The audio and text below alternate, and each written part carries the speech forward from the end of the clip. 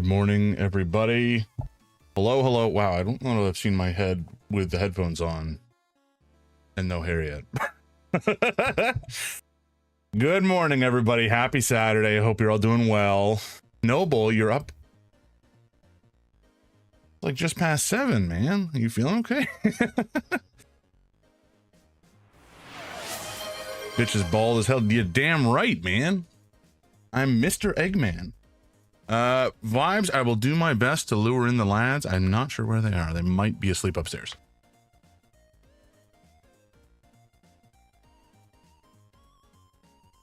Okay, sorry, let me just go back up and go roll through the messages. We have the Noble One and oh, wow, Vibes sniped first and Noble with the second. Some discussion about music. Delicate Steve getting added to the list. Ballad of Speck and Pebble or Afria Speaks. Very good. Mikey, the man, the myth, the legend. Mikey, Carry the Glass looks truly heinous. These rage games, I mean, I kind of did play one on Tuesday with Sugar Money 2, but the co-op rage games in particular are just seem like pain, pure pain. Me vibrating in my kitchen, preparing to listen to the jam stream. Oh, I'm glad to hear that. Rook, good morning, good morning. Vibes also vibrating in the kitchen. Very nice. On my kitchen. That's true. It's not your kitchen specifically. I better not be working my poor boy today too hard. No kidding, eh? Vibes needs like some time to work. He needs to have his chill day to make his breakfast eggs, I guess, for the folks. My daughter held me at metaphorical gunpoint this morning. I had to leave the bed or face prosecution by jury of 1 3-year-old. And you know what? That jury would be pretty, it'd be probably pretty, what's the word I'm looking for? Harsh, I guess. Them 3-year-olds, they know what they want. And they are not going to let anybody get in between them and what they want. Even if what they want is unhinged. Oh, it is an easier day today. Hell yeah, Vibes. Amazing. I blame the lads for the late start, and so they must be treating this reward. That is not entirely inaccurate, I will say. Been up since 6. Noble. My man. Just got up at 2 p.m. Now, that's a sleep in if I've seen one. I rarely am able to sleep in much at all, and today I actually slept until 9. I mean, it may have had something to do with me being up until like 3 a.m. playing Guild Wars 2, but that's neither here nor there. Playing with Chester outside. Aw. What if we played Bread and Fred together some stream? That would kind of be awesome. It's not really, it's kind, well, I guess it's kind of a rage game. It's not really a rage game. It's more just like a challenging co-op puzzle platformer, I guess. That's what I'm thinking. The friendship ender for sure. Okay. All right, fair enough. I'm mentally scarred thanks to Citric once again. Oh dear. What did Citric do? Rook, what did he do? What did the bad person do?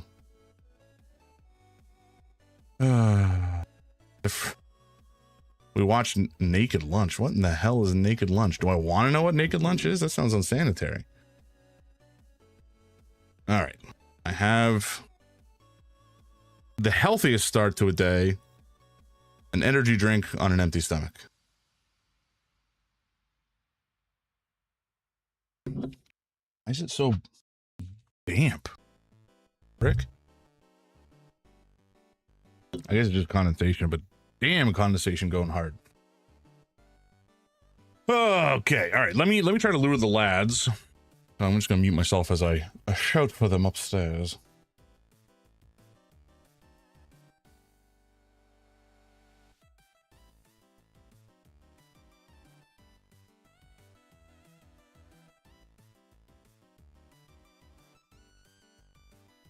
Man, the first time I heard this song, Noble, I was not prepared for the roar, and it hit just right. It was so good. I love Rat Tat. It's been a while since I listened to them, but they're groovy as hell.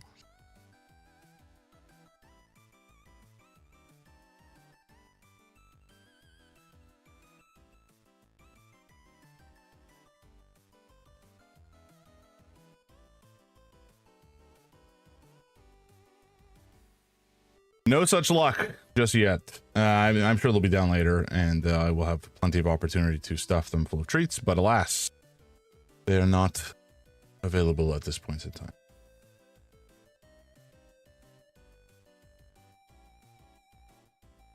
I hope everybody's having a good start to their weekend, and that yesterday was, pretty chill in the evening, and everybody had a good time. I didn't really do much yesterday. I had work in the day, obviously, and that was actually, it's been kind of chill at work lately. It was absolutely unhinged fire drill like for a month, as people were freaking out about the big Fable 5 Mythos boogeyman. It's gonna get you, this AI that's gonna get released and it's gonna fucking burn down the world. And so, all the executives were losing their goddamn minds about the security profile of our different applications, and it's just making really unreasonable and stupid demands that were not founded in reality, and also frankly were likely to cause more problems than they solved. But we have largely moved beyond the insanity, and things are like kind of chill now. We can take some time doing work that is actually going to benefit us, instead of just panic knee-jerk reactions to everything that the executives see.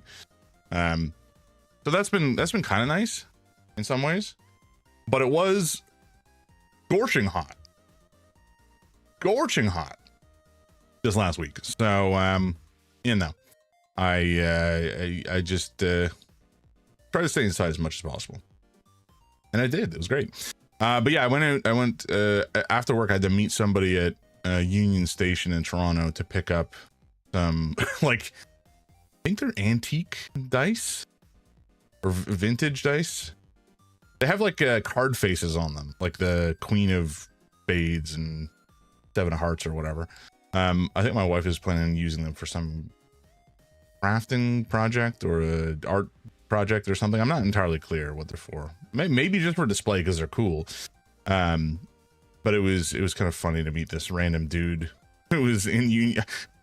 I don't know if I helped or hindered the relationship with his daughter. Not to say it looked bad, but he was there with his daughter, and Union Station has a bunch of shops in it. And one of the shops is Craig's Cookies. And that's one of the few shops that I could remember the name of off the top of my head, just because it's alliterative. And there's a bunch of them in the city. And so I was like, hey, you know what? Let's just meet at the Craig's Cookies, because as a landmark, I know where it is. I can remember the name. And so he's sitting there with his daughter, and I'm pretty confident the daughter either was going to be very happy after the handoff because she was going to get a cookie, or very unhappy because she had to sit outside this friggin' cookie shop with glorious baked good scents wafting out, and then didn't get a cookie. I'm hoping she got a cookie. It would suck to be sitting there for 5 minutes and just basting in that cookie goodness and then not get a cookie. And then after that, I just went home, and what did I do? Did I do anything interesting?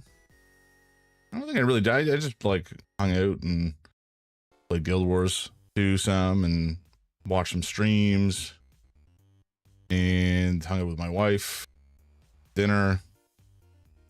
It was pretty low key. I have been reading a good book, though. It's I've been reading a lot of different types of.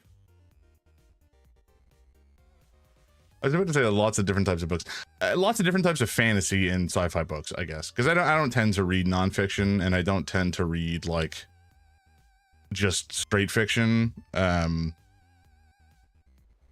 It all tends to be fantasy. I finished This Is How You Lose the Time War last night. Ooh. I feel like I've heard that title before, but I don't have any concept of what the novel is about, other than presumably a war across time. Also presumably involving time travel, if I had to take a wild guess. I do like, I think time, especially in like sci-fi novels, can be really interesting. There is, what was it called? The Forever War, I think it was. Most roller coaster of a book I've read in a while. I hated it, then I loved it, then disliked it, then then it made me cry. Then they screwed the ending up so bad. It's a lesbian assassin time travel romance. That sounds fantastic. And they flubbed it? How do you take like a 5-word description for a novel like that sounds so promising and then utterly beef it? I guess not utterly beef it, but beef it at the end for sure. That's a shame. But yeah, The Forever War is a sci-fi novel. I think it's a fairly well-known one. About like, well, it's a forever war. It's a war between, you know, humanity and some alien civilization that they met out in the stars, and ultimately it takes place over. It takes place from the perspective of, like, you know, the protagonist. But due to, you know, relativity, when these folks are getting shipped out to different war zones, they are getting shipped out at the speed of light, and so they are close to the speed of light, and so they are experiencing, from their perspective, you know, their own life in linear, normal time speed, but civilization outside of their perspective makes massive leaps and bounds as they go from war zone to war zone. So you get the perspective of these characters that are effectively very quickly out of time, like from out of time, and you see their reactions to the way that the society and civilization that they're fighting a war for, without really fully understanding why the war is being fought in the first place, over a significant chunk of time. And you get to, like, see their experiences with the updating technology over time, the updating just behavior of the society that they used to be from, and see how the different characters, like, take it in different ways over time. It's a very interesting sci-fi novel. I do recommend it.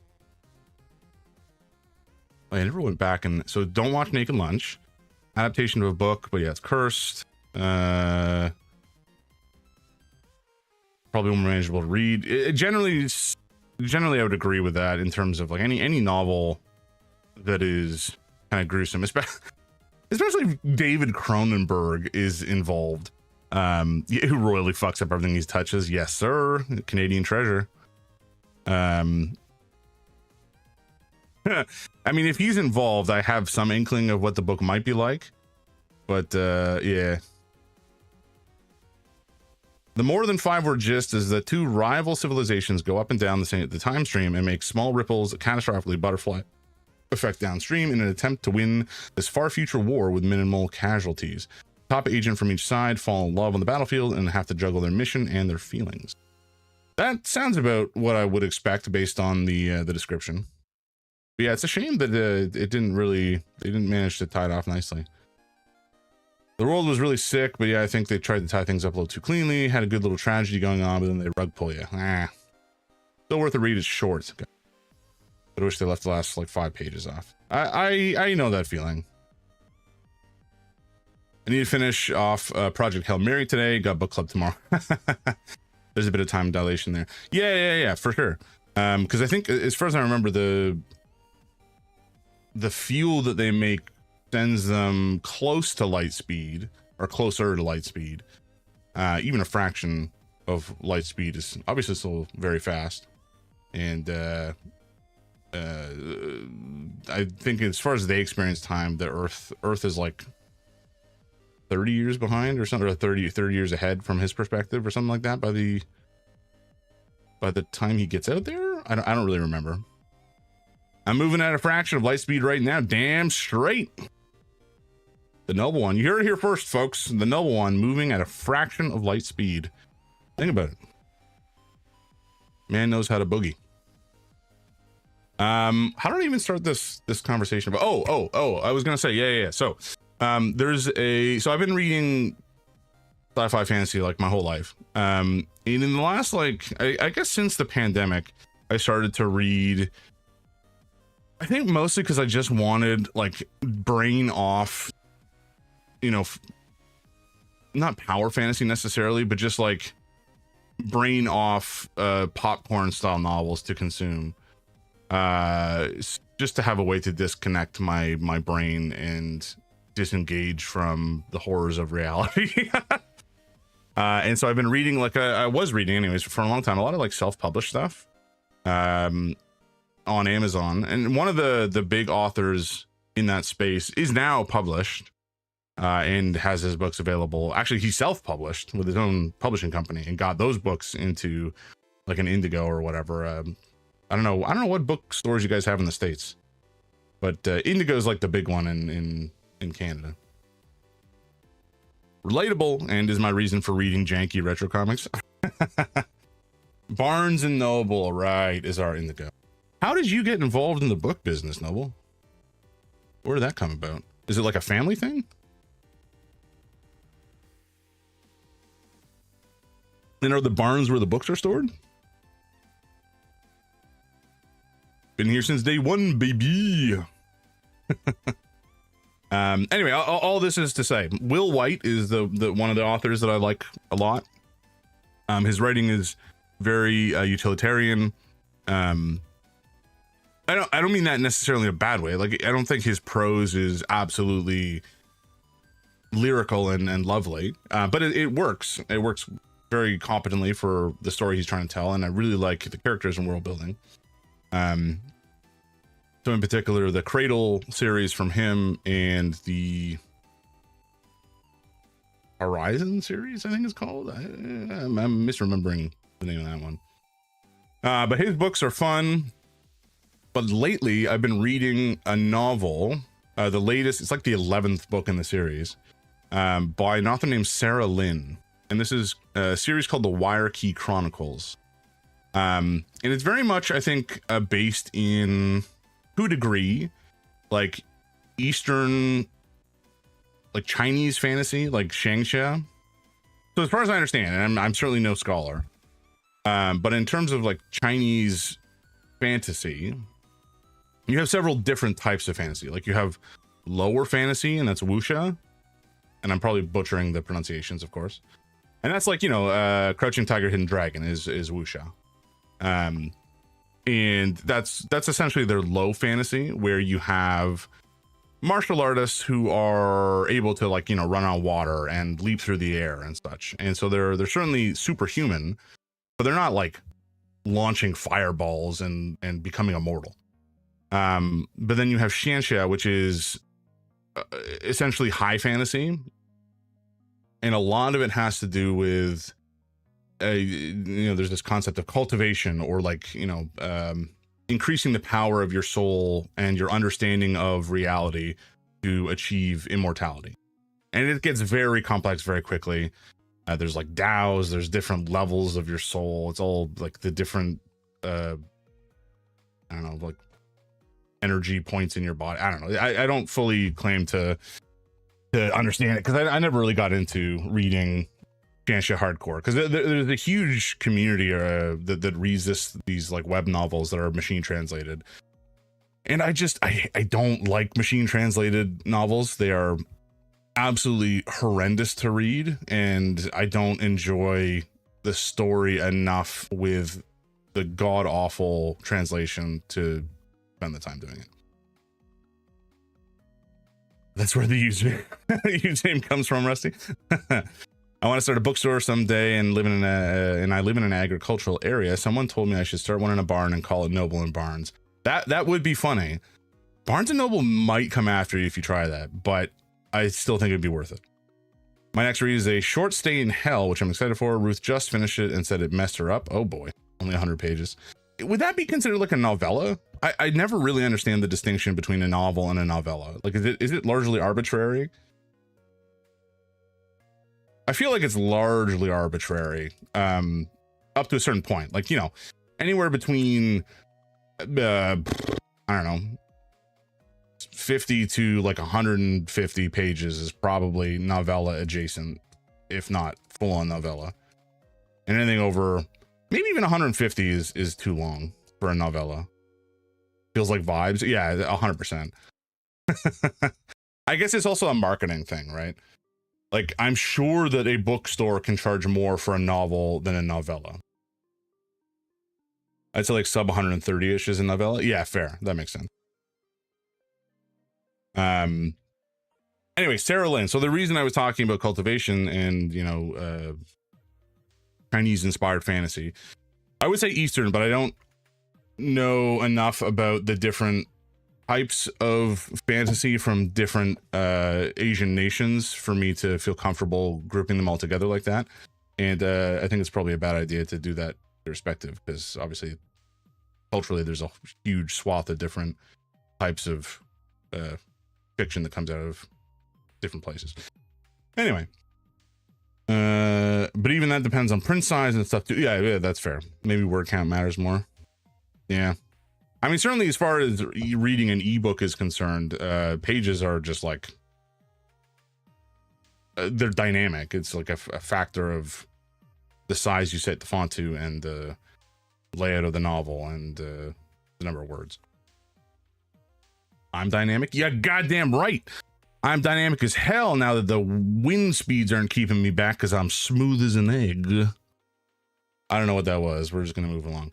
All right. Sarah Lynn, The Wire Key Chronicles. So the reason all this I mentioned is because the series is, the world building is really interesting. It's set in like this kind of, it's called the 9 Worlds, and there's 9 very different planets with extremely different not settings. I mean, they're all just very, very different. Like, one is almost constantly dark. One of them is kind of like agricultural on one half and like a wasteland on the other. One of them is dusty and kind of barren but has a lot of ocean. And all the different races that live on these different worlds are very different as well. Like on one of the like more dusty planets, friggin' the Arbaeans are like rock people. And then on Novan you have folks with wings and they fly around. You have like the folks above the clouds and below the clouds, and they just like behave differently. But all of the magic, I guess you would call it, all the magic and the like the power scaling of the world is dependent on your soul, kind of like, you know, cultivation, except that in this world your soul is represented by a home. You have a soul home. You build, they are soul crafters. They literally begin to construct a home, a building in their soul that is reflective of them and reflective of the abilities that they have. So they like soul craft a room that is full of, you know, metaphor or metaphysical objects that reflect concepts of strength, and so they become stronger. Or they have like a way to channel in a room light through like a magnifier and bounce it off several mirrors kind of situation, and now they have laser they can fire it. So just in terms of the world building and the magic system, I guess effectively it's a very interesting and unique world. The primary protagonist, at least from the start, is an interesting, I don't want to spoil anything, but it's an interesting headspace to live in, because long story short, and this is very early on in the first novel, he's been to the 9 worlds before and then went home back to Earth and found his way back, and it basically has the opportunity to rebuild his soul home from scratch, and has a very different mindset. but the author also begins to involve other, perspectives, other POVs with very, very different voices, like the character voices, in terms of how the writing reflects what the character thinks, how they think, and how they speak is very distinct. And so I thought that was like, it can be quite challenging for an author to completely change the voice of the character and the way that the novel reads to reflect that perspective. But this author has done so in a very interesting way, and I like it a lot. The Wire Key Chronicles by Sarah Lynn. It's very, very good in my opinion. I think the writing is quite competent.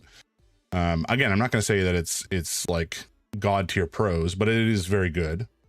And the characters are all very interesting. The world is really interesting, and it just kind of get like, as the characters grow over the course of the novels, both interpersonally and also in terms of power, because they they rank up or whatever, they get more magic, they get access to more magic.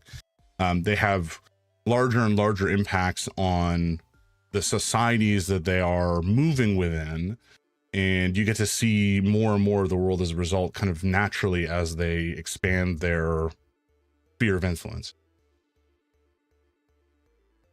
My only goal for this July the 4th is to keep finishing this thought. You didn't do it. I powered through by ignoring chat for like 5 minutes. What is my favorite planet? That's a good question, Rook. They're all very different. One of them, what is it called? Blessed, I think, has like all of the inhabitants are essentially insects and have very strict like castes. Oh yeah, my apologies. I should have spelled it out for you. And did I miss the name of the book? I'll just type it out. It's The Wire Key Chronicles by Sarah Lynn. That's the name of the series. The first book, I actually don't remember the name of offhand, but I mean, if you search what I just shared, it'll come up.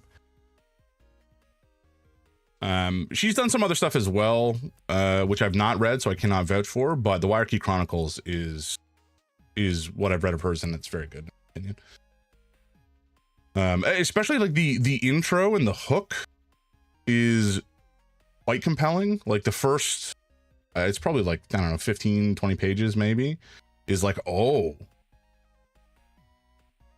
that just happened. Okay, where are we going with this now? That was kind of my reaction when I read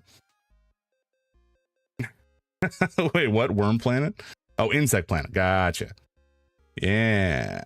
Yeah, I think it's called Celeste, and one of the characters that joins the crew partway through the series, I think it's like in book 3 or 4, is this ant creature named Crickery, and she is hilarious. It's also interesting because, again, this is a species that is very much a caste system, and the castes are like enforced by like the different pheromones that the ants can use to communicate. And so at the start of the character's introduction, she is fairly simple, for lack of a better word. Like she's very focused on what her role is, and she finds it very, very, very, very challenging to mentally break out of that role. But over time, and from being away from her home planet, she manages to like begin to break out of that mold, and has like some realizations and some self-actualization that allow her to expand her worldview, and reconsider her place in the 9 worlds, which is just an interesting thought. The other thing is, like, all these characters from 9 different worlds are speaking entirely different languages. So the bugs mostly communicate via pheromones, and most of them don't have the physical like apparatus to speak out loud. But by traveling between worlds, between like they're almost like different planes of existence. It's not really like 9 different planets in space. They don't travel via like a spaceship. They travel via a wire key, which I don't really fully understand what a wire key is even at this stage after like 11 novels. It's just like this object that kind of forms and can be used to traverse worlds, to go to a specific planet or a specific world, I should say. So if you have a wire key to go to Novin, that will take you to Novin. And you can kind of just, control where on the planet you end up landing. But ultimately, you almost need like 2 wire keys to go back and forth or whatever. Maybe the real wire key was the friends we made along the way. That is always the case. Noble, very, very adept. I almost said inept, which is not what I meant.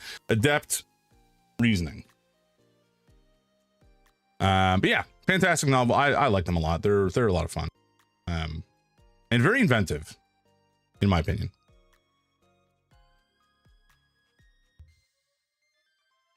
They're also not like the pace is very good. I think inept would be equally applicable. I mean, we all have a bit of adeptness and ineptness mixed in, here and there. I guess the ratio is really what's going to impact our overall existence. What was the last thing I was going to say about that?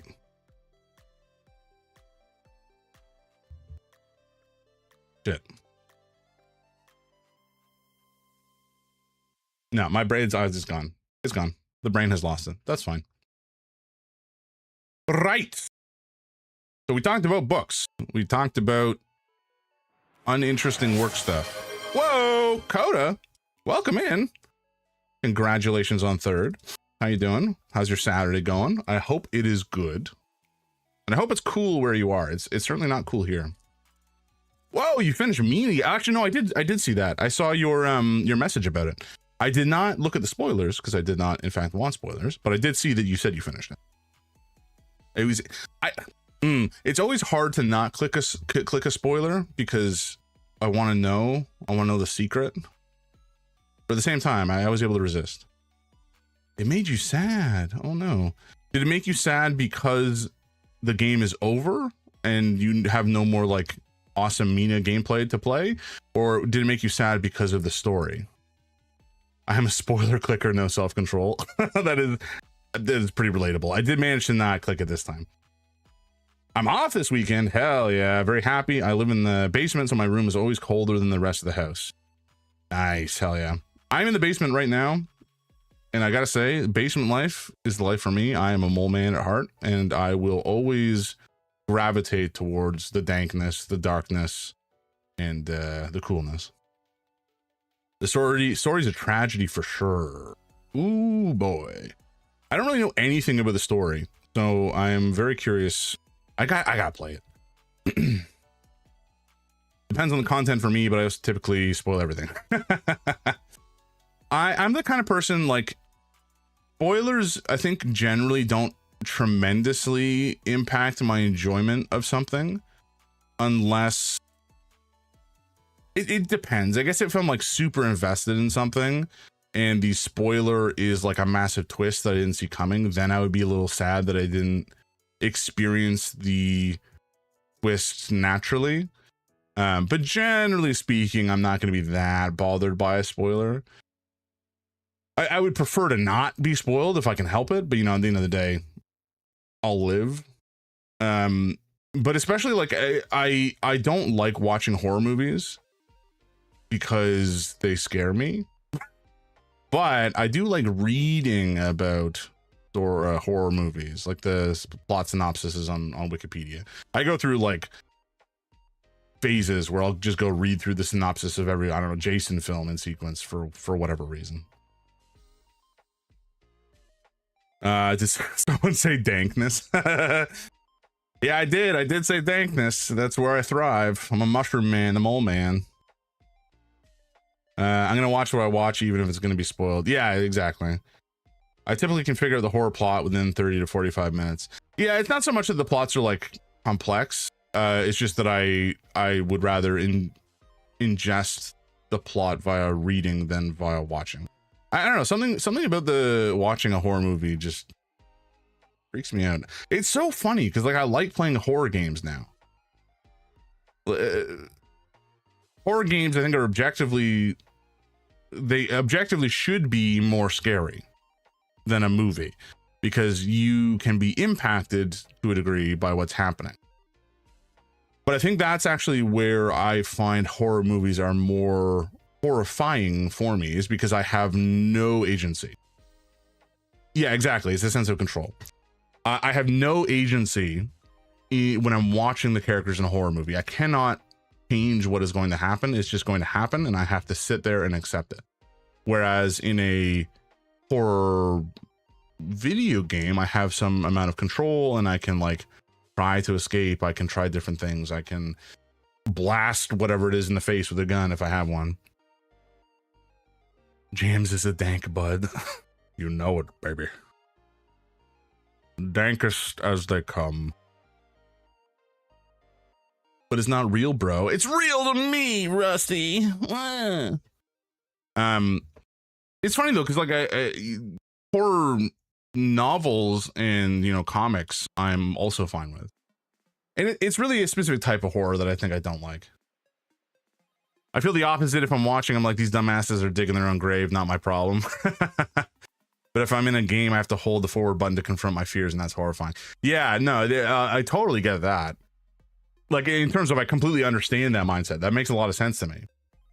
But for some reason, it's just, it doesn't apply, or applies in a different way for me. My wife, I think, is the same situation. She would not want to play or not be able to play a horror game because she would be too scared. Whereas she enjoys horror films. I think that's why the game Amnesia can be quite scary, because you can lose control. I remember playing the first Amnesia for about 15 minutes. And then I had to stop because I was too scared. So, you know, that was fun. At this point, I might be able to play it. But I think the other big difference is I haven't played many pure horror games. I've played, more recently anyways, I've played a lot of survival horror games. And that's a very different vibe than like a pure horror game. Where, you know, it's all about the, especially for Amnesia, you know, it's building up a huge amount of atmosphere and spook factor. And then you have no way to fight back. You just have to like hide. Goal for James to play Visage. What is Visage?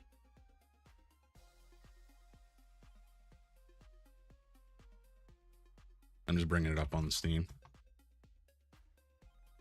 Oh, it's on sale. The scariest game I've ever played, and you've played a lot.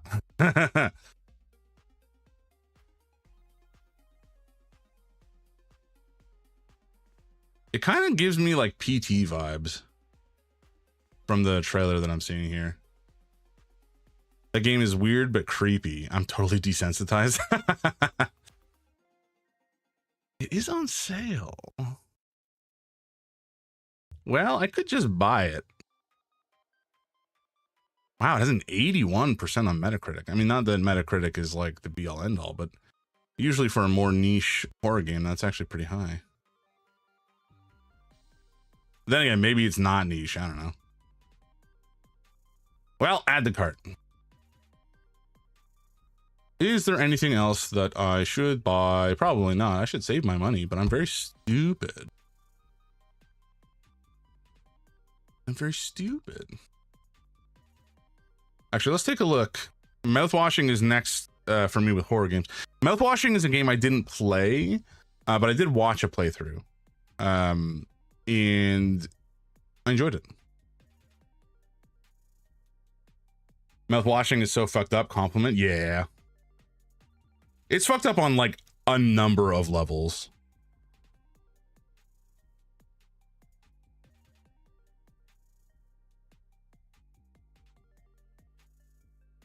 Right. Desktop. So this is my Steam wish list. It is 2,200 entries long. And frankly, that's too much. Very much too much. wonder, can I filter this? I can. Let's filter for horror and see what's here. Wait, how is Golden Chambers horror? What?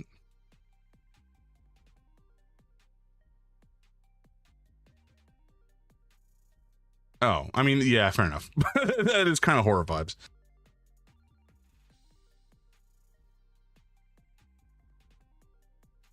Making plans? Okay, so it's giving kind of some amount of boomer shooter, but not really. Comedic RPG shooter? What? I mean, that does sound interesting, and it is only $5.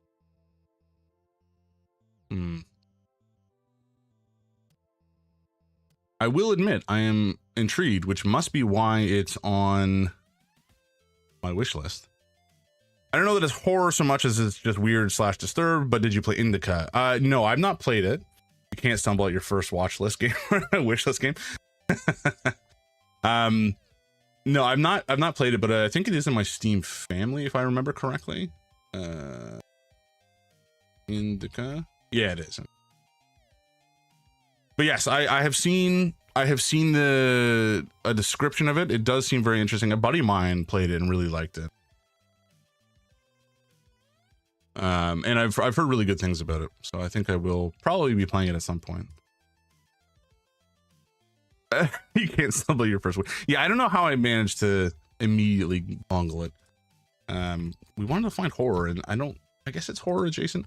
This game also looks very fun. This is like a, prop hunt style game. It's unfortunately dead as far as like online multiplayer is concerned, but I think if you have a full crew, it would be a lot of fun. You essentially have the ghosts and the ghost hunters, and then after midnight, I think the ghosts get way more powerful and can like hunt down and kill the ghost hunters, but before then the ghost hunters have the advantage. So it's kind of a matter of like waiting out the hunters and like moving around while the hunters use their ghost hunter tools to try to find you, which are all clearly like random gizmos put together.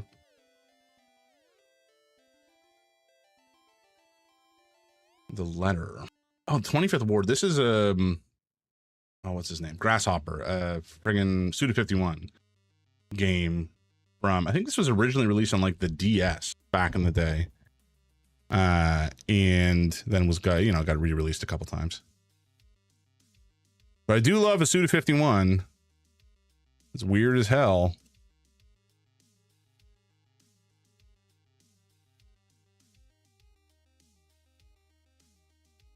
Kind of reminds me of oh god, what was the name of the hotel something? Hotel Dusk? Hotel. It was another DS like mystery game. Karma the Dark World is another horror suspense one I want. Okay. Check that out. Karma it's on my wish list. First-person cinematic psychological thriller set in a dystopian world where the Leviathan Corporation is omnipresent. The year is 1984. The place is East Germany, and things are not quite what they seem. That sounds fucking awesome. What is Fractured Minds? Immersive artistic short game exploring anxiety and mental health issues. Ooh. That's pretty good. It's only $1.50. Good lord. Add to cart. We will see if I actually... Hot dogs, huh? Was it their fingers look like hot dogs? Saint Maker. Last Days of Lazarus. Some of these are not exactly as horror. No, there's spinning hot dogs on the page. Really? What? How did I miss that? Oh, here. Oh, okay. I was like, huh? That doesn't seem thematically appropriate to what the game is about. I do like this. I dig this a lot. What is this? Holy jumping. Oh, it's on my wish list already. That explains a lot. Play records. Jump over stuff. There's hot dogs. Pretty, what the hell? This is so weird. I kind of love it. Meet George, an old dreamer with an extraordinary gift that lets him transcend through music. After a lifetime of standing still, he breaks free from routine and opens the store he always wished for. What a legend.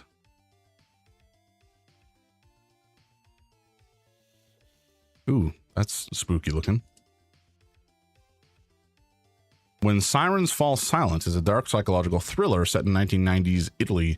Plays Mila, a troubled policewoman drawn into a high-profile case of kidnappings and murders. As the case unravels, you must not only save her from herself, but from being swallowed by a vortex of violence and confusion. Creepy. I mean, it looks good visually. Whether it looks good in motion is another thing. My girlfriend wanted me to wishlist Clown House Lunacy, and now I'm scared for it to come out. What on earth is Clown House Lunacy?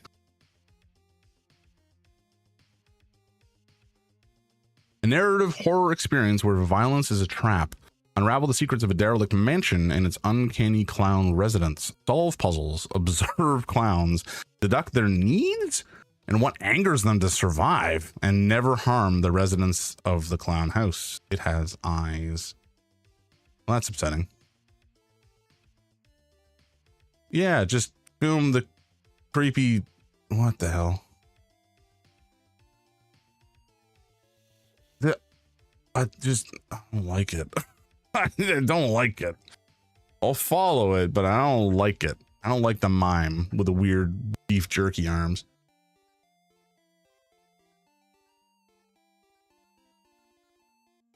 Man, the Steam, I've said this before, I kind of like doom scroll Steam sometimes for lack of something better to do.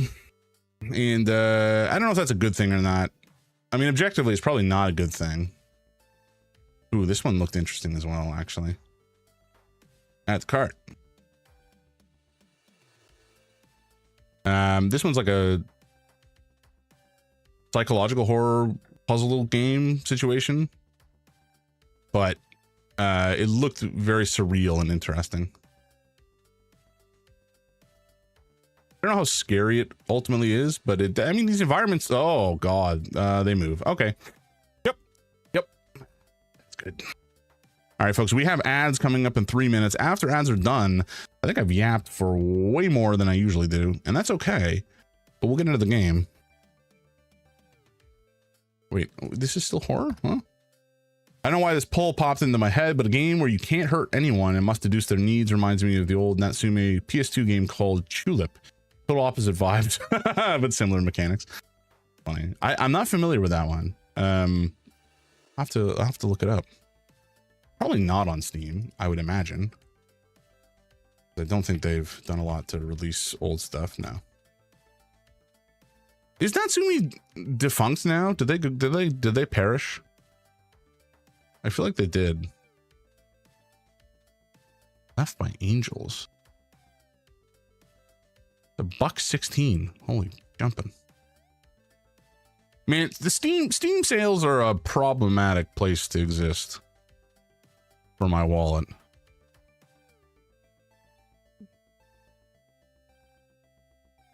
I love that that emote, Brooke, the jiggling one. It's so good. Also appropriate for this music. It's just so groovy. Tulip is a game where there are maybe 40-ish villagers, and the goal is to consensually kiss every villager, but each one only allows you once you've satiated their social needs first.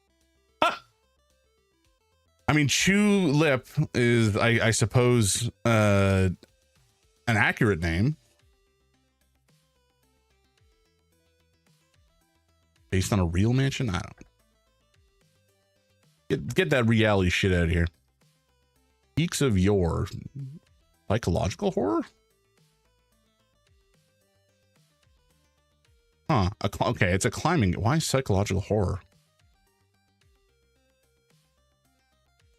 I guess I don't know. It's probably just spooky in terms of the height and the potential for death. Sounds like someone initially pictured that was an H game. I mean, I don't know, Rusty. You know, there's lots of weird fucking games out there that were not initially conceived of as porn games. The Tartarus key. Exploration. Choices matter. Adventure. Oh, boozle my beans. Oh, good morning, Yoron. How you doing, bud? Oh, you degenerate. Wait, did Mikey get a shout out earlier? Did that, I gotta turn off this outer shout out bot and try to fix whatever is going on with it, because I feel like it's not always doing what I want it to. We'll just do some shout outs right now, though. We got a Mikey. We got a 747 vibes. We got a Noble one. Got a Yora. Gonna go back and make sure I haven't missed anybody. Coder, do you stream? I do not recall if you stream, but if you do, please let me know. All right, I think I got everybody. Got it right here, pants grab. Oh golly. How you doing, Yorn? How's your Saturday going so far? I hope you're not too warm where you are, and you've had a nice start to your day and had some breakfast and tea. I think you're a tea guy, right? You're not a coffee guy, as far as I recall. Left in-ish. Ooh, a cheeky little sleep-in, you say? I can't really do that for the most part, sadly. But I wish that I could. I am a tea guy. I haven't made any yet, though. Oh, fair enough. Puppet House. Ooh. Vigil. That's a Metroidvania. Draft of Darkness. Armadeath. Ooh. That jiggles my giblets. What's going on here? Draft of Darkness is a survival horror RPG. Okay, interesting. With deck building, I like it. Roguelike dungeon exploration, cool. Recruit allies, yes. Manage your limited resources, okay. Well, that sounds kind of nifty. Hey, thank you for the 10 stream streak. God damn, man. Right, I got you boozled my beans. What am I doing? I'm sorry, I didn't mean to delay. Only Ash woke up at 7:15 and didn't move until like 9:15. All right, here we go. Now, what? Why are you not spinning? Come on. What's going on here? Spin. There we go. That is the Sriracha. I'm in such a horror mood now. Sometimes it's a fun place to. Wow, what is this? There's like a whole grid. Oh, this looks kind of rad.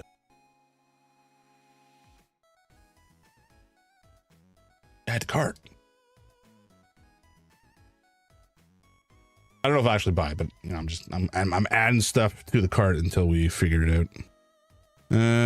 Is this Sriracha? That looks vaguely Sriracha-esque.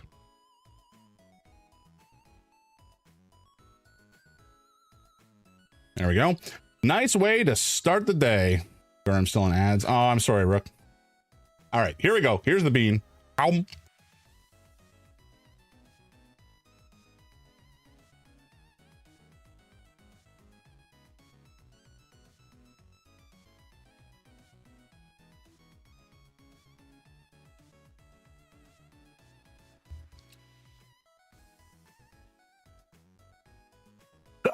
Oh, God.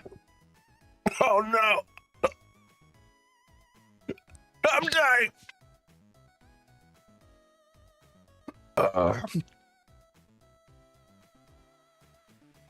Oh, that's not good.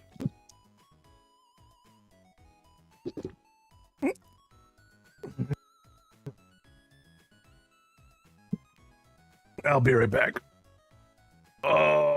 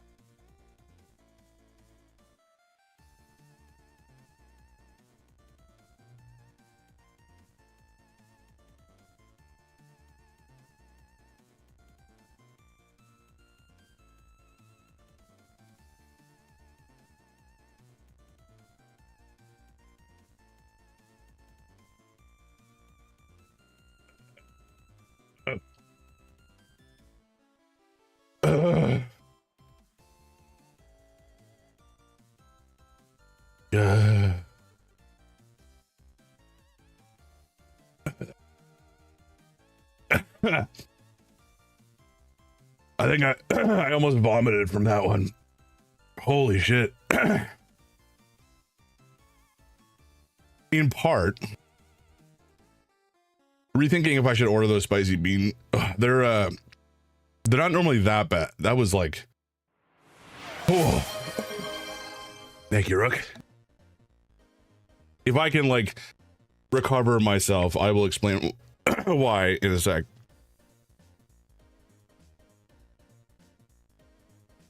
Oh, Christ.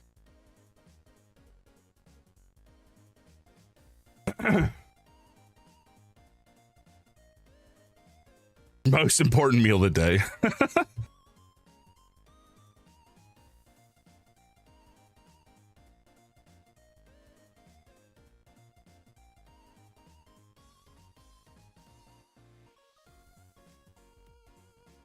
Zulu, come here, buddy. Come here. Okay. So, normally it's not that bad. That one went wrong. Oh, Christ. Come here, Stinky.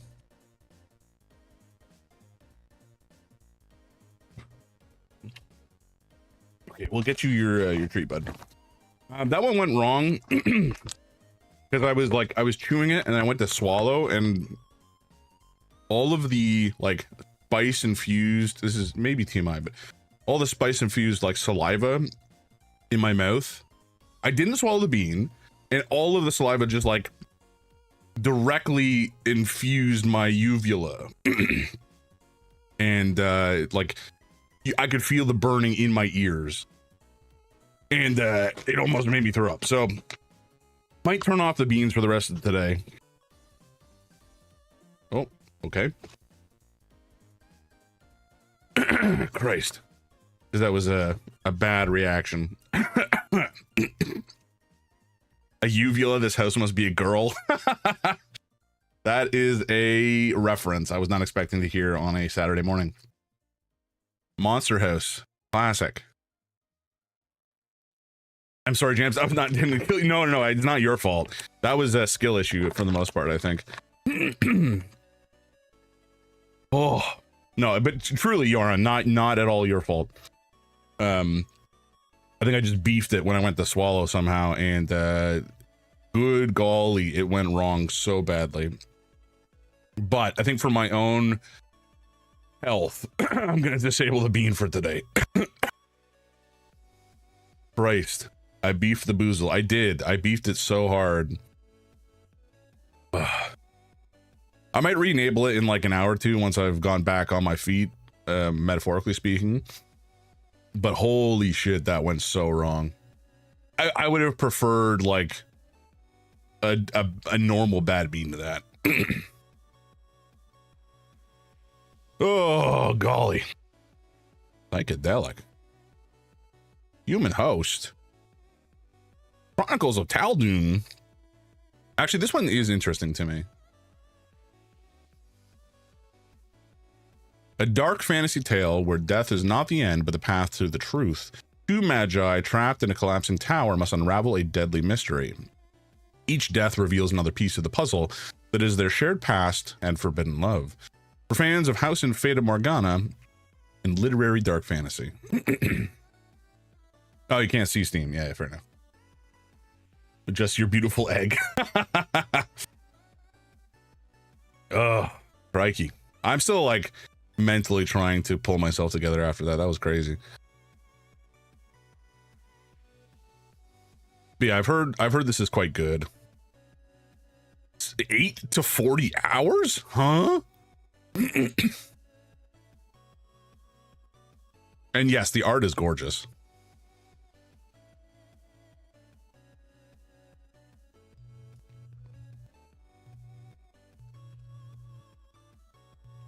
Is that depending on when you chicken out? That is a good question.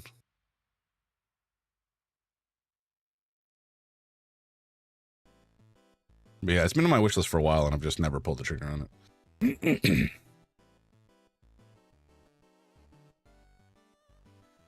Ooh. Oh, I think I remember me Bear saying this was competent. Not necessarily like mind-blowing, but solid. It looks more like classic, like a classic survival horror game. I guess you can do one run and stop if you want to. Yeah, I suppose that's true. Wait, why is Steven Sausage Roll a horror? Huh? Did I? No, it's still there. It is something. I've heard it's really good, but I've never played it. And then I think the dev did a follow-up. Patrick's Pustules or something nonsense like that. I don't think it's Patrick's Pustules. It's Patrick something. I watched my friend Deer play it. Oh. Patrick's Parabox, not Pustules. But no, it's a completely different person, I think. They're just similarly alliterative and similarly Sokoban related. She's good at puzzle games. I would say that I am mediocre at puzzle games, but the horror tag is no mistake. Huh. Interesting.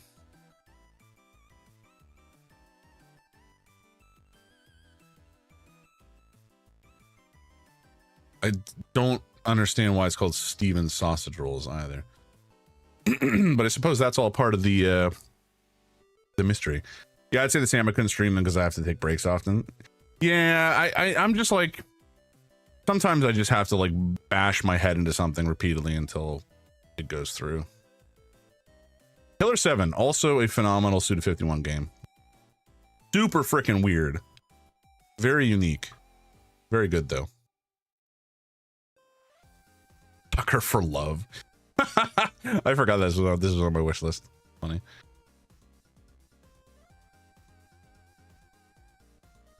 Okay, you know what? I think we've done enough Steam browsing for now, and the only thing I've really done is add stuff to the wish list more so than remove, which is kind of the opposite of what I was hoping to do. But that's okay. That's okay. Oh yeah, Visage was already on here.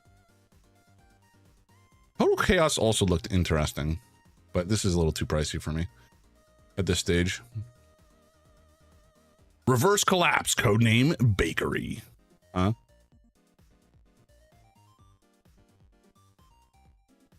SRPG, I guess. Ah, yes. Girl with gun and no shoes. Classic. Your most powerful character.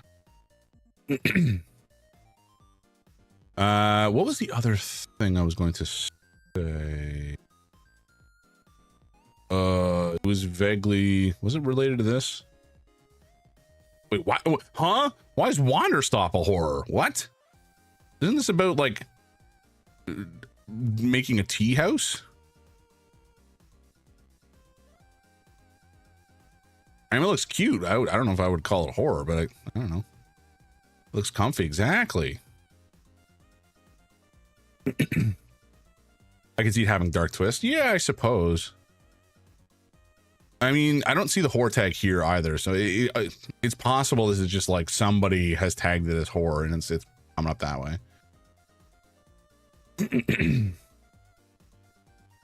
Customers are scary. That is the truth. I remember working at a Starbucks when I was but a wee lad. And some of the customers were wretched. Wretched creatures. All right, let's get into the game because it's now like an hour and a half almost since I started stream. I guess it's, you know, let's be generous. About an hour, maybe an hour and 10 minutes, and Babs is you. I've never played it, but I did. Oh, hey, no, Adam Babs showed up. Hello, 15 streams. Hot damn, man. Cat is a wretched creature. That is true, but I do love you. Kind of the same thing with my cats. They're both wretched little goblins, but I do love them dearly.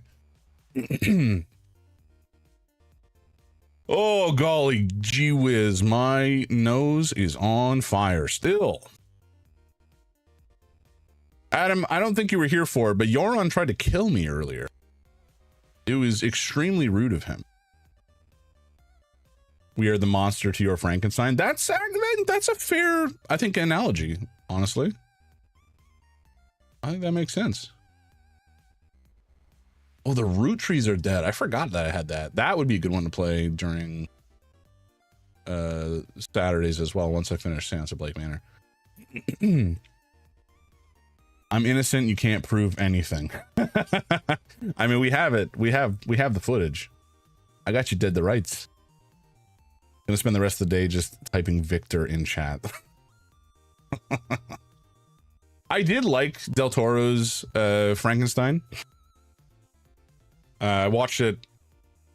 I don't remember when. It must have been in the winter or something. We saw it on 35mm, and I don't frankly know what the difference between that and like normal is, but it was good. And anti-visuals. Like all of the visuals and the presentation were very, very, very good. The monster design I really enjoyed. I just thought like the overall though, the story, the way that it was presented. Oh, I love this track. The way that it was presented was just too, it was just too like basic. Like it was made for people who are not smart, or not even not smart, like made for people who are kind of dumb and don't understand subtext or, you know, reading between the lines. Like ultimately when Victor's, you know, adoptive brother or whatever perishes, like, you were the monster the whole time. And it's like, I mean, yeah, that's the point. You don't have to outright state it. It's just like that should be, you know, let what has happened speak for itself. I did enjoy it. I wish it was a little less CG, beautiful set design, but it felt like a PS3 game at times. Yeah, no, I agree with that. Just like all the costumes, all of the dresses that Mia Goth wore, my wife was drooling over, and just the, I don't know. I liked the design of the monster a lot. Should have gone for the PS1 aesthetic. Hey, you know, retro's coming back into vogue, you know? Zulu, why are you screaming, bud? Okay, I'm gonna turn down the music, even though it is a vibe. Actually, if I pause this, does it fade?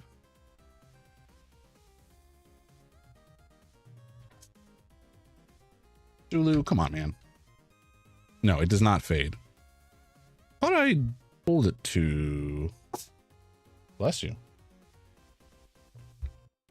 Maybe not. Anyway, I guess I could just hide it. I just don't remember what the music is like in the game, so I want to give it a chance to speak for itself. Oh, sneeze. Yeah, he's a sneezy boy sometimes. Okay, Ruth is awakening, I think, off to be human now. Good luck, Noble. Good luck. I wish thee well. Boop. All right, here we go. Wait, why is that there? I guess I can...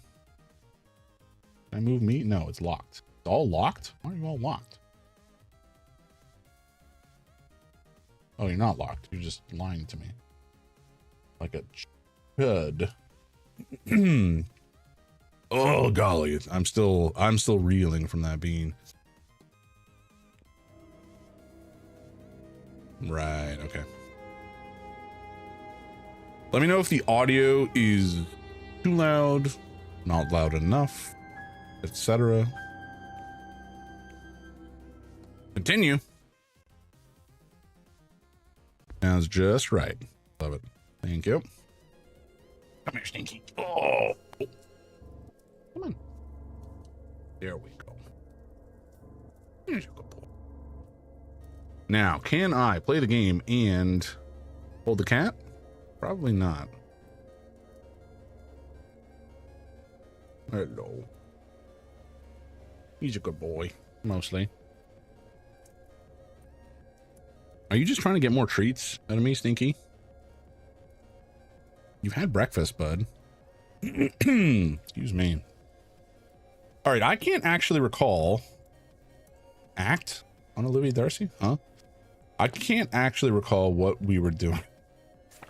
I guess this is kind of the problem with leaving a mystery game for over a month. Something more than mere ghosts is bound to Blake Manor. What is it, and what does it want? What are these strange dreams that both Miss Dean and myself have experienced? Are we the only ones to experience them? No, we know for a fact that is not the case. We have spoken to others. Miss Dean's attendance. What brought Dean to Blake Manor in the first place? So, like, long story short, this game, we're investigating a disappearance. Miss Dean, we received like an anonymous letter asking us to come investigate this location because somebody was afraid something nefarious had happened to Miss Dean and wanted a detective to come investigate, kind of not undercover necessarily, but like without making it clear why they're investigating.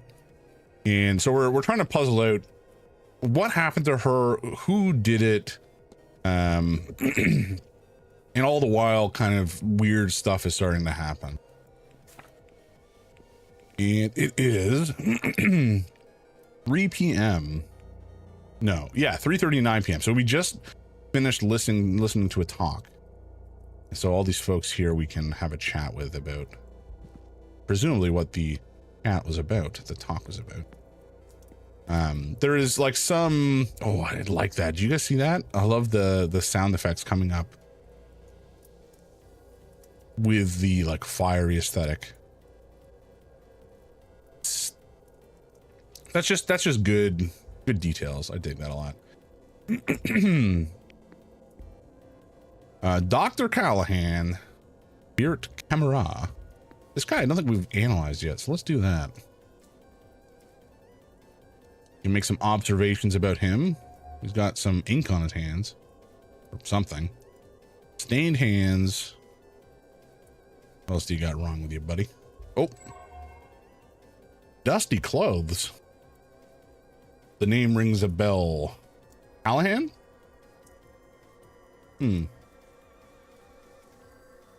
Either he's recently been moving around in old spaces, or he has not cleaned the suit in a while.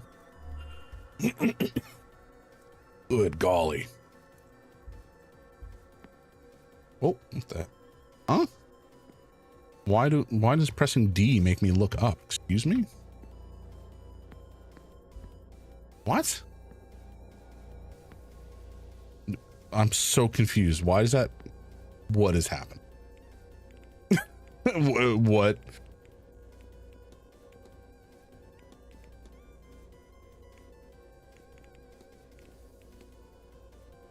Yeah, move forward should be W.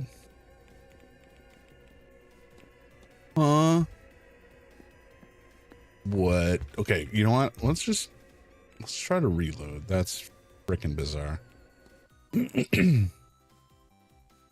Okay, it's not doing anything not in game, so that's good at least. Good old stream tech issues, folks. You love to see it.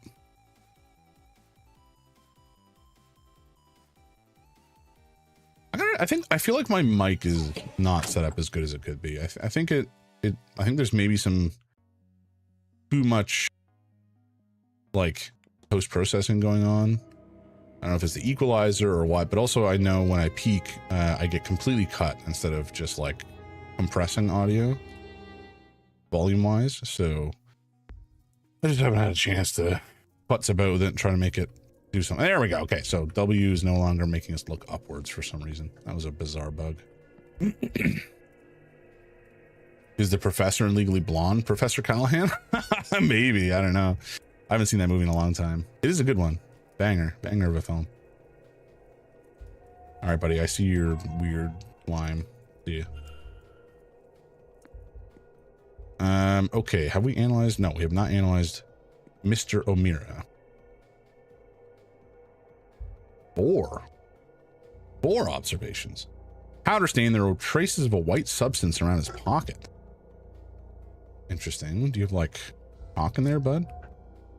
Walks leaning on a cane. He's leaning on that cane for support. The way he's standing leaves no doubt. Okay, so he's not faking it. Distracted look in his eyes. Something about his eyes gives me the impression he's only half in the room. Well-dressed, expensive attire, but nothing flashy. He's wealthy, but he doesn't care if people know it or not. I would say that's arguably the more dangerous type of wealth. Somebody who's wealthy, but like doesn't care to flaunt it. Great, another pocket perv. Yeah, got a lot of them. Chalkboard. Excuse me. Guys, my throat is no longer on fire, which is good, but goddamn. I mean, Probs just looks sus because he wants his drug fix. Oh no. Wait, why can I talk to him without spending time? Maybe because I haven't introduced myself to some of these people yet. That's probably it. Okay, we're gonna have a chat with I think most of them, but let's start with Mr. O'Meara. You again. Rather accusatory. What do you mean again? Oh, I've evidence to talk to him about? Okay. The way everyone is standing is so intimidating. So the interesting thing about this game, you know, you have a specific time frame that you have to work with, and you have to spend time to take actions. So if I want to like talk to this man about, you know, the powder stain on his outfit, I have to spend a minute to do so. So, and as time progresses, things happen in the game. So, you know, after 4 p.m., all of these characters will move on and go to somewhere else and do something else. So you have to be a little bit judicious about how you spend your time, what you look at, what you investigate, because that's how the game progresses. It moves things forward. I'd mess this up. I do think it's largely just a way to add urgency, a feeling of urgency. As long as you're not like going around and looking at every single pot, you're not likely to run out of time in any sort of significant capacity. So I don't think it's as bad necessarily as it feel. It's not as like restrictive as it might appear. But yes, exactly. It adds atmosphere. It kind of reminds me a little bit of Blueprints in that regard. Although Blueprints was much more restrictive in terms of how you have a limited number of steps to investigate the house, and the steps are something you have limited quantity of, and you can kind of get more as you move through the house and find more food or whatever. But it does limit your capacity to actually explore in a meaningful way unless you're very smart about how you lay down the rooms. And that's the whole, well, the main puzzle. Actually, not even the main puzzle. That's like one of the puzzles in that game. I love Blueprints. I should actually go back and play it again or finish it. All right, let's talk about his poked up pocket. Are you aware there's a stain on your pocket, sir? Oh, so there is. That must be soap. That's soap? Are you fucking kidding me? Do we want to talk about his cane? Like, so what happened to your leg, bud? Your cane. I hope it's nothing too serious. I was showing off while horse riding. What was I going to do when the mare spooked? So you're disabled? Yeah, exactly. Scared the daylights out of everyone, but I came out of it all right, aside from this. With luck, I'll be shot of it eventually. So it's a more recent injury, potentially. Fair enough. Strange dreams. Are you having a strange dream? I could swear this place has given me the strangest dreams. Really? I haven't noticed that like that. I don't think so anyway. What's a strange dream when your dreams are always strange? But I can see how this place could inspire them. It's just that something doesn't feel quite right here, or maybe I'm just hungover. Sure. I had somebody ask once if my cane was for use or fashion, which is funny. I answered both. Hell yeah. There's something, I gotta say, kind of distinguished and cool about a cane. Yeah, certainly they're necessary for certain things, and that's a completely different story. But it can be, they can be pretty cool, pretty fashionable. I think I've mentioned this on stream before. I had a significant back injury back in 2020, where, well, end of 2019. Got a black one, so it goes with my alt looks. Hell yeah, I love that. I did not have a cool cane, but I did have a brutal disc herniation that meant that one of my legs was not working properly and hurt like hell. So I had a cane to lean on, and it was just like a shitty black metal old man cane. Like, it wasn't particularly fashionable, shall we say, but it did the trick, got me around. I think we called it Citizen Cane. And after my surgery, I didn't need it anymore. So, I think we still have it around, perhaps. But fingers crossed, I don't need it again, because the reason or the necessity of it was just due to being in extreme pain and one of my legs being partially paralyzed, which was great fun. And I still managed to get around, still managed to do some stuff, but disc herniations are no fun. I do not recommend. Ask him about his distracted look. Do you have something on your mind, Mr. Amira? You seem distracted. Huh, I always do. I don't take it personally. It's not a comment on the company.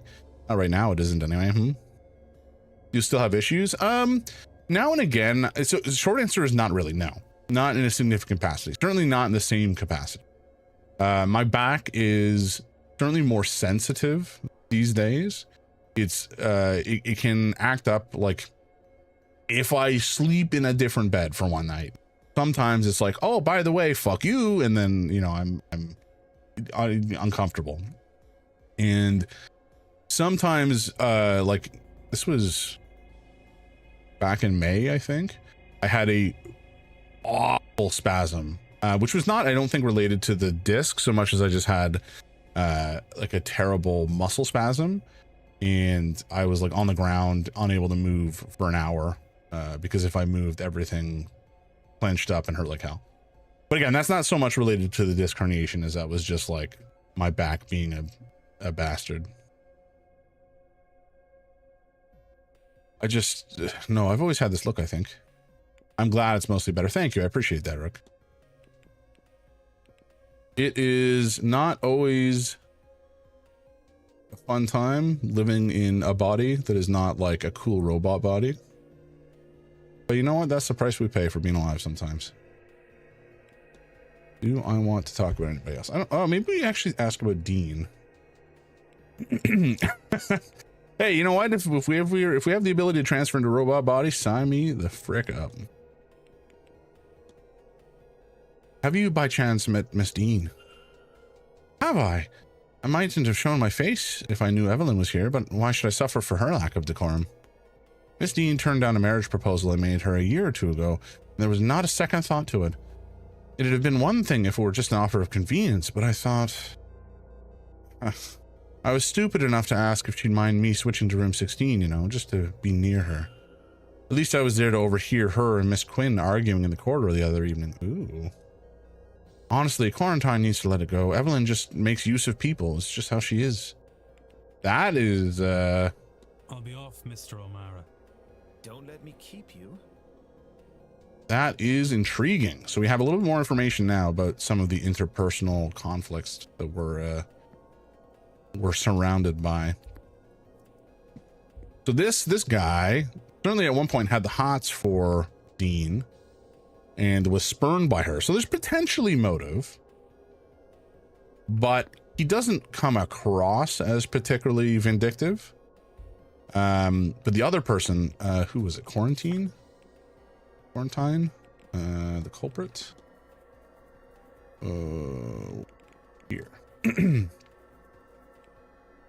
Found some very cartoon. Oh, so we've already apparently searched her room. She's in her late 20s. I found some cartoonish art in her room. Found a book of her poetry. She's mourning the loss of many members of her family. I don't know why my mouth did that. Knew Miss Dean before arriving. Yeah.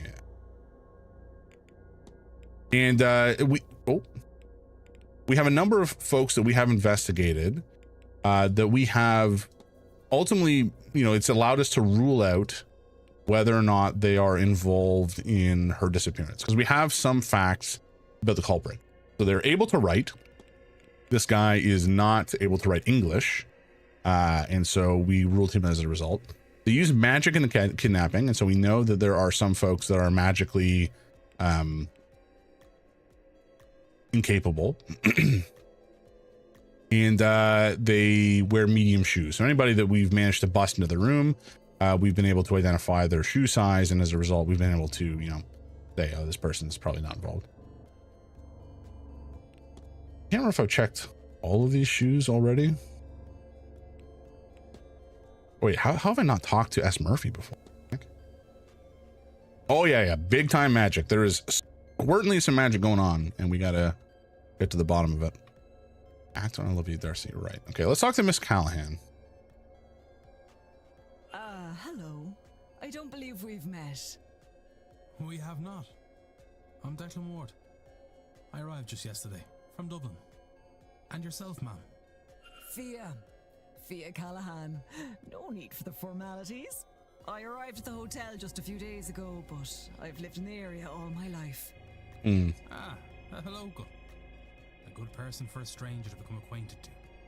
Oh, I'm not just local. I'm the local bandry, Declan. A wise woman. I've come to minimize the damage of this damnable seance. Oh yeah, there's also an enormous seance that is being worked on. And this hotel used to be the like manor of a nobleman, and I can't remember if the nobleman himself was involved in some of the effective genocide of some of the Irish populace, or if it was just some issues with his, like within his family, some tragedies or traumas. But certainly there's like a bit of a sordid past, and we're worried that the seance may lead unfortunate consequences. Hey, Bionic Llama. Hello. thank you for the lurk. I appreciate you very much. Happy Saturday to you as well. I hope you have a lovely day. Rook, I don't know if you've seen the clip, but there's a clip of me playing this game from back in May, and we were reading in the library some of the like history of Ireland and its oppression by the English, and some of the resulting, like, there's the potato famine, which was completely manufactured by the English rulers of the day. Ireland's history is so grim. Right, I forgot you're from the UK and would probably be at least somewhat familiar with some of this stuff. Not proud of my ancestors? Yeah, I mean, I'm ultimately of mixed UK descent, so like, I'm right there with you.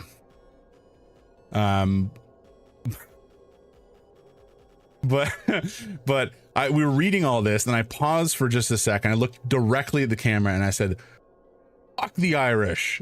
And I was like, oh God, no, that's not what I meant. I meant the English at this time period. They did some bad shit. Oh no. It was like, oh God, what have I done? And then of course Yoran goes and clips it. Canceled, basically. All right, let's talk about some evidence. You know Dean? Probably not, right? Like, why would this woman know Dean? I guess we'll ask about her. Have you met Miss Dean? Have I? I have. You stay away from that one, Declan, lest she try to take what's of value to you. What did you do? No, you're not canceled. Just you, when I said fuck the Irish, you clipped it, and then now it has been shared broadly across the internet. I'll go into some channels where I know the folks, and I'll get a shout out, and some people have these like video shout outs. I'm pretty sure you did that. I mean, usually it's it's sending it to Melon. No, Rook. I think it was you, Yoran. I can check. It's definitely in there somewhere. Maybe I clipped it actually after the fact. I can't recall. I'd have to check.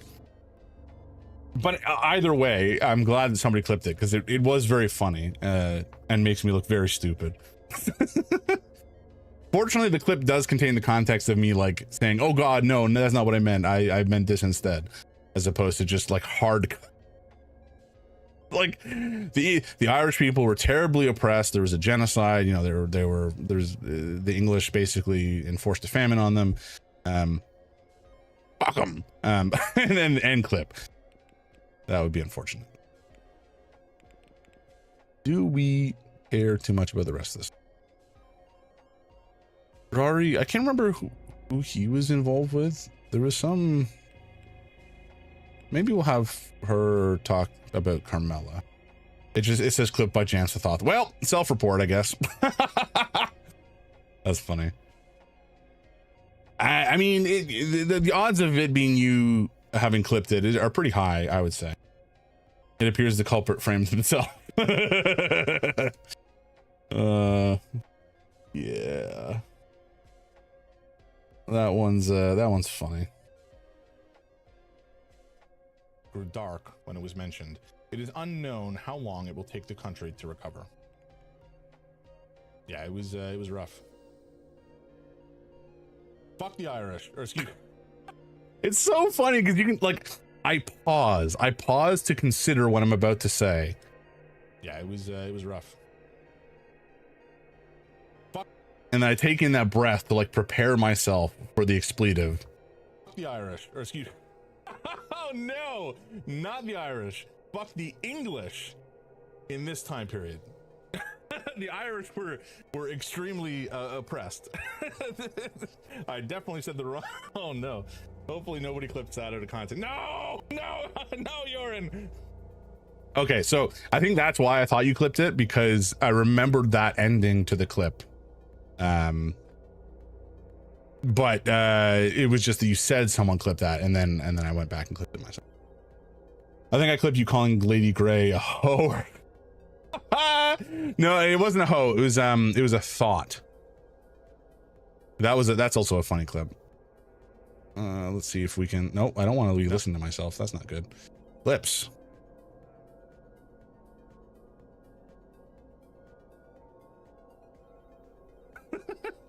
Yes. This is one of those games that I've been meaning to play for like literal years. And I've got thoughts. Hey, come on. Don't put words in my mouth. However, speaking of thoughts, my wife, wait, hold on. No. No, that sounded very bad. Speaking of thought. Fuck. No, don't clip that. Classic.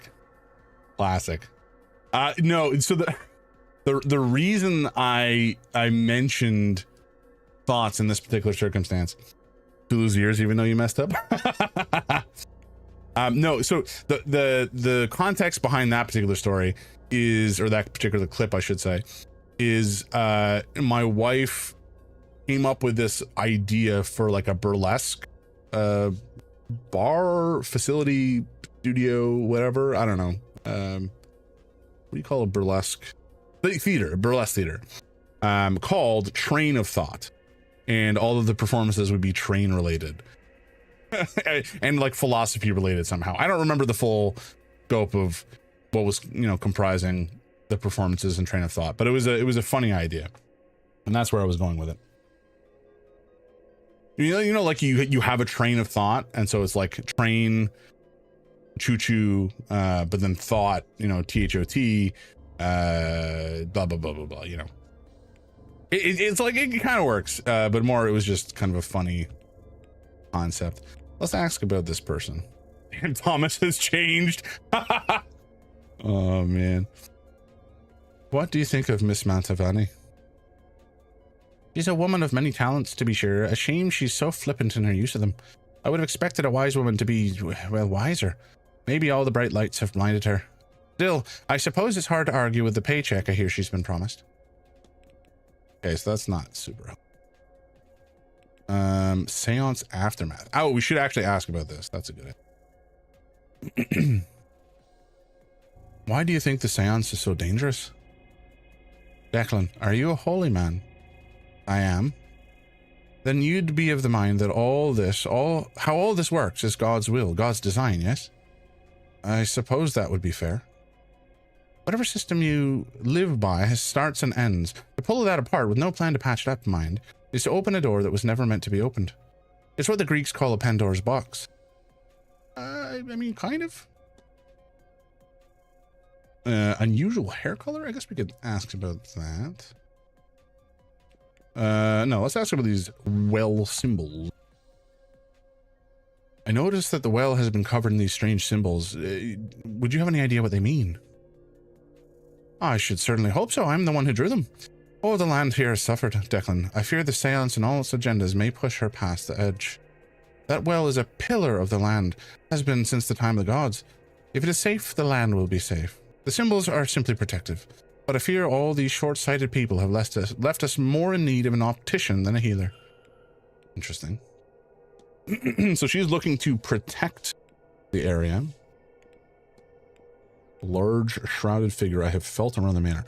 This, I think we should be asking her about. At first I was like, what, because she's ginger? Oh boy, but no, yeah, the white streaks. Can you think of anything that might explain a large ghostly figure on the land? Ah, now they've gone and done it. I warned them that nothing good would come of the seance. It's not a ghost, that's for sure. They only come in the one size. All this messing has lured some of the fair folk here, or maybe awoken one of the Tuatha. Ah, don't look at me like a feckless cow, Declan. The Tuatha de Danann. The old gods, gone from our plane to the other world, but sure, what kind of god can't walk among its people every now and again? That's not great. The old Irish gods said once to live on alongside humanity. Can you tell me about the Tuatha de Danann? Oh, haven't heard of the Tuatha? Yeah, I mean, I've heard of it very vaguely, but certainly I'm not super into, or super knowledgeable, I should say, about Irish folklore. Which is kind of funny because it's very interesting stuff. Like I do know a bit. I like Selkies and oh my god, my brain. the headless horseman, whose name I am forgetting, starts with a D, I believe. Anyway, I find it very interesting. I find folklore in general very interesting, and I love, you know, mythology and stuff. But I'm much more well versed in like Egyptian, Norse, Greek mythology. Can you tell me about the Tuatha? The old gods, they're all around us in the hills, the rivers, the valleys. Just below the surface where the other place can sometimes be found. I like that. I like when I'm angry with a god, I can go to their house and yell at them. I mean, I guess you can just go to a church if you believe in that god. This also kind of reminds me, so I finished a book not that long ago, which was another truly fantastic fantasy novel called Nettle and Bone. Nettle and Bone by T. Kingfisher. I'm gonna put it in the chat. I may have mentioned this in the Discord already. Nettle and Bone by T. Kingfisher.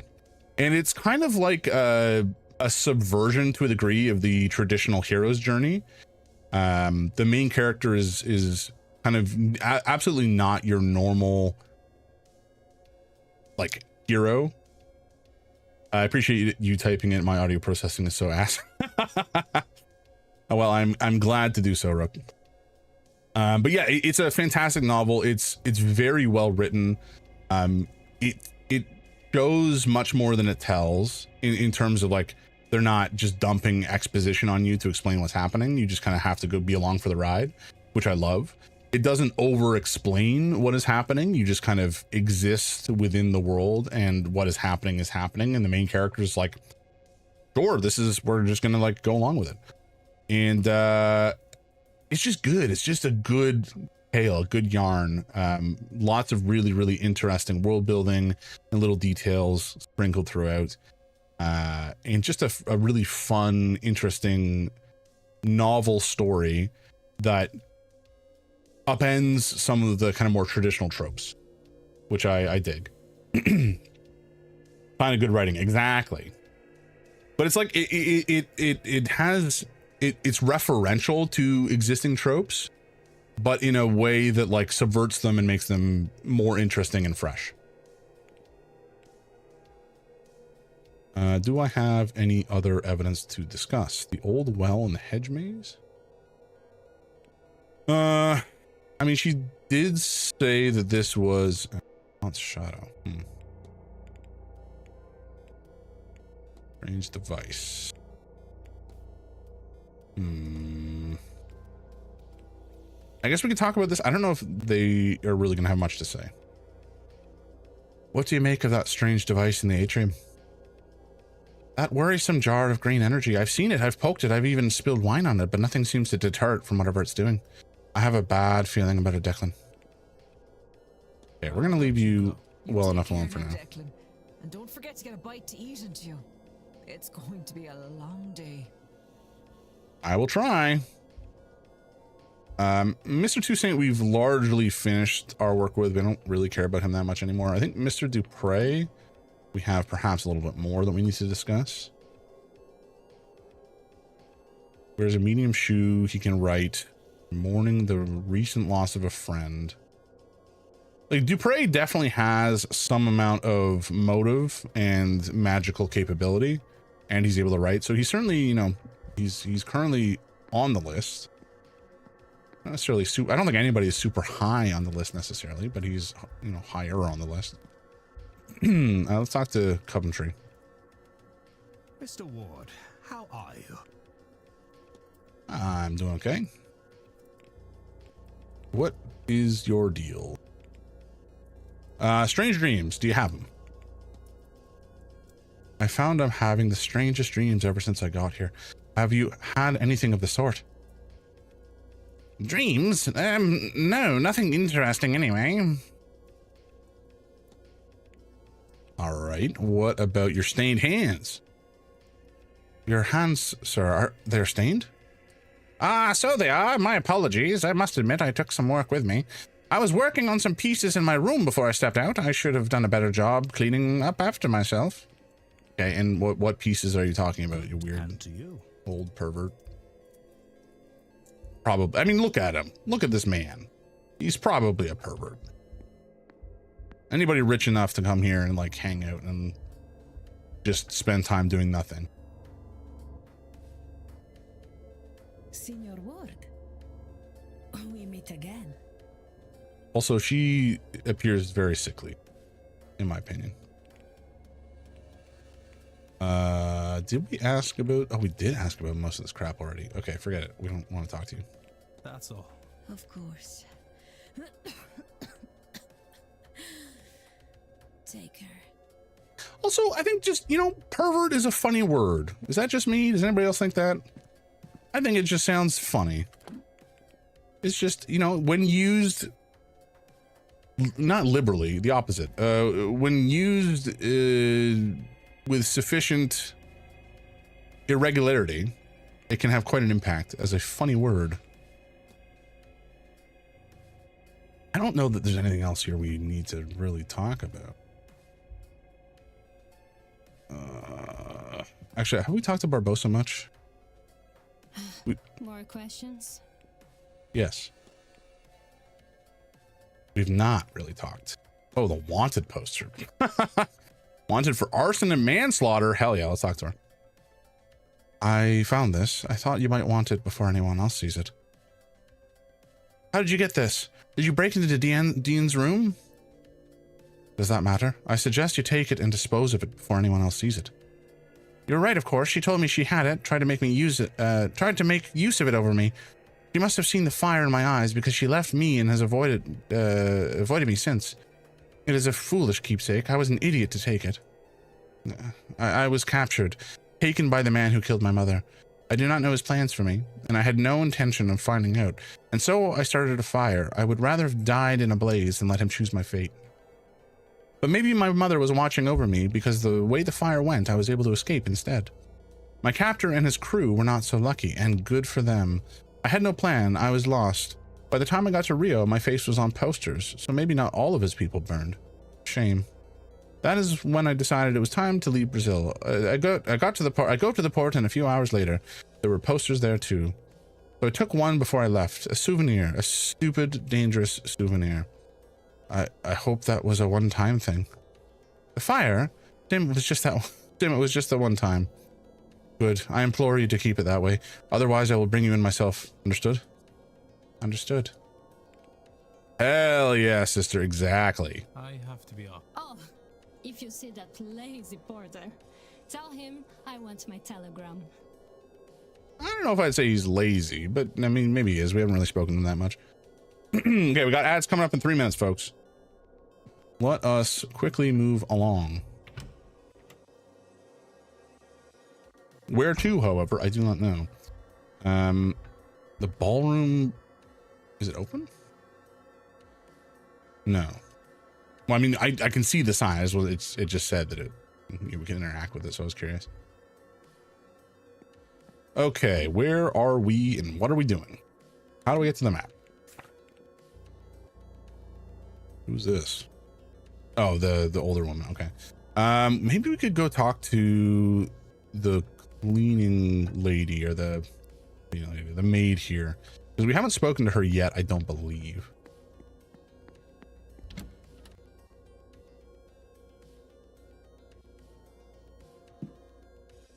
I don't even know if we've analyzed her yet. Mrs. Joyce. Cleaners always have the dirt. Exactly. Do you have the master key for the southeast corridor? Oh no, Mr. Varley. I only had the atrium master key with me today. I can fetch it for you. It's only on the room cart in the supply closet. Only on the room cart in the supply closet. Okay, interesting. Thank you. Now, one of the guests has lost her key, and I was hoping I could use this to get her back in. Might Mr. Hunter have it? No, I was just out in the stables. He has the northwest corridor locked away in a safe there. So if we can get in that safe, we can get access to more rooms. I don't suppose Mr. Doyle had it. Mr. Doyle's key privileges have been revoked. I wonder if he's lost too many of them. Oh, I forgot he locked the southwest key in the basement storage. Has he not gotten that out yet? No, he claims he can't find a way through. But I'm telling you what I told Mr. Hunter. Do not do it for him. And that is not all.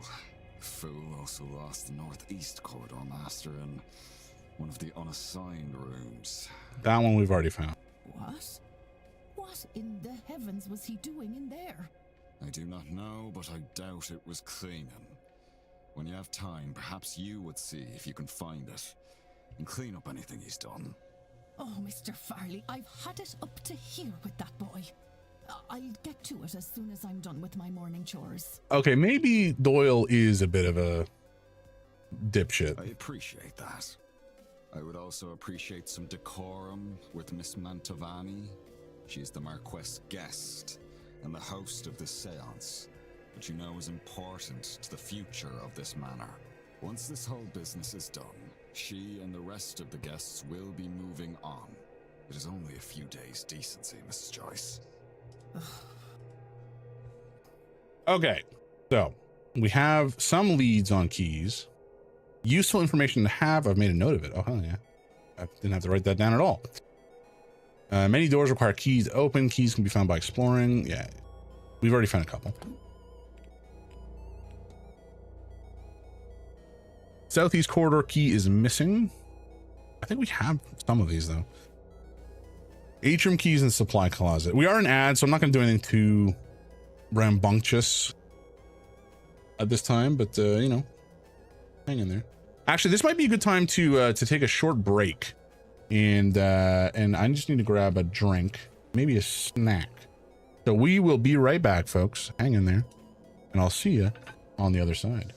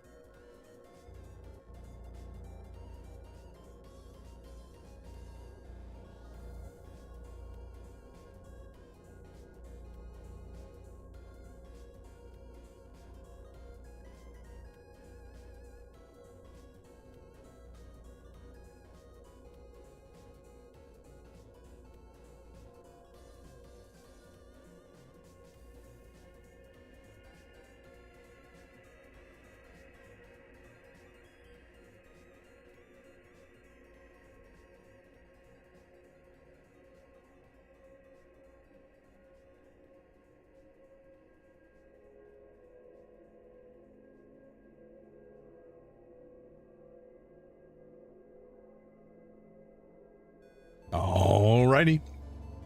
We are back from ads. Slash, I think we have been for a minute or two. But anyway. I have a beverage. I have some cold pizza, which of course is very nice indeed. And we continue. Whoa! Rich! 40 years later. So it would seem. How are you doing today? Good morning. I hope you're doing all right. I hope you've had a nice rest. And things are going well for you. I'm not having a good morning. Hey, that's the exact opposite of what I wanted to hear. I am so sorry. I didn't have a nice rest. Oh no, 2 for 2. 2 for 2 in the negative. That is also very unfortunate. I'm sorry. I'm very sorry. What can I do to make it better? You didn't see it earlier, but I nearly died when I ate a bean. We're dog sitting and the dog was a nightmare. Oof. That sucks. I'm sorry. I have been in similar circumstances before. It is can be very frustrating. Do I know the dog parent? I'm recovering. Everything is going good. Well, that's positive. Oh, okay. It is Khaleesi. Okay. Yeah, that sucks. That's unfortunate. A jack-o'-lantern. Miss Murphy. We're gonna analyze you. Just got averted gaze. It doesn't want to talk to us. Okay. And small burn scars. Scars from years of cooking. All right, it's 4 p.m. That means the bar is open for business.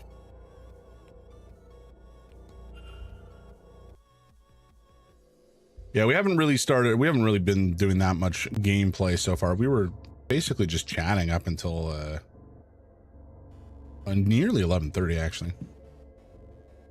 Talking about books and other sorts of stuff. But we're playing now. Oh no, miss, I'm fine, thank you. That was fast. Hasn't Skitarii only been out for like a week and a half? Maybe. When did it come out? Came out on the 23rd, right? I only played it yesterday. Oh boy. Well, it is like that sometimes. As sometimes is how it do be. I have not 100%ed any character. I would like to play more though, because shit's fun. I played it for a number of hours and I'm not proud of it. Must have really enjoyed that. Rich is a man of focus and sheer will, and an enjoyer of the Mechanicus. Oh no, miss, I'm fine, thank you. Please, Mrs. Joyce, I beg of you to listen. Please now, Miss Mantovani, I said I'm fine. But I do not need the cars to see how much you carry. You need rest. Miss Mantovani, you're the one who's like fucking dying of disease. Like, you need rest. I said I'll not hear it. I'd rather my joints suffer the cold than your corruption witch. Well, Joyce is perhaps a little bigoted. What is this corruption of yours? I simply see you need rest. Now, my room is big and grand. And a horror to clean, I am sure. You were there an hour on Friday. Praise the machine god. The Omnissiah protects us. Sort of. Protects? Does the Omnissiah protect? Does the machine god protect so much? I'm not so keen on the Messiah. I thought the Omnissiah and the machine god were the same. Or is the Omnissiah the Emperor and the machine god is the machine god? I may have gotten that mixed up. Okay. My bad. Clearly I'm not exactly a knower. I am just like a knower of the outskirts. I know some of the terminology, but clearly I have abused them in an incorrect fashion.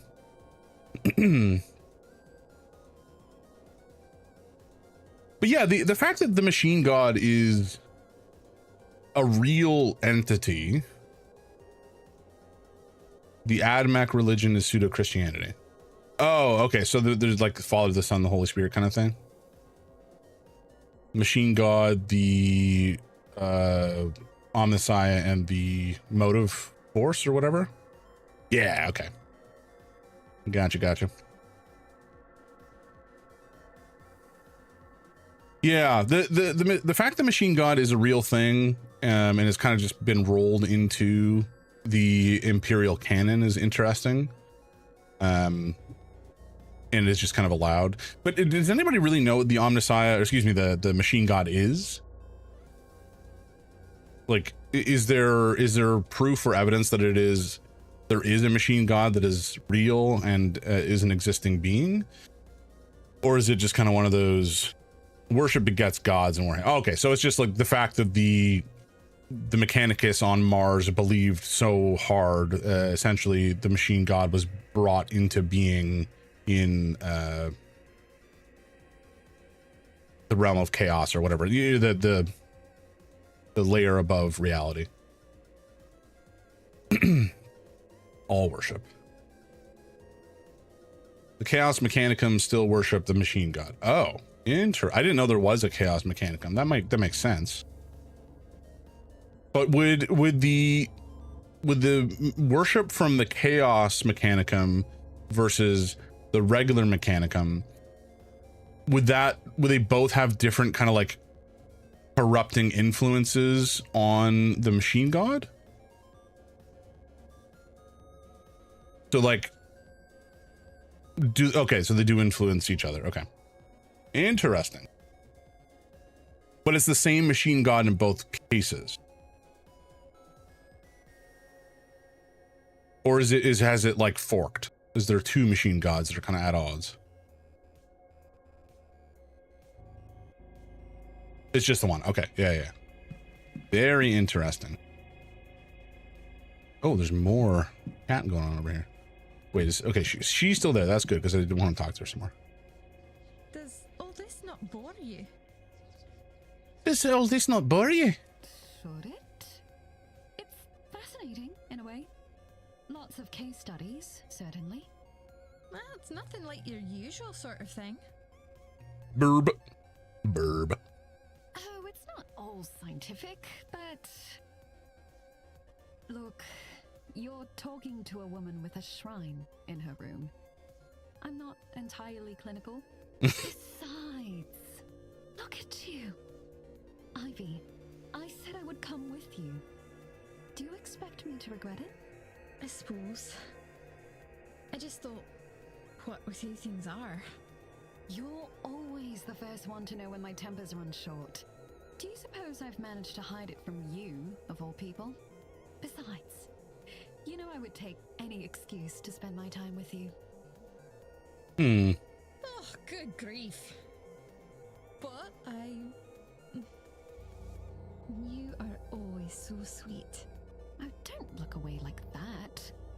Everything will be all right. No, I just... Maybe it will. I don't know. Maybe. So I think that's her there. Maybe. Let's analyze.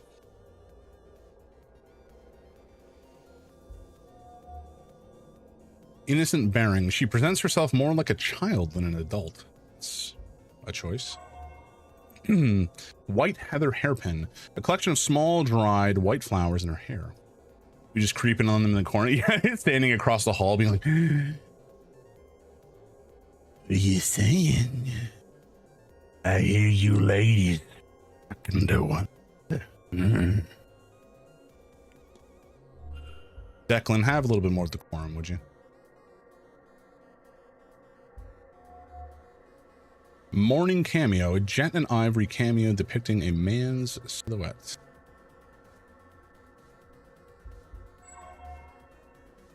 Watchful expression. She's an acute gaze, no doubt, watching events quite carefully. Interesting. Let's go talk to this woman. I mean, I have to speak to all three of them because we haven't spoken to any of them yet. I'm Declan Ward, miss. Who might you be?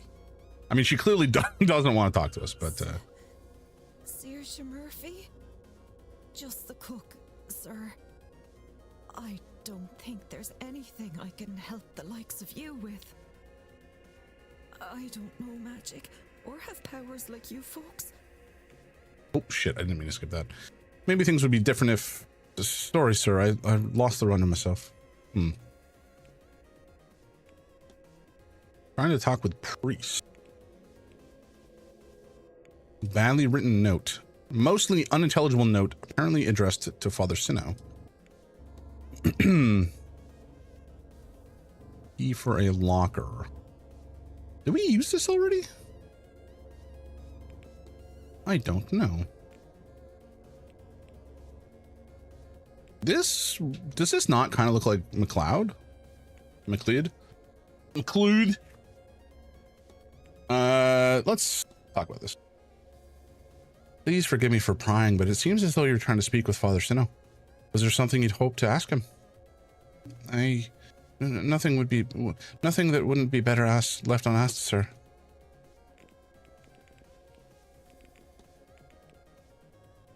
Signed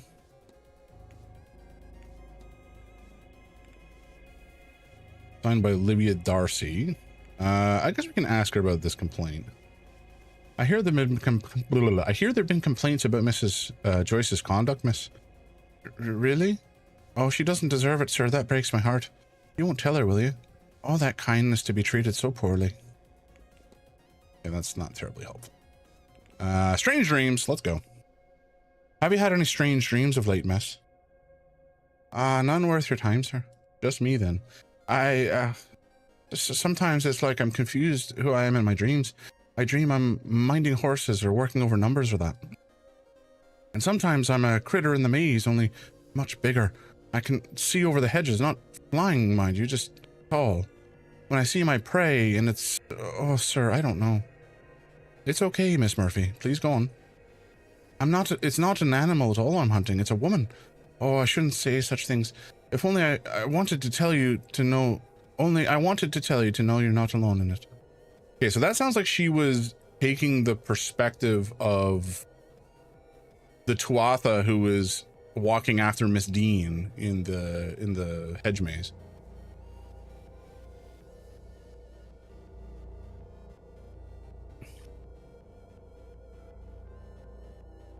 Yeah, so we long story short, we found, so we know for a fact Miss Dean was thought to have checked out of the hotel, but we know she didn't. We know she was last seen, or there's evidence of her being still here, and she was seen in the hedge maze. And when we were doing that investigation, we did see like an enormous shadow, some sort of giant, which we believe to be one of the Tuatha. Okay, Miss Murphy is nice, but very nervous. I feel bad for her. Have you ever seen anything large on the grounds? Large? Unless you're meaning a horse, then no. But I've heard other guests talking of giants. Not sure if that's what you mean. Maybe there's something of use in the library?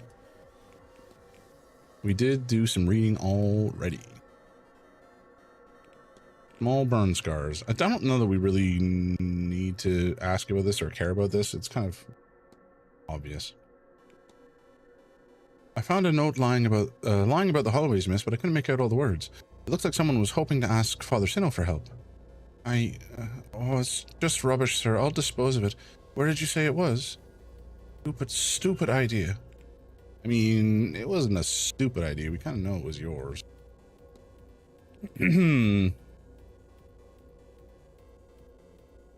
Garden. Okay, I think we did solve this already, actually, so we don't really need to ask that. Oh, all right, sir. Oh, I feel bad. She's very nervous.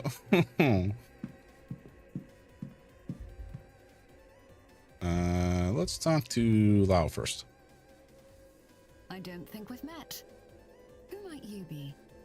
My name's Declan Ward. Miss, Ah, the man from this morning. The man from room Number 4. I am Mrs. Victoria Lau. How do you do? Mrs. Lau, a pleasure. Another seance attendee? Indirectly only. I'm Miss McLeod's chaperone. The event itself is not to my taste. I am here for her and her alone. But why does she need a chaperone? Miss Ivy McLeod has a chaperone, has a live-in chaperone, Mrs. Victoria Lau. Are they in lesbians with one another? Well, I had the strangest dream that night I arrived. Like I was trapped in the corridors of this place. Oh God, I know those dreams. Wandering a long corridor, trying to. What was her voice? It was kind of more like English, but maybe from Hong Kong. Oh God, I know those corridors. Wandering along corridor, trying to those dreams. Wandering along corridor, trying to find the way out through as many doors. A feeling that something else is there. You know, I've drawn the symbols I saw there and showed Miss McLeod, and she's seen the very same ones in her dreams. I'm sure we both saw it here amidst the decorations, or who knows where, but it's still unsettling still. That's good. That's useful. Let's ask about the chaperoning. You said you're Miss McLeod's chaperone, yes? She needed someone to accompany her for this event, and I wanted to see Ireland. That, and she's my closest friend. I had little reason to turn her down. I have no skill like Ivy does, but I'm interested in being here. What do you mean skill? Like magic? Let's ask about cameo. I noticed you're wearing a cameo. May I ask who it depicts? Yes, it's of my late husband. While I'm no longer expected to dress in mourning for him, and he would not have wanted me to continue on so anyway, I rather like to keep the cameo. It keeps him close. Intriguing. Strange device. Do you know anything about this? What do you make of the strange device in the atrium? Nothing. I'm not interested in the event nor its showpieces, so I've not given it a second thought. Fair enough. Hope you don't mind me saying, Mrs. Lau, but you seem to have a keen eye on the goings-on. I will confess I do. You can learn a lot about a person or a situation just from keeping a careful watch. That is true. Farewell, Mr. Ward. I don't believe we know each other, do we? Have you just arrived? Only recently. Declan Ward, miss. Pleased to meet you. And are you, Mr. Ward? Were you meant to be here, or did something bring you suddenly? Oh, blast. That shouldn't matter. Oh, and now you've forgotten to say my name. Ivy McLeod. Ivy McLeod. I'm sorry. You have me all flustered. I am host to the second sight, you see. I know things. Or at least I should. It feels like since coming here, I'm host to nothing anymore. Thank you, Yoran. Appreciate it. I'm gonna lurk. You have fun. Thank you very much, Rich. Appreciate you as well. The cat's paw is probably not going to be terribly useful for this game, but it will be a little annoying. I should have known you were going to be here and be late, but it's just more proof that something is wrong.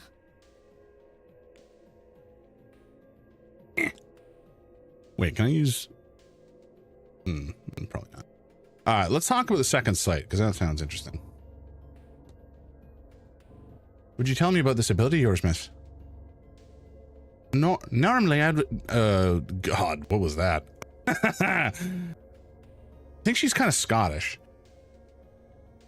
Tulu, hi, Stinky. Hey. Come here. Oh, close. I almost spilled my beverage. So come here. Come on. No, you're just going to sit there? All right, fair enough. We have an audience. He's just going to sit here and stare at me because he probably wants lunch. Hi. Hello. You're so stinky. A stinky little gremlin. Normally I would joke. Oh, don't chew my cat's balls, buddy. Normally I would joke that I knew you were going to ask that. Oh my God, Sulu, come on, buddy. Oh my God. Oh my God, come on. Okay, the cat's paws are more annoying than I expected. Especially with Sulu sitting right here. I can't even use my mouse properly. But since coming here, it's cloudy and, well, I feel blinded in a way. But I put the cart before the horse. You don't even know what that is that I've lost yet. It's passed down by blood through Scottish families. It's not uncommon. A fair few people have the ability, at least a little bit. Sulu, what are you doing? No, why are you why are you chewing my paws? What are you chewing my paws for? Come here. Come here. Come here. Buddy, move your keister. Jesus. Let's go. Come on. No. Whatever, little man. And he's back. Bud. Oh. Dude, I can't even like stop you from doing stupid things right now because I can't use my hands. It just so happens that I'm the only one in my family to have it in any measure, and it came in very strong. The second sight, it gives a person foreknowledge, or just knowledge you couldn't possibly know. I get visions, mostly of things to come. Or I used to. Since arriving here, I've been cut off from it. Now, surely I should have seen a warning of that? Okay.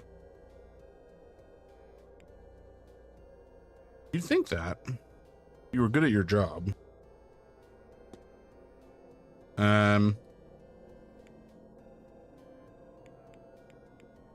Chaperone? Yeah. Would Mrs. Lau be your chaperone?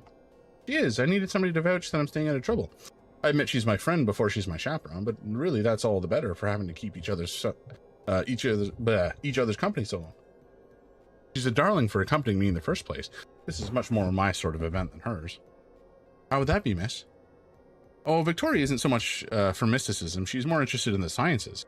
But, well, I'm akin to the mystics. Lulu. Oh, you stinky boy. Is that a heather you have pinned in your hair, Miss McLeod? It is. White Scottish heather. It's supposed to be for good luck. That's more Irish than Scottish. I gotta say, there's a lot of accents in this game, and I'm real struggling to keep them all together. Slash, I'm failing. When I was a wee girl learning to braid... What happened? I'm just gonna give up. When I was a wee girl learning to live with my sight, it was braided into my hair to calm me after a bad vision. I guess it stuck. Okay. Memento Mori? No, let's go with Innocent Bearing. For all your visions must show you, you have managed to keep an air of innocence about you. Thank you, sir, for though I fear my innocence is nearing its end, not because of the seance, but through the events surrounding it. I begin to suspect that it ties in with my diminishing visions. The morning cameo. Miss Lau's necklace. Am I to understand that it's a morning cameo? It is, Mr. Ward, for her late husband. I never met him, you know. He died of malaria, and I did try to warn Victoria. I had seen it, you understand. We were too late, of course. And to listen to Victoria, the world lost a remarkable man because of it. Their bond. Oh, Mr. Ward, deep gentleness, deep love. Sometimes I don't know if I'm doing it right, you see, being there for her and all this. But I know I want to try. That is kind of her. Let's talk about strange dreams, because Lau did say that she had also experienced them. You know, I had the strangest dream the night I arrived here of a long hallway leading to nothing but more doors. Oh, I've had the same. Victoria, too. I think it's the atmosphere. Everywhere looks the same, so of course it'll bubble up in one's dreams. You know, I've been reading about it. Hallways represent transitional spaces, because that's what they are, quite literally. Oh, well, okay. Thank you, Cat's Paw. They can mean moving from one thing onto another, a new stage in life, a new relationship, a new worldview. And locked doors, that's easy. They're barriers to overcome. But really, I don't take it too much to heart. Symbols, I don't think so much about that. Sigils, I think, but that is really outside my practice. I think everyone gets strange dreams around here, right? That's optimistic of you. Okay, I think I really gotta work on getting a timer set up. I'm pretty sure that's time's up. when was that redeemed? 12:30. Yeah, 12:37. Nailed it.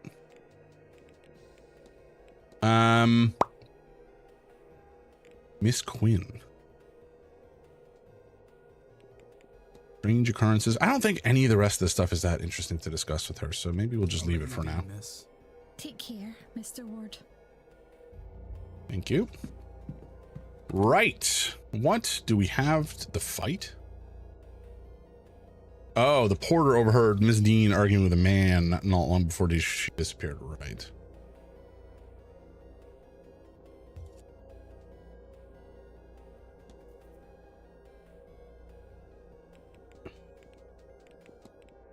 Already eliminated? Oh, these people have been cleared. Right. Okay.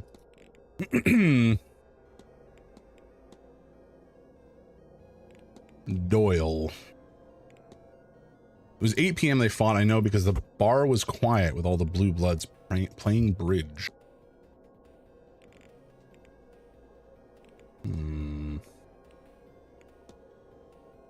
of the stable doors has been replaced, judging by the weathering. I would say it was done recently.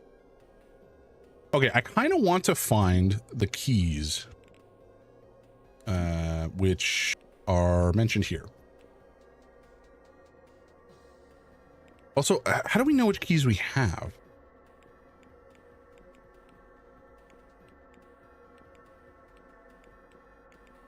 Okay, southeast corridor key. Northeast corridor key. Okay, we've got the south and the northeast corridor keys. That's good to know. Wait, do we have this actually?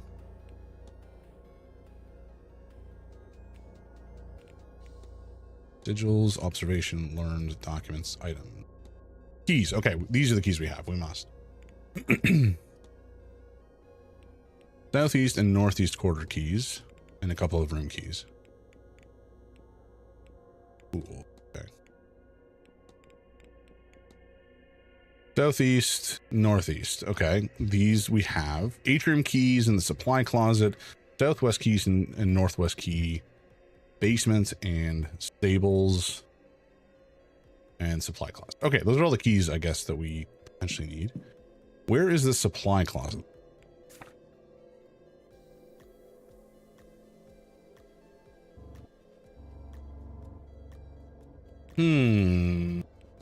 Supply closet.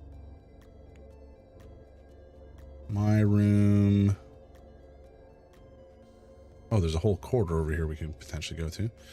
Am I silly? I'm not seeing a supply closet on here.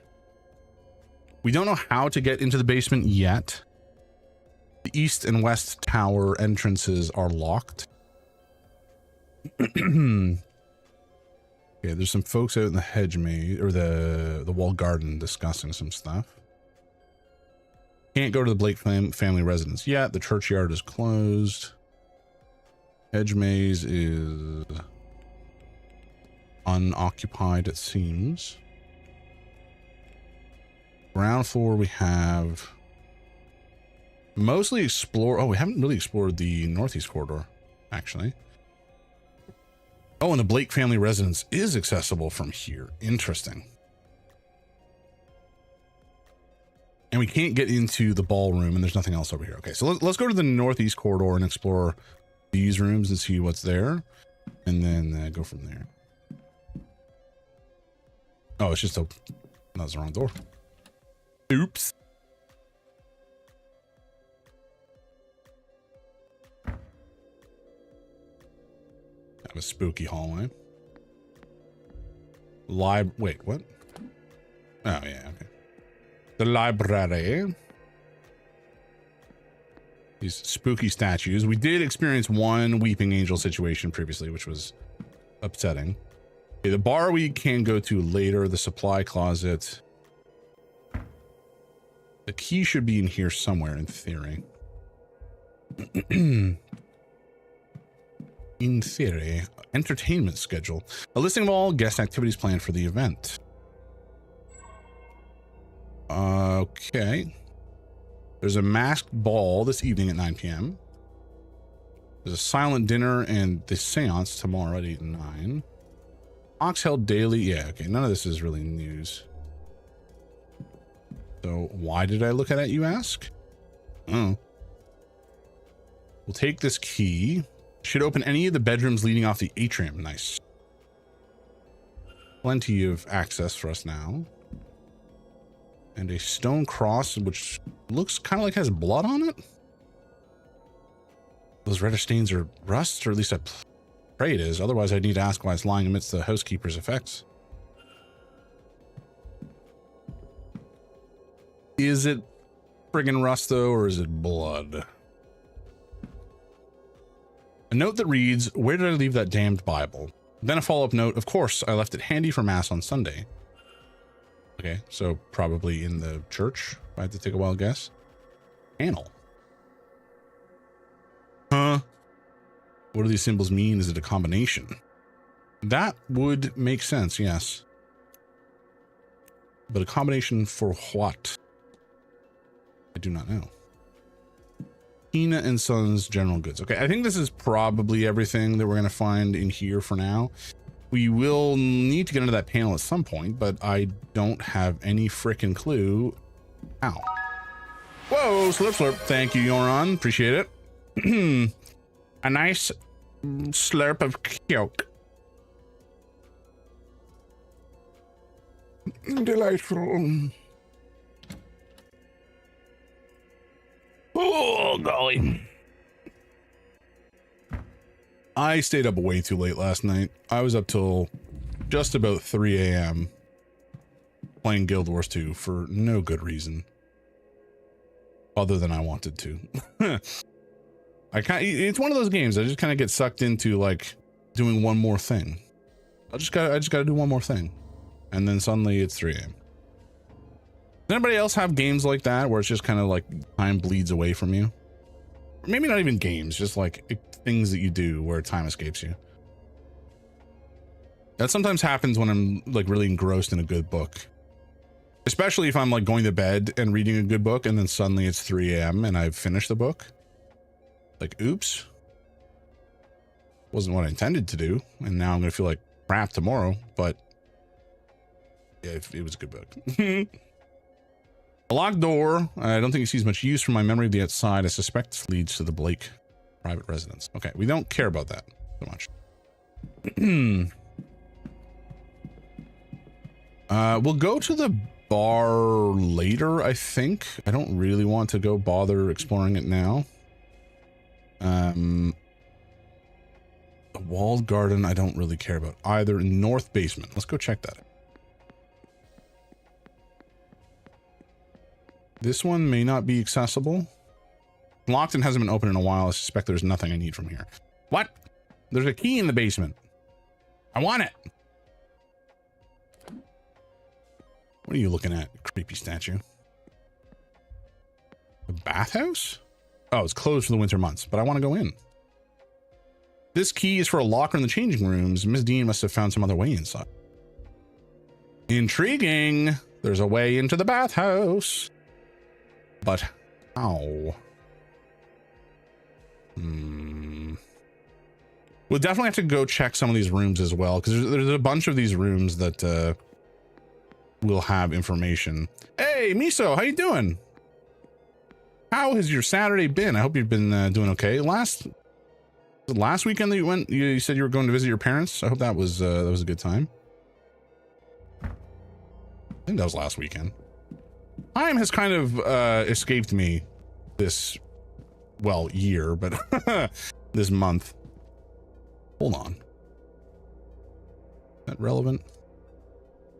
I guess not, because we looked at it already. Yeah, I'm actually here until next Wednesday. Oh, interesting. Okay. Catching up on work. Ugh.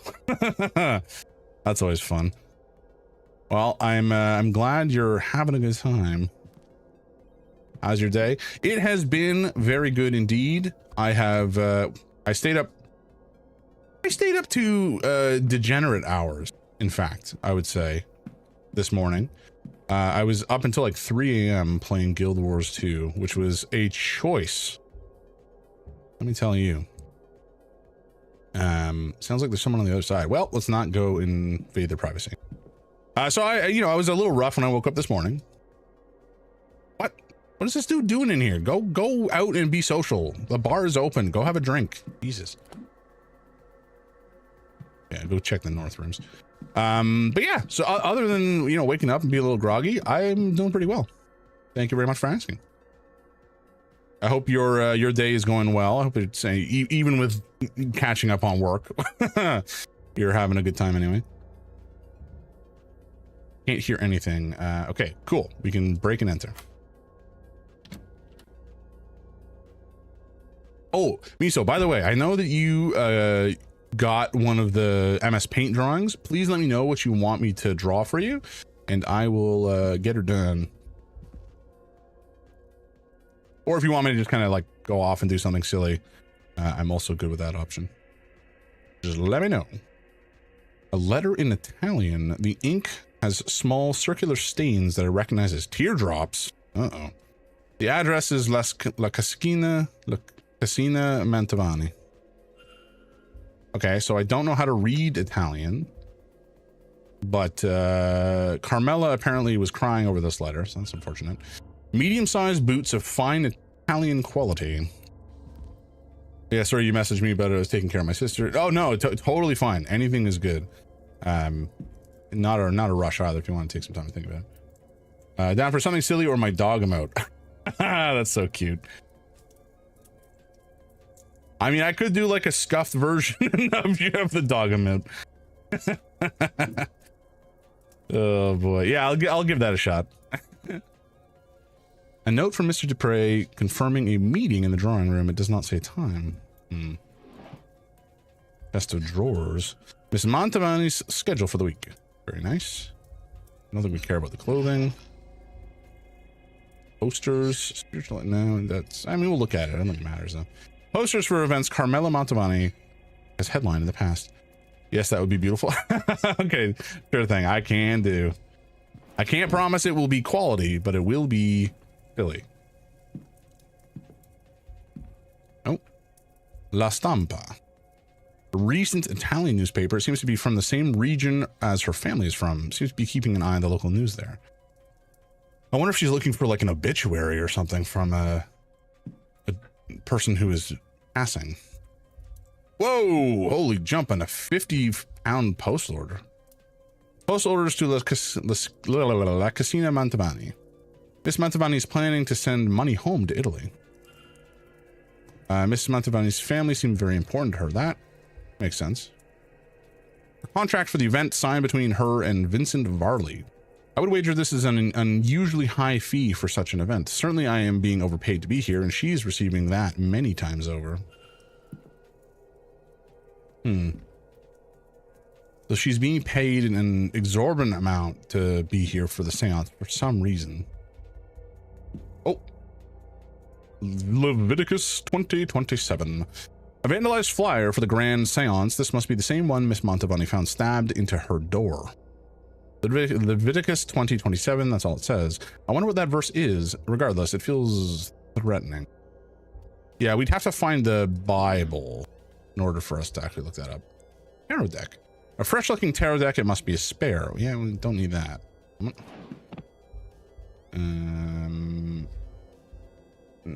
Okay. Ooh, a bin. A number of blood-stained handkerchiefs. Oh golly, is she coughing up blood? Another symptom of her illness, no doubt. Yeah, that's not good. You have like tuberculosis or something. A photograph of a young Miss Mantovani with a mother, or grandmother maybe? A group of people posing in front of a farmhouse. A few of them look a bit like Miss Mantovani. It must be her family and their home. Interesting. Nothing under the bed that we can see. We've looked at, oh, what is this? Pill bottles. Empty bottles of medication must be to manage her symptoms. I wonder if she's been seeing a doctor while here. Chest of drawers. Okay, we don't so much care about the clothes here, so I guess that's everything that's there. A book. A copy of Malombra by the Italian writer Antonio Fogazzaro. Oh, what the heck? What is this? Oh, okay. We can draw a seal or a sigil or whatever here. Let's take a look at the sigils that we have. There's a world where we have the right thing already. Because I think we had something to open. Learned sigils. Here we go. Hey, time to stretch. Thank you. Thank you, vibes. Do I have a stretch reward? I should make one. Oh, God.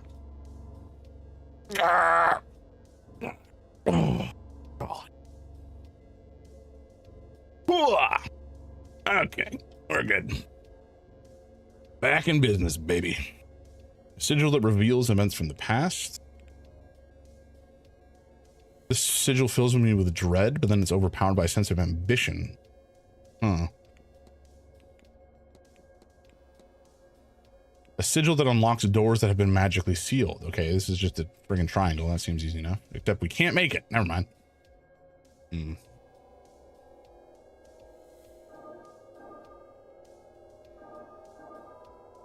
Oh, I remember how this works.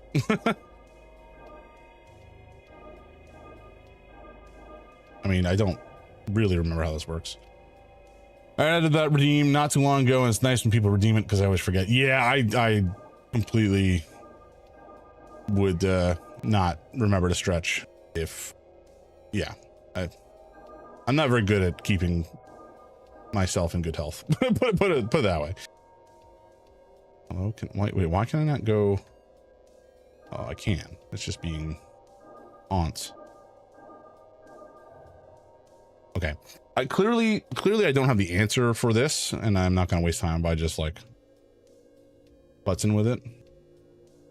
But there is a world where we unlock this at some point. Oh, no, God, it's doing it again. Why is that happening?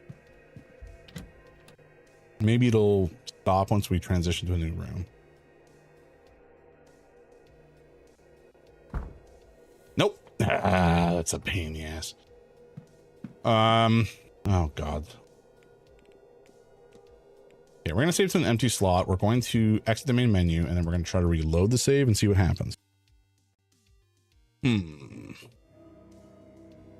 Continue.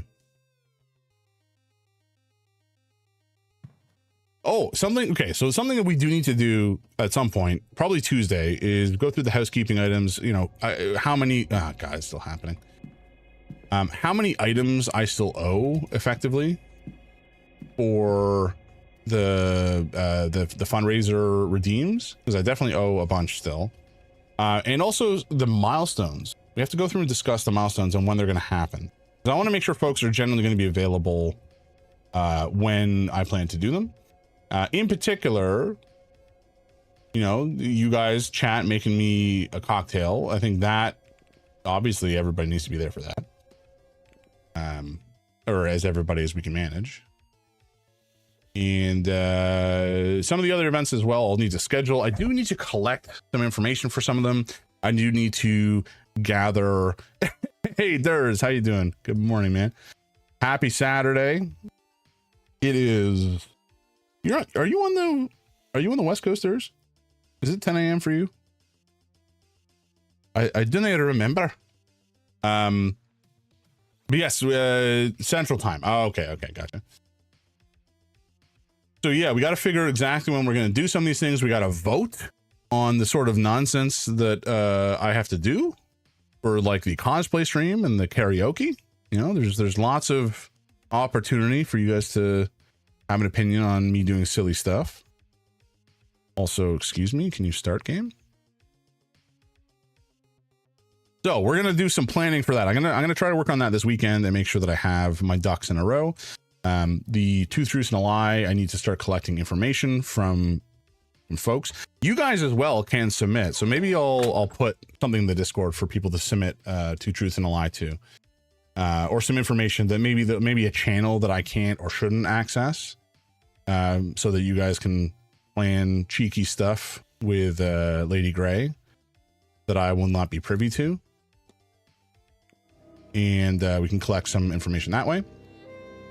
That way, you know, if you guys want to contribute 2 truths and a lie and then see me get absolutely doused as a result of not finding the correct lie, then you can commit. Can I request a better TTV emote? Yeah, sure. I don't really know too much about them, so or about better TTV and the emotes that are, oh, sorry. I don't even know how to enable. Wait, how can I?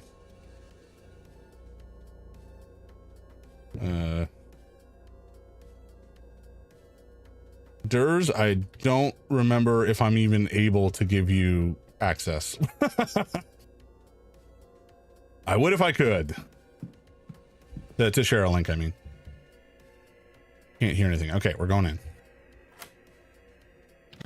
Wish better TTV emotes were on mobile. I know. The mobile experience is pretty god-awful. I'm not gonna lie. It is pretty heinous. I feel like didn't we come in here at one point? I thought we did. Maybe not. I don't know. Ooh, a record. We can take that. This the music Mr. Toussaint believed would let him re-enter the dream? Okay, we can take that. Oh, we already have a record. Never mind. Look.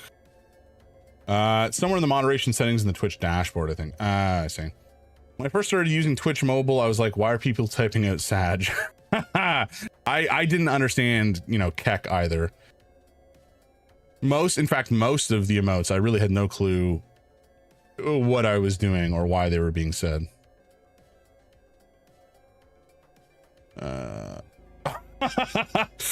Durs, I think you have a very good point. Now, how do I add this? Update emote sets? That seems correct. Did that work?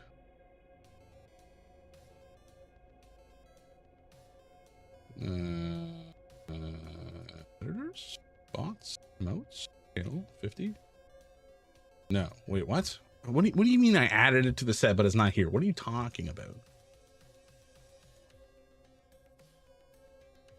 What are you talking about? Oh no, it did get added. Okay, I guess we had a free spot. So it should be available now, I believe. I think. Hell yeah, brother. Keckheim? What is Keckheim? Is that like Valheim but Keck?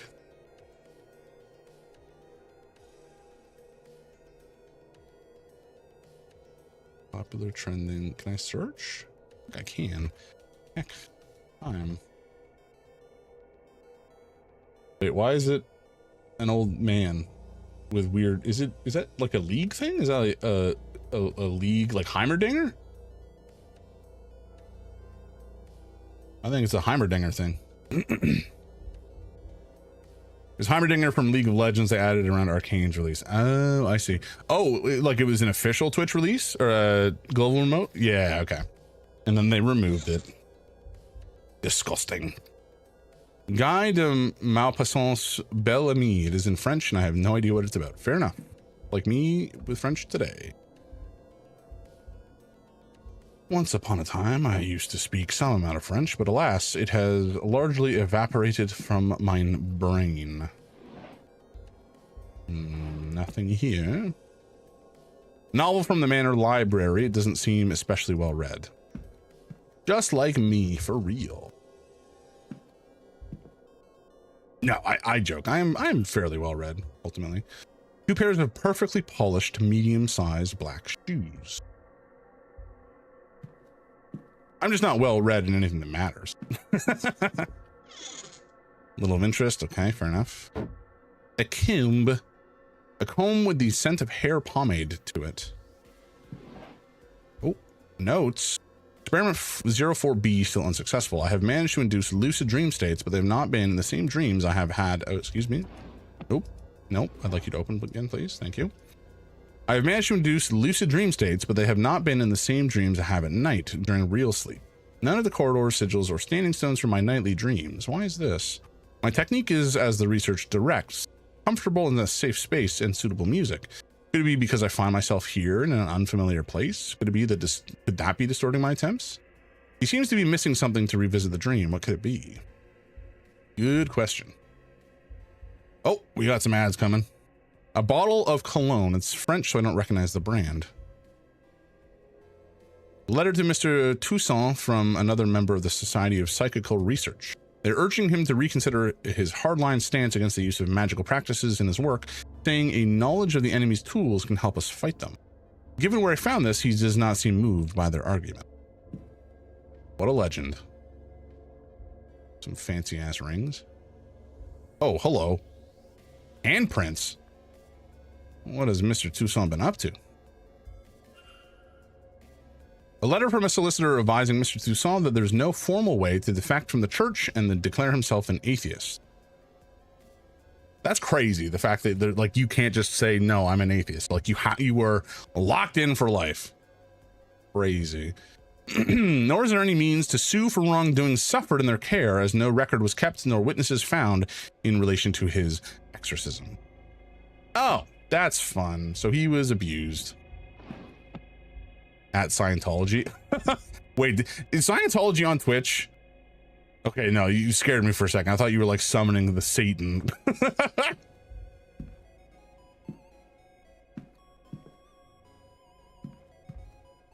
Tea tray. I don't think we really care about the tea tray. We've done most of the poking around in here that we can do or need to do. Spare overcoat and necessity in this sort of weather. There's nothing in the pot. Okay. Fair enough. That eggs, I almost said Exathothamo. The Keg W. Anyway, it's very funny and very appropriate. It was a good call. Ad break in a minute, folks. Hang in there. We're not doing anything too crazy, so I'll probably just continue for the time being. Oh, we should actually go check some of these other rooms. Maybe we've been in all of them. No, we haven't been to this room. Okay, let's go check out that one. And wait. No, okay, we'll go check out that room because there's a chance we can get into it if the dude's not there anymore. I believe this was the room of the man with the cane whose name I am not recalling at this point in time. Amira, right. Can't hear anything. Hell yeah. All right, we're going in. Time to snoop. Time to snoop around. Breaking and entering. Well, not so much breaking. I guess we're just entering, given that we have a key. But we are entering illegally. Sketches of something that makes my stomach turn. It's a biblically accurate angel, which has been labeled my angel. Oh boy.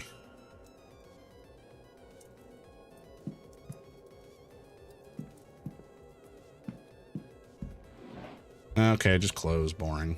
A mirror, but it doesn't look like it's part of the decor. Did he bring this with him? Possibly. A newt. A letter from Cathal, Omira's mother. Cathal? Omira's mother, checking up on him. Cathal, Astorin, when this... What does that mean? When the seance of yours is done, do come home. Your sister wants to see you before her wedding. And it would do me good to see you too. It's been too long since you last visited, though it may not seem long to you. I worry for you, dear boy. Your peers are starting to talk. Angels might have chosen you, but have a regard for your earthly self. That's who I know my son. Know as my son, remember? Huh? What do you mean chosen by angels? Ooh, a Bible. A copy of the Bible. Sections are called out and notations are made around anything that references angels. Oh, good. Well, okay. I missed the second part of what was said there. That's unfortunate. One shoe shows heavier wear. Yes, because he's limping. His gait and stance must be quite distinct. Yeah, but what size are they? Okay, well, I guess I have to... Maybe it's listed down in the evidence. Mysteries, the culprit. Let's look at... Omira? Shoes are distinctly warped by his cane-aided gait. So I guess that would just mean it's pretty evident that there are his shoes. Like, they would be distinctive. And so largely probably not the culprit.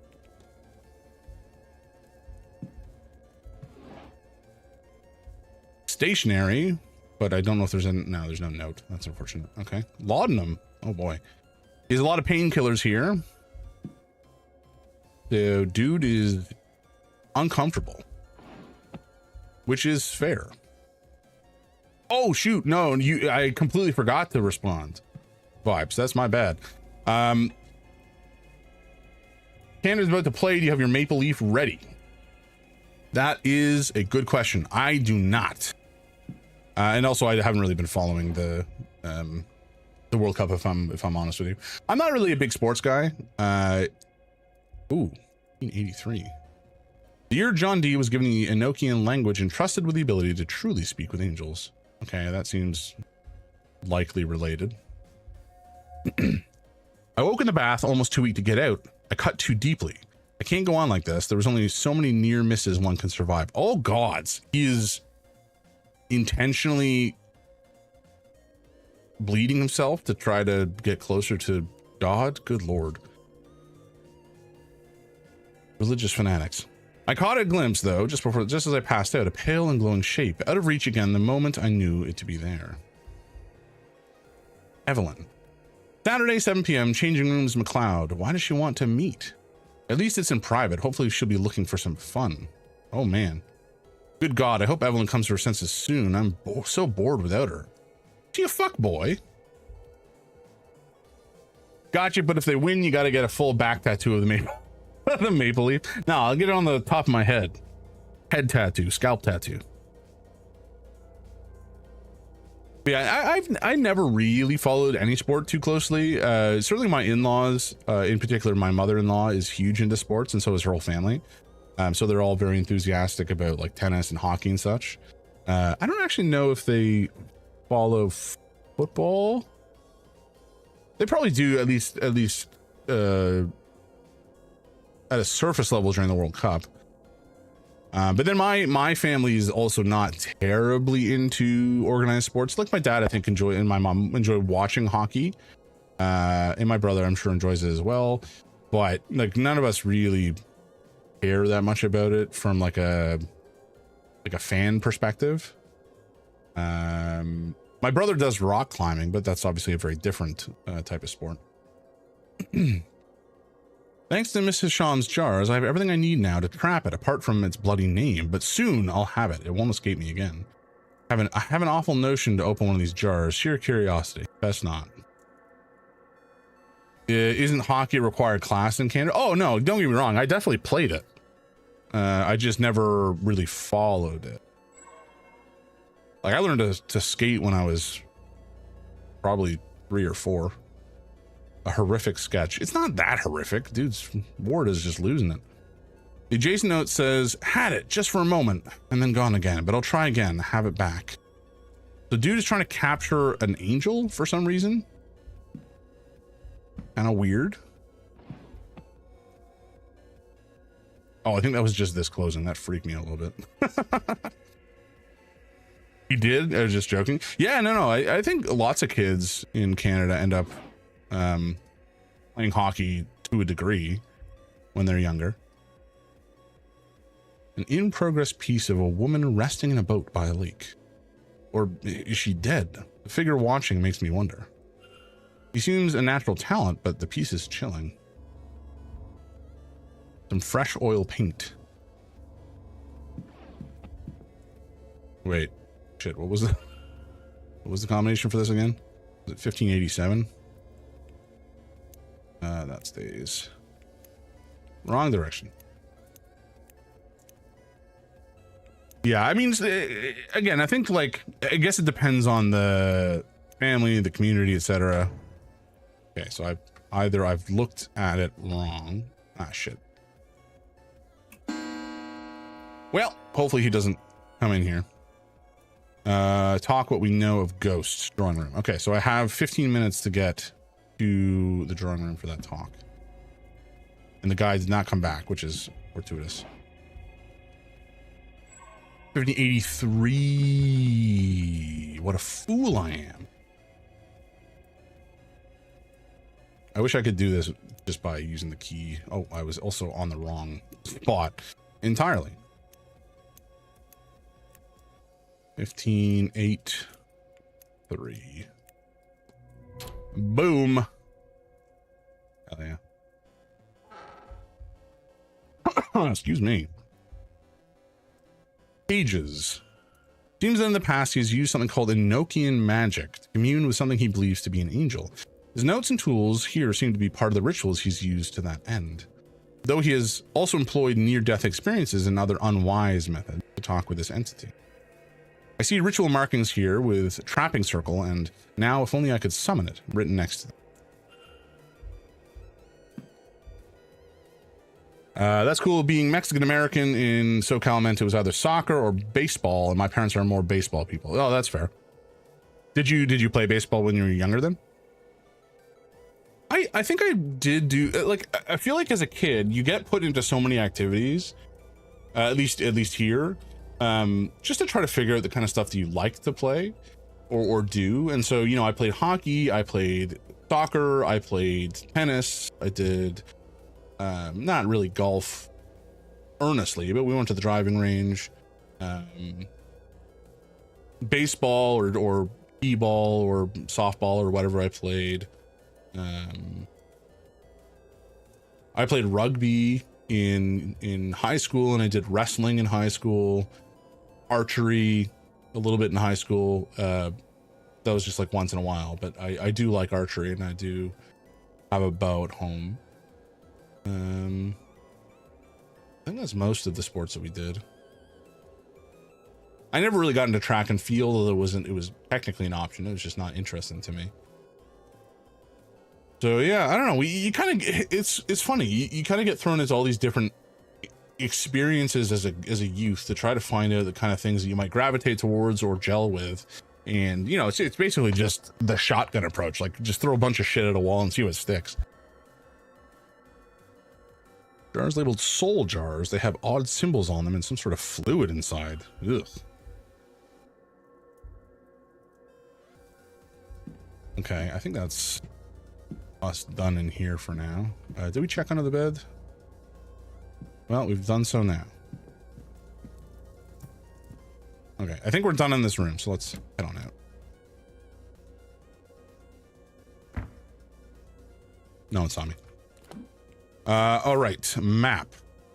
We've looked in all of these rooms, it seems, on this side, which is great. And we've looked in most of these rooms, although I should maybe see if there's one of these other rooms we can get into before we have to go to the talk. Because there's a talk that we make it to, where is it? The drawing room before 15 past the hour, then we'll be able to, okay, nice, we can go in. Oops. Then we'll be able to join the talk and listen to it to get some additional information. Excuse me. In particular, I want to find, I don't really care about a book. If it was a journal, sure. Land records. That's interesting. A book of local land records from the library. Okay, I guess we took it. I don't really know why.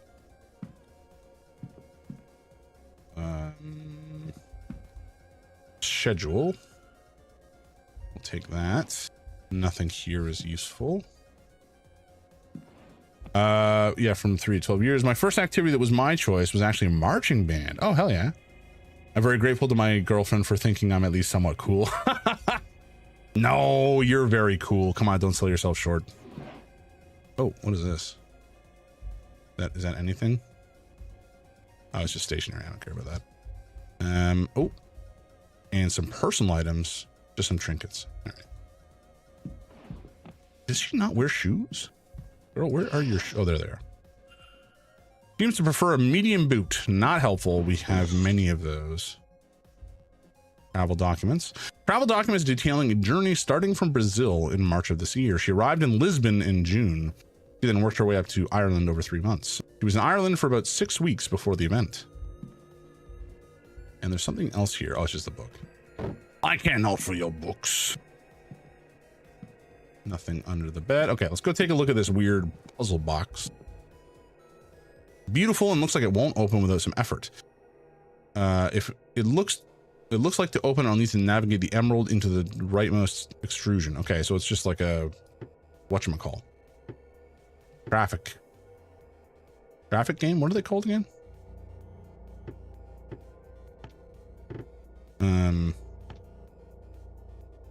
I don't remember what they're called. Oh, hello. I can go sideways? Oh no, that's I was not expecting that, if I'm being honest.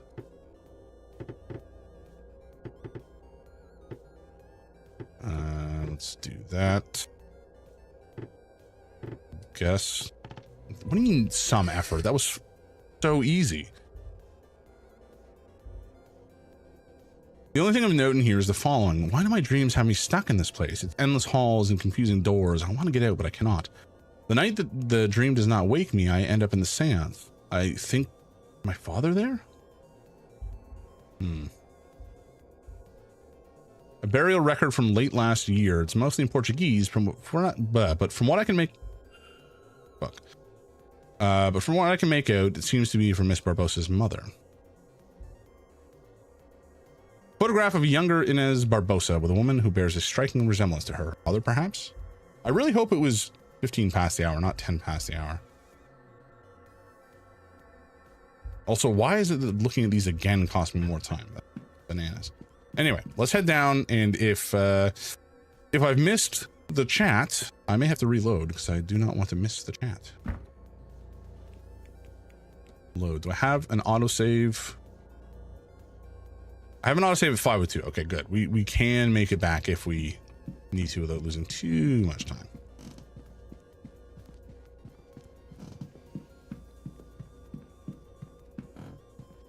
Freaky. I feel like it was 15 past the hour.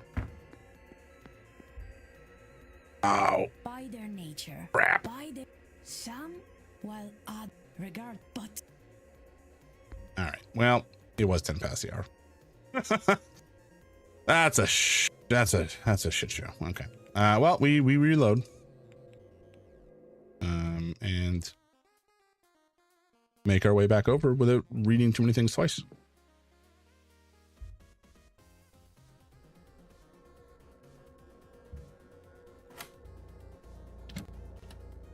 Okay.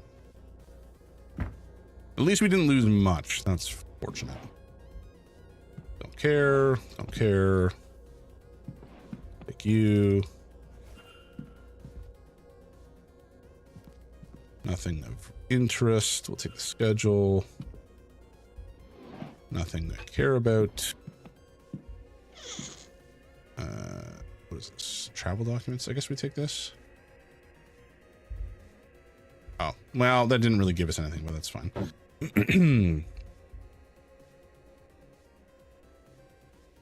Okay.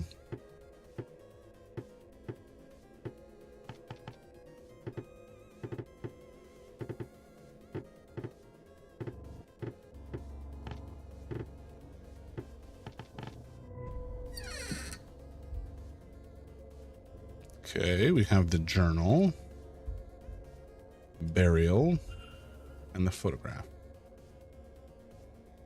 Nice. Nailed it. Oh, you didn't look at the freaking boots. Oh. Okay, if we look at the boots and we still go in, is it does it close at 5:10 or 5:11? Am I going to reload again? Very possibly. I hope not, but it's you know, we'll find out.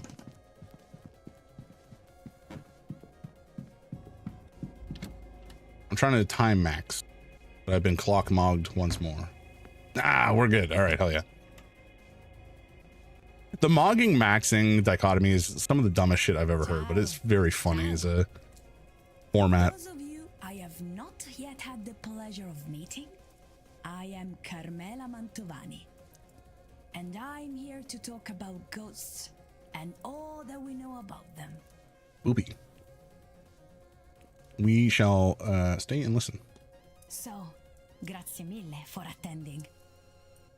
Now, I will speak with you about ghosts, spirits, phantoms. There is still much we don't know about ghosts, you must think.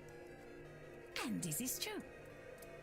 Yet, there is plenty to speak on. So do not worry. But yeah, vibes. I never did anything like marching band, but I was in like a choir, and I did play some instruments when I was a kid. Nothing I kept up with. Marching band was always interesting. I don't think we had one where I went to school. I don't think we had anything like that. But it always seems so challenging, like marching around and also playing an instrument at the same time, along with everything else that maybe comes along with the marching band stuff. It just seems like a lot. So that's a lot of challenge to deal with. We do know that not all dead linger. Only those bound to a place, an object, a person stay. Why? This we do not know yet for certain. Ghosts? We don't know everything about ghosts. It is theorized that all spirits are bound, fettered by an emotional component. Death in a place, obsession with an object, love or anger to a person. All pretty standard stuff. By their nature, they're hard to define. And yet, even in their elusiveness, sì, questo funzionerà. We find them everywhere. By their many names, they are all across the world. There are many formations. Some echo the grief they left upon the world and are blind to the living, while others are vengeful and aggressive, haunting a person or place and causing everything from psychological to physical damage. I do like ghost stories, like the idea of a ghost and, you know, the reason for the ghost, and I think it can lead to interesting stories. I certainly have no belief in them myself, but it's like all this kind of stuff. It would make for a more interesting world if the supernatural was real, but I just don't think that it is. Regardless, no single spectre has been able to directly communicate. Yet. But tomorrow night? Tomorrow night we intend to change this. For good or for ill? So, what stops them from speaking? Is it a physical matter? No, it cannot be, as they interact with the world in other ways. They can't make auditory sounds, but they can throw shit around, is what she's saying, I guess. Blowing papers off desks, snuffing candles, sometimes even striking people. Striking candles, snuffing papers off desks, blowing people. Perhaps the limitation is in their lungs, then. Well, no. Many wail and moan, after all. Could it be they have nothing to say? Unlikely. I do not think so. Many a mystic, myself included, believe that spirits have given us a feeling of things they once said. There is a chance this is wishful thinking on our parts. But I believe so many have felt this, that at least one person must be correct. Maybe they simply cannot speak for themselves? Yeah, but why is the question you're trying to answer, right? This we cannot rule out, and is to be my conclusion if our seance does not bear fruit. The seance is, I guess, they're trying to get a ghost to speak for themselves by introducing, I guess, a big enough tear into the great hereafter or whatever, so that the ghost can manifest enough to be able to speak. But if that does not work, then her conclusion is just that ghosts cannot talk for themselves and they must have somebody to talk for them for some reason. So, Why do I have such hopes for this seance? This I have been doing for a long time. When you invite a ghost to speak with you, there are always limits. The strength of the spirit, the skill of the medium, the thickness of the veil. All of these things can make it difficult for a ghost to manifest. Oh, gotta click. We see their forms on occasion. We feel the echoes of their emotion. But these things do not require expense. They sustain themselves somehow. This we do not understand. Okay, so we don't understand why ghosts are able to speak or not, I guess. It takes effort for a spirit to be more than echoes, to make a more conscious connection with the world of the living. This is an Whoa! Gee! of science, yes? Gee, daddy! In those terms. Quiet, Mantovani. Welcome in, Raiders. Hello, good to see you, Chi. I hope you're having a good time. I didn't think you usually rated, or not rated, streamed on a Saturday, so that's interesting to see. Is this a normal occurrence for you? Am I just dumb? Welcome in, Raiders. How are you guys doing? Good to see you, folks. If you need a raid and run, take care of yourself. Go grab some food or some drinks, or stretch, or whatever you got to do. Stream every day but Sunday. Okay, I knew that you were doing it during the week. I didn't realize it was Saturday as well for some reason. I do miss from time to time. Okay. Well, it's probably just I wasn't paying attention like I should. Sunday is sushi day. That is fair. That's important. You got to make sure you make time for sushi. Welcome in, Raiders. I'm Jams. I'm a bald man now, apparently. And that is my only defining and feature that is important for you to know. No, I shaved my head on Thursday because we raised just about $2,800 American for Trans Lifeline, and the $2,000 milestone was that I shaved my head. So that's why I look the way I do. It actually, I don't mind it that much. It looks kind of good, and it feels nice and cool in the summer. But I'm James, and I play kind of really anything, variety for the most part. I kind of lean more towards narrative stuff and horror to a degree, but like it's just kind of a mixed bag. But yeah, welcome in. I'm hoping you guys will have a good time here, but if not, feel free to scamper off and do something else.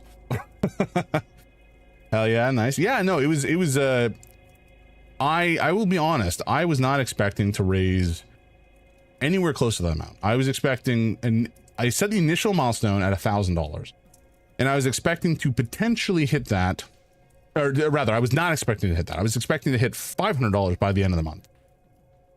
Because I also I had committed to matching up to $500 out of pocket myself, and I put all the stream revenue towards it as well. So I think we ended up at like 2,200 thereabouts, and then I added another 500 on top of that, plus close to 100 from the stream over the course of the month of June. But long story short, I was not expecting to get anywhere close to that. I was expecting to hit maybe 500.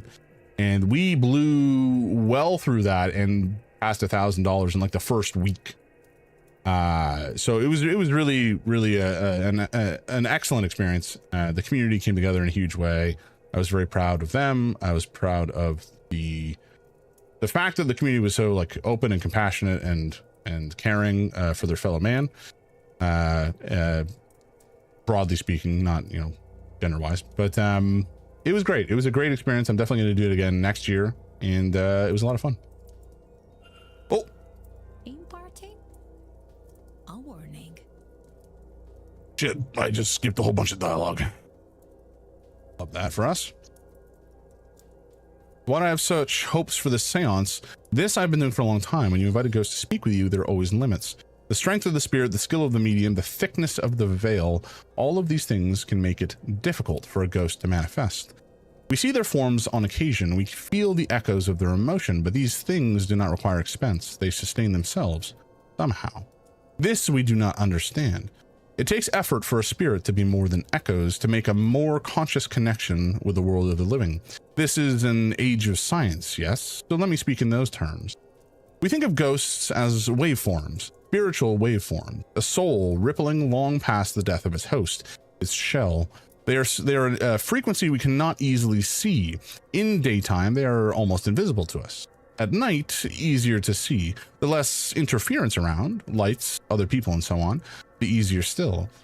If you've noticed animals behaving strangely, this is because they see different wavelengths to us, as is with light. The atmosphere blocks the wavelength of light. The same is true for spiritual wavelengths. But at this time of year, the veil, or spiritual atmosphere, is at its thinnest. And then there's you, those gathered, people attuned to the mystical, coming together to work as a net to catch the signal. No, net is not correct. My words let me down. But look, if you do not believe me, I'm told that crows are a symbol of your Irish death goddess. They are gathering, and at night, the dead are roaming. I think they line up for the chance to speak with us. In parting, a warning. We understand ghosts to be the disembodied souls of the old selves. Sometimes less or incomplete as to how they were before. So, tomorrow, when the veil is at its thinnest, mind your words. These spirits were once people. They are the intangible remains. And they will be just as driven as they ever were, if not more. Hopefully we don't run into a horning ghost. Oh, is that done? That you're done? Okay. All right. Apparently she's done. The time 1:30. Wow, I am tired. Oh, dude, why are you still here? And why are you staring at me like that, you weirdo? Talk to them. We've talked to them. Prey, Quinn, Darcy, Callahan. We have something we need to do with Olivia Darcy. I just don't know what. And I don't think Montavani has anything for us at this time either. Okay. We have to act, but in what way?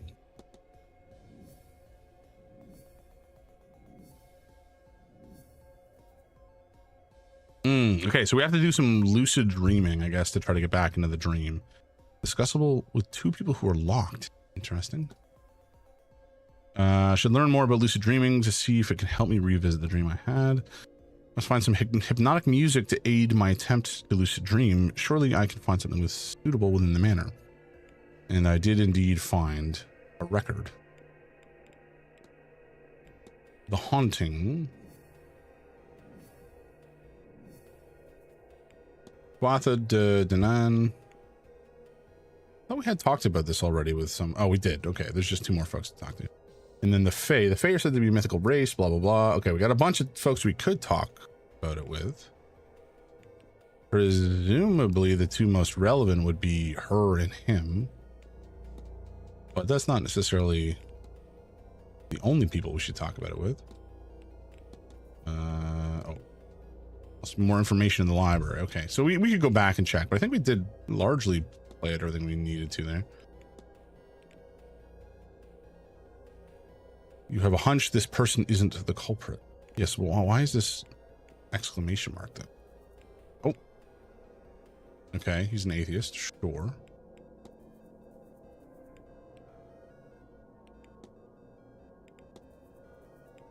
Found a chilling painting underway in his room. He has paraphernalia to commune with angels. And he's kind of a weirdo. Oh, we haven't talked to Scarrett or Joyce yet. Okay. Those are maybe the two locked people. Although I don't think we talked to Blake yet either. The child. Many people to discuss with. Her shoes are medium. She's late 20s. Motive, Miss Dean was having an affair with Mr. Darcy. Okay, but what are we actually... What are you talking about? We have to act. Miss Darcy came to event planning came to the event planning to take revenge on Miss Dean for the affair she had with her husband. While her venom has faded, her husband's ghost is compelling her to go through with it. If I can resolve the haunting, then Miss Darcy would have no reason to harm Miss Dean. Okay, so if I can find some way to... Wait, what does this say? Intended to poison Miss Dean unless Mr. Darcy's ghost can be exorcised. Oh, okay. Verified false connection? There's more to be done to wrap up this mystery. I mean, obviously. So we have to look into exorcisms, I guess. We don't have a great lead on that yet. Yeah, let's talk to Miss Callahan, I guess, about fairies. Ah, Declan. Aren't you fierce good coming back to see me? Oh, Miss Callahan. Let's talk about... Oh, Protector. Protector of the land. Let's talk about the Fae first. What can you tell me about the Fae? The other folk, you mean? I'd be careful, especially here now. As we near Samhain, the veil only gets thinner and thinner. Not only ghosts that draw near. Okay, that's not tremendously helpful. After following the clues in Miss Dean's room, it surely belonged to her. Okay, let's discuss this with... Are you familiar with this book, Miss Callahan? I am not, and I absolutely don't want to be. Whatever those sigils open or close, I want no part in it. Is that what they say? Yes, one opens and the other closes. What? I cannot say, but it's old, powerful, and not for trifling with. Spooky. I guess we'll do the Protector. How do you protect something like the well in the water? Declan, between you and me and the breeze, I'm still figuring that bit out on the job. Normally my work is less abstract, a sick lamb or a boy who needs a cure of a bad cough, but the gods wouldn't give me a task I wasn't able for, right? Well scrying, I guess we could do. I've heard that you've been known to offer people well scrying. What is that exactly? Well, to put it simply, scrying means looking elsewhere, or it means looking for answers or to somewhere you couldn't see otherwise. And wells have a lot of power about them, you know. If you ask a question to one, it might give you answers. If you're lucky, it'll even show you what you're looking for. That's what I do. I ask the well for answers or information. More often than not, it provides. It more than provides. Wow. Wow.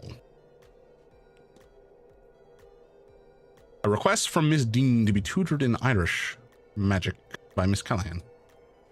Is it true that Miss Dean asked you to teach her Irish magic?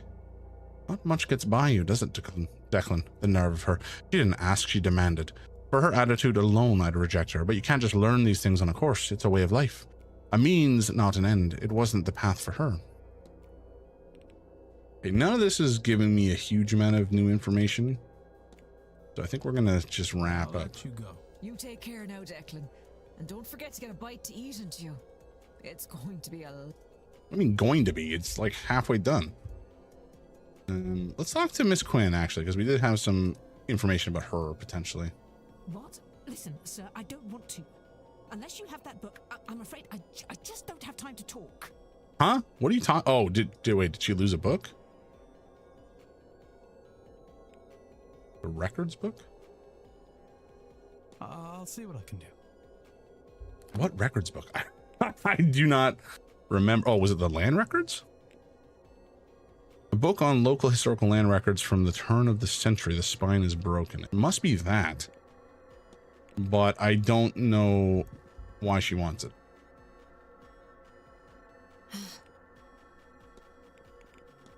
Well, let's ask about this.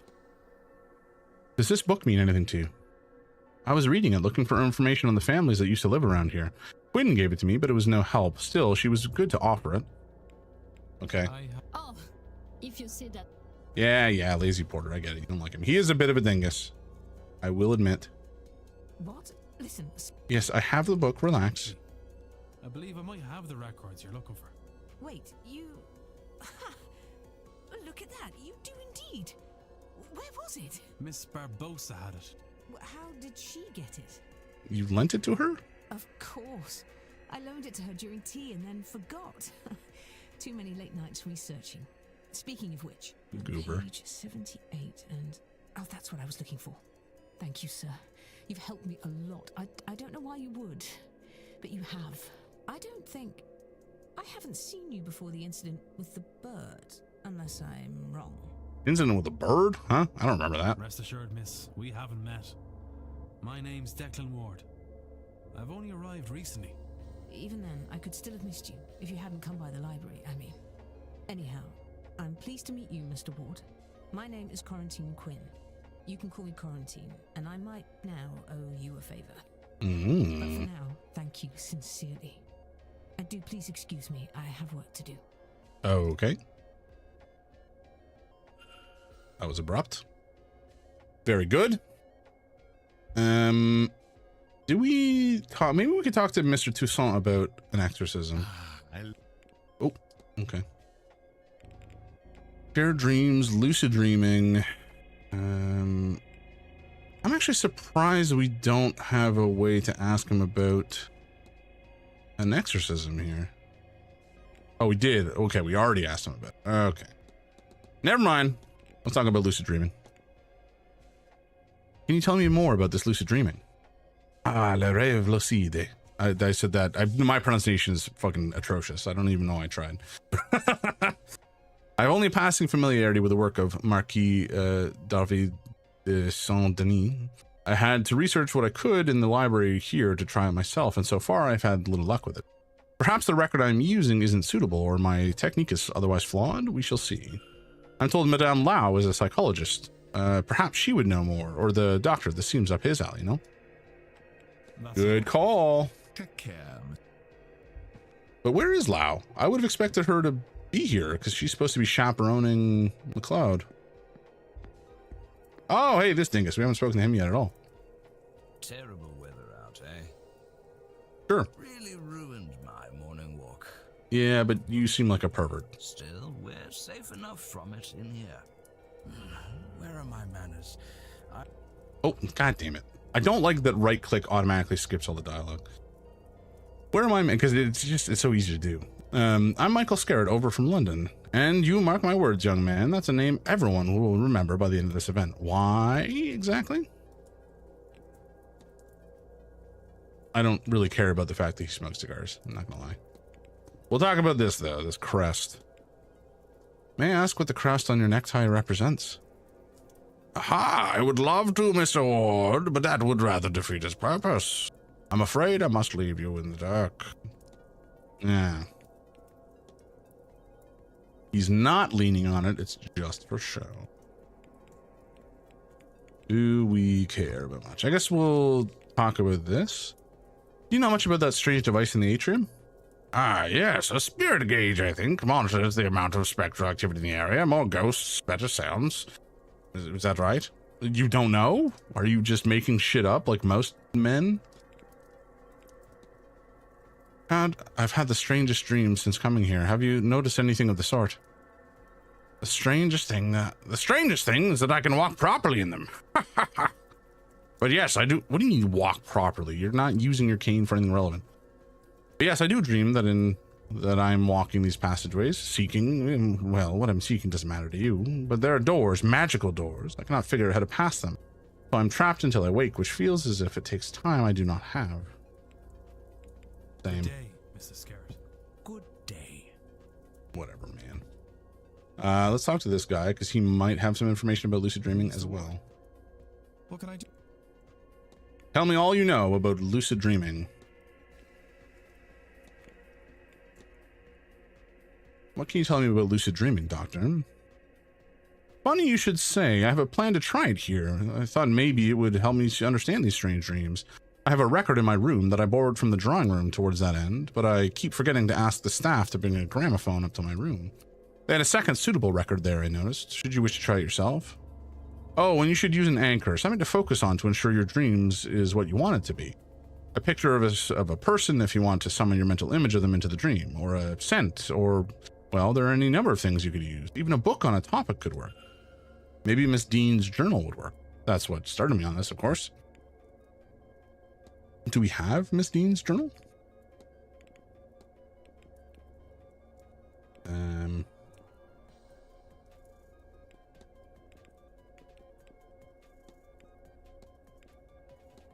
Do I care about the laudanum? Sure.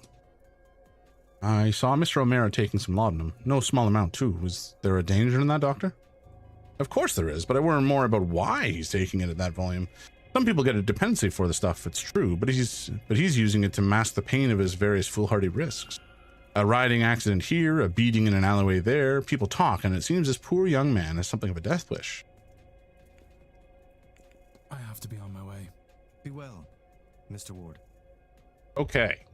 So we have something that we can think about. I think under Mr. O'Mara.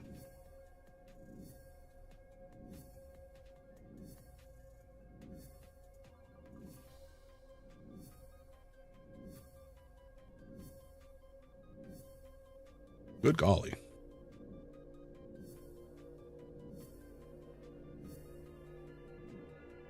Okay, let's skip the animation. I was getting kind of ridiculous. Kathleen O'Mara's goal is to trap an angel and summon an angel and trap it so that he can stop risking his life to see it, perhaps? Aha. Mr. O'Mara wants to trap an angel. I should find and confront him about this. Yeah, that's a weird one. That is a bit of a weird one, I gotta say. Okay, so we have a bit of an idea of what to do for O'Mara. We have no clue what to do with this. Because we know that we want to try to exorcise a ghost. I have exorcism in here somewhere. I think I should do. Not everything. No. Learned, maybe? No. Documents, items, keys, analysis.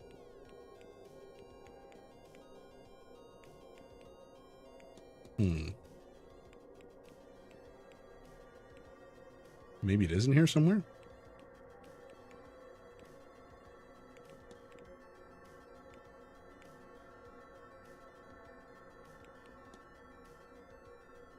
Medium-sized boot prints found out in the maze. Discussable with the child.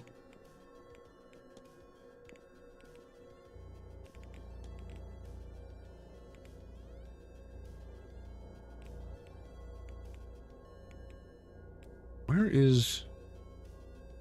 am I done? Don't answer that. There should be something in here about exorcism. I just don't know. Wait, why do I have two chaperoning? Oh, just that's the relationship, I guess.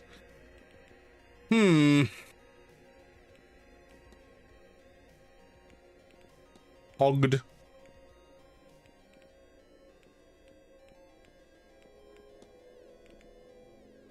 Mysterious figure in window.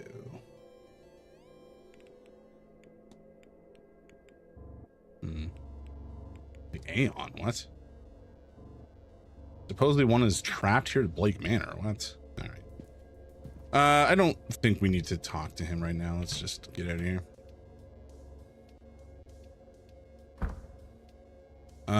Okay.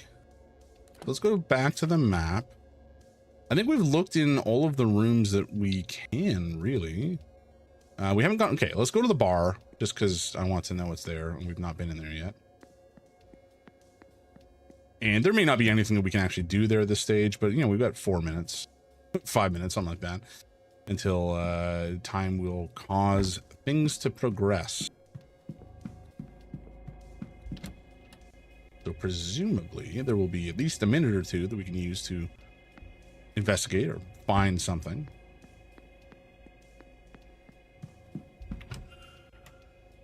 We are in the bar now.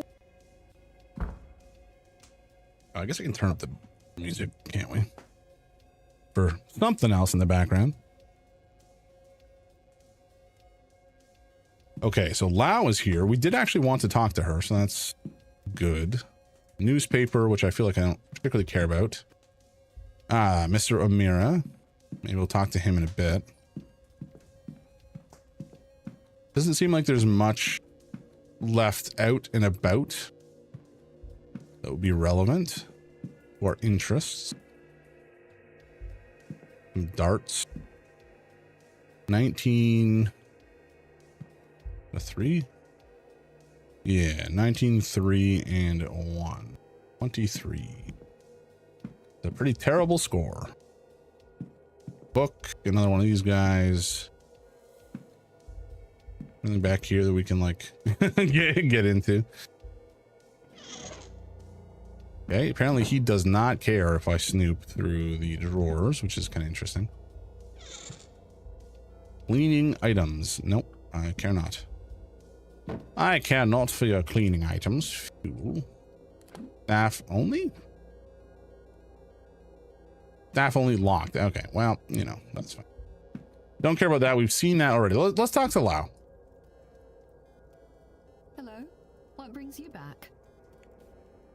Well, I thought you were supposed to be chaperoning McLeod, but you're not here. Lucid dreaming. Let's talk about that. Would you know anything about lucid dreaming? While dreams are an area of psychology, they're not my area of focus. Ivy, however, is very interested in dreams. Amateur as she is in the area, she knows more than I. Okay, interesting. Good to know. That's all, Mrs. Farewell, Miss. Okay, we'll go back and talk to her at some point. You again. You say that with such disdain. Your goal is to summon an angel and trap it so you can stop risking your life to see it. Am I so easily read? Oh dear. I'm not much for secrets, but I'd rather have some mystique. Apparently that's not at all the case, as you've got me pinned. Ah, well. Well, you can always just give up on the endeavor and stop trying to kill yourself. It's true, after all. There's an angel somewhere about me. I know it. But I can only ever see it when I am, well, close to death. Mm-hmm. And you're sure it's not just you hallucinating when you're dying? If only I could speak with it. Find out what it is at once. But I never get more than a few moments. A few words. He was not even looking at me in the eye. But I can't continue on like this. I'm not entirely heartless. If something more permanent were to happen to me, my poor mother. So, whatever it is behind that veil of life, yes, I intend to seize the thing, to take a hold of it and get my answer.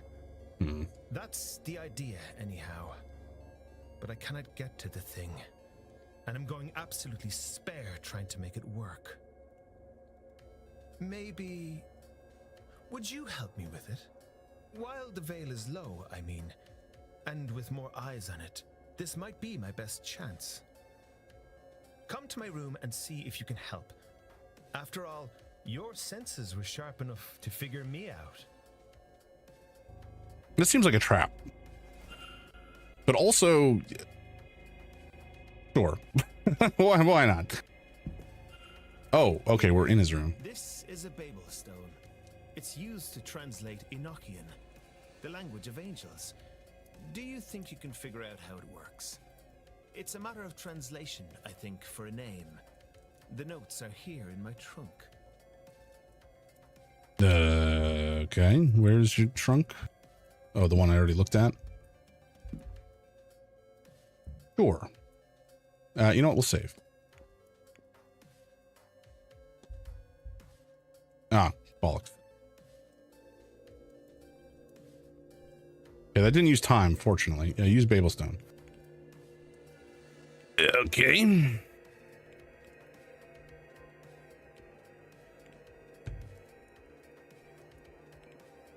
Wait, are you serious that you were not able to do this yourself? You couldn't just, like, read?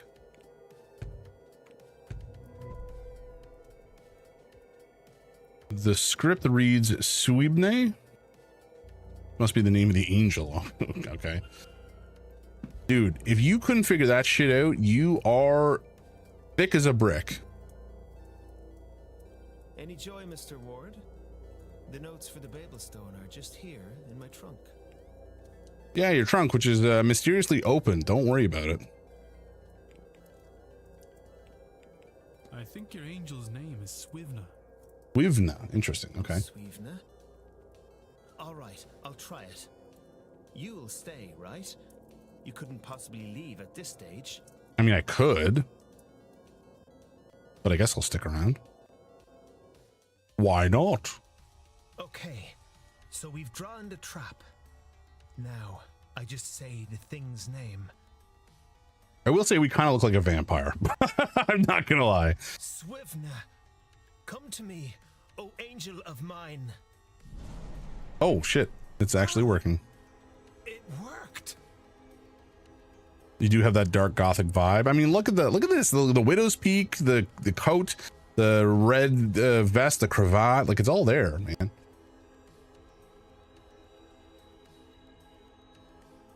Oh. You have been what stands on the brink of life and death, shining down on me. You are the thing that I've seen, the light. You have been what I couldn't reach.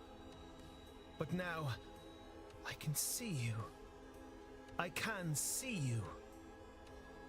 Okay, is it not going to be pissed off that we've like dragged it into the light for you to see? You can like melt your eyes out. I am sorry. I was going to trap you and keep you to myself, to bask daily in your glory, for selfish joy. Well, at least he's admitting it. But I see now. I will clean up my act. I will preserve myself and spread your word. You have my heart and soul. I am your agent and await only your direction, my angel, my friend. It is gone. Okay.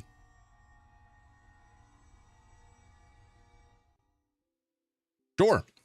Come on, biblically accurate angel. I think that is what it was implying, yeah, from his drawings. I really thank you, Mr. Ward, from the bottom of my heart. I knew I could only carry on as I was for a short while longer, but I could not stop myself. Yeah, you're a bit of a dumbass. I needed to see, to know, and you have helped me truly open my eyes. Dude couldn't look at a piece of paper and compare two symbols. It's hard to explain such a revelation in oneself. I'm a different man to the one I was even 30 minutes ago. That much I know. But who I am now, that's yet unknown to me. Mm-hmm. I don't know whatever journey I've just started, but for the first time in a while, I'm thrilled by the very prospect of it. In a while. I believe Swivna, wants me to attend the seance still. Swivna wants to witness it. Maybe through me? Oh, shit. I don't know. However this works, I get the impression that something will happen there. I feel as if I will be safe. So I guess this is a warning for you and the others. But now, I need to sit down. Would you kindly see yourself out, Mr. Ward? And again, thank you. Okay, so that's... Oh, he's protected by his angel during the seance. Okay, that's good. So this does impact it. I was worried that because he was still attending, this would be... Oh. Shit, it didn't move. Okay. Well, that's suboptimal. The lad has a decent heart underneath it all, but still I worry for his future. That angel is unlike anything I could have imagined. It was beautiful, divine even, but heavenly? I can't say for certain. What manner of angel lures someone to their own death? I pray its intentions are pure. Perhaps I should try to learn more of this angel of his, Swivna. Yeah. I wonder if I've gathered enough facts to eliminate any suspects. I should check my notes. We have eliminated, or rather we, he's been protected ostensibly, but we should, maybe we can still convince him that the angel is not actually there for his protection, his benefit, and then get him to leave and decide not to actually take part in the seance. My only real guess. We're gonna eavesdrop. Father? What are you doing up here? Ah, Mrs. Joyce. You see, Oh, never mind. I've been needing to speak with you urgently. I don't trust this priest. Not this again, Mrs. Joyce. I can't do it. I can't. But I must. Oh, Father, I just don't know if I have the courage to... There is no must here, Mrs. Joyce. Be it madness or the passion of Christ that drives you, do what is in your heart. Untrustworthy priests in my Ireland? I know, right? Just, it beggars belief. It kind of sounds like he's asking her to, like, kill Mantovani? How can you be so flippant about it? Few things matter in the end, Mrs. Joyce. This isn't one of them. Whatever you choose, her soul is bound to hell. There is only one thing that can change that. Uh-huh. Hey, Sino, how you doing? You, oh God. You look rough. Jesus. Yes, my child? I am not your child. Father. My name is Declan Ward. I've only just arrived. I just wanted to say hello. Very good. You want my name? Of course. Father Lorcan Sinnott. I do not like this Good to dude. meet you, Father. I am sure. Oh, fuck off with that, you dingus. Oh, we got ads in a minute, folks. I'm surprised to see a Catholic priest at a seance.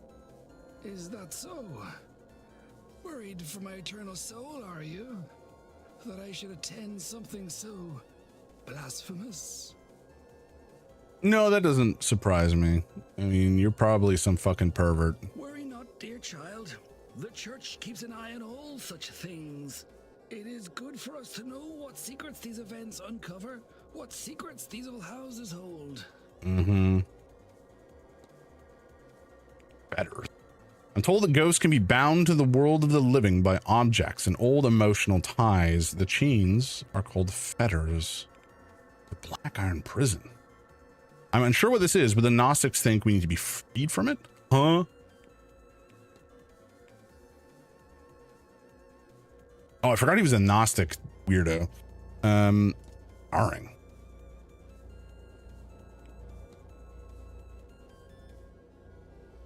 Okay, talking to him about an exorcism might work. Didn't so much work with Master Toussaint, but that sounds like he was kind of abused by the church and does not like Catholicism in general. Okay, we got 2.5 minutes of ads. I'm gonna take a short break here, folks. I need to grab a drink. I'll be right back, and see you on the other side.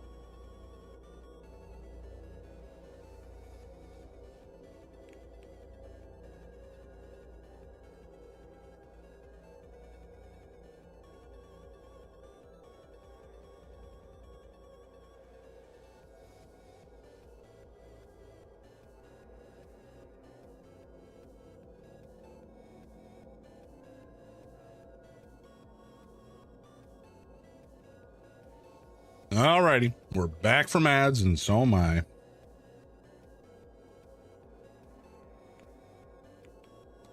Okay, we got a couple of things we got to talk about with this dude. I do want to get this exorcism discussion out of the way. You know much about exorcism? I'm a man of God. Of course I know how to expel the devil and all his agents.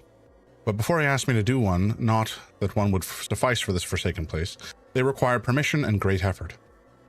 I've never put much stock in the former, but I have no time for the latter. So assuming you are on some form of mission from God, you would need to find another accomplice. I suggest you find somebody well outside the reach of the Irish Catholic Church. Okay. I'll take my leave, Father. Go with God, my child. Whatever. Head looks like a penis.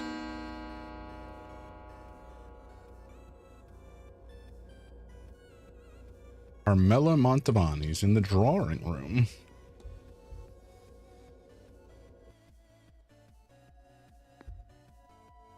Okay. Lost places. Okay, so we have already dealt with the whole angel situation, at least temporarily. We should probably do some research in the library. I don't know why these two rooms are, oh, they're locked just because I don't have keys. We can definitely go. Well, I'm gonna definitely. Let's head back downstairs. We've done a fair amount of snooping at this stage through rooms, but we haven't done so on the west side of the hotel yet. And that is something that is going to stymie our investigation until we manage to find some more keys. I guess we can go to the library. Yeah, but the west and the... Okay, so basement, we have West Tower and East Tower, both of which are locked. We don't have really any other way to get in, as far as I understand. I don't remember what these are locked with either.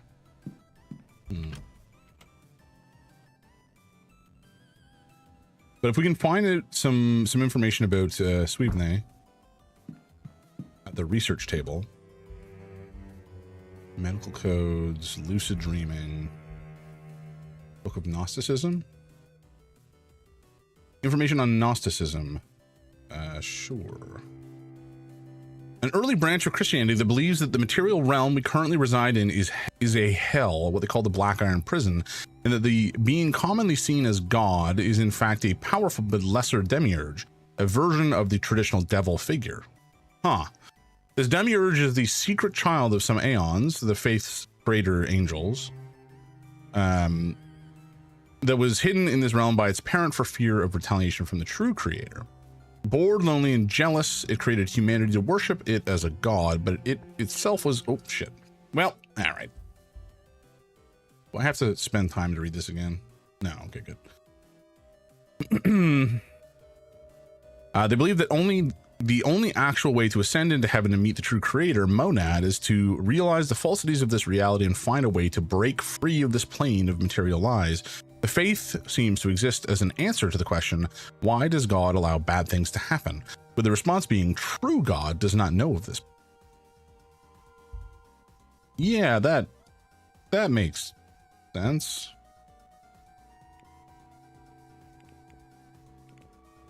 Look up giants? Sure, why not? Irish mythology has its share of giants, but none so noteworthy as Fionn Mac Cumaill. The bearer of the Thumb of Knowledge and the leader of the legendary band of warriors, the Fianna, Fionn has many tales attributed to him.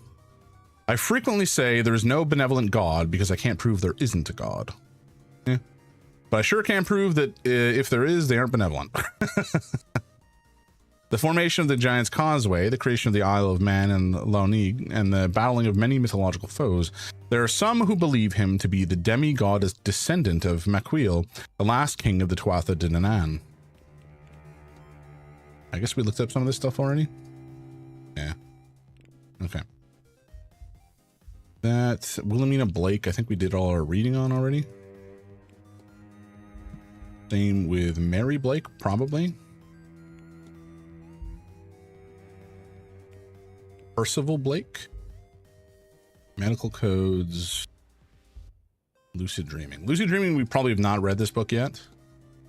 A type of dream state wherein the dreamer is aware they are dreaming and has control inside said dream. Dreamers may be able to control, explore, and recall dreams in a way not possible from normal deeper sleep. There are many ways to achieve a lucid dream state, and, like many skills, it will get better with practice. A common method is to induce sleep states in such a way as to block entering deeper sleep. Examples include waking the dreamer regularly or using specially crafted music to block the mind from entering deep slumber. If that's true, then how come when I had sleep apnea and I was being woken up 96 times an hour, did I not have more lucid dreaming? Would a psychologist or doctor know more about this? Quite possibly. I should close the mystery of who fought with Miss Dean. If I can form a hypothesis, I will learn something useful for my investigation. I don't know that we have enough information for that, but thank you for that. Okay, now this is useful to us. How do we look up Angeles? Religion? It's interesting to see they got multiple Bibles going on. Amen, dry, resurrectics, Gnosticism. I don't think we care so much. Okay. Oh, there's more religion. Unless it's the same. It is the same list. Okay. But then where can I find out? Is it spiritualism? I'm looking to find out more about the angel. Tarot cards, mystics, fetters. I think we already looked at this.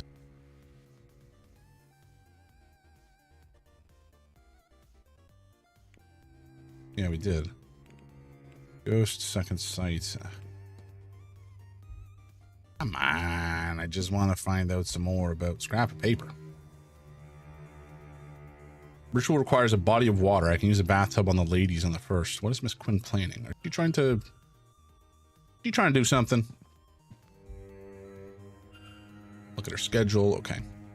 A bottle of sherry, a whole bottle of sherry for one woman. Poor blimey, she can drink. Folklore, Irish mythology. I wonder would the mythology, would the Sweveney or whatever be in here? It sounds Irish. It doesn't seem to be mentioned. Here we go. Look up Sweveney. The Madness of Sweveney tells the story of Sweveney Mac Colmaine, a king of the Dal Naradi, a region in northeast of Ireland, and then in the northeastern Ireland. I think that's supposed to be an F. Who tried to expel Bishop Ronan from the church activities on his land. Sweveney eventually attempts to murder the bishop and succeeds in killing the bishop's psalmists with a spear. In response, Bishop Ronan cursed Sweveney that he would wander the land like a bird, and second, that he would eventually die by the spear just as he had killed the monk. The tale describes how Sweveney wandered the world as a madman, moving from tree to tree until he eventually dies in the very way the curse was detailed. Throughout his mad wanderings, Sweveney occasionally stops at each location to recite a poem. Some state that anyone who hears the bird or sees the poems will themselves be driven to madness. Yeah, that's not great. Wait, what? I can't go like talk. Okay. If we go back and we go to Omira.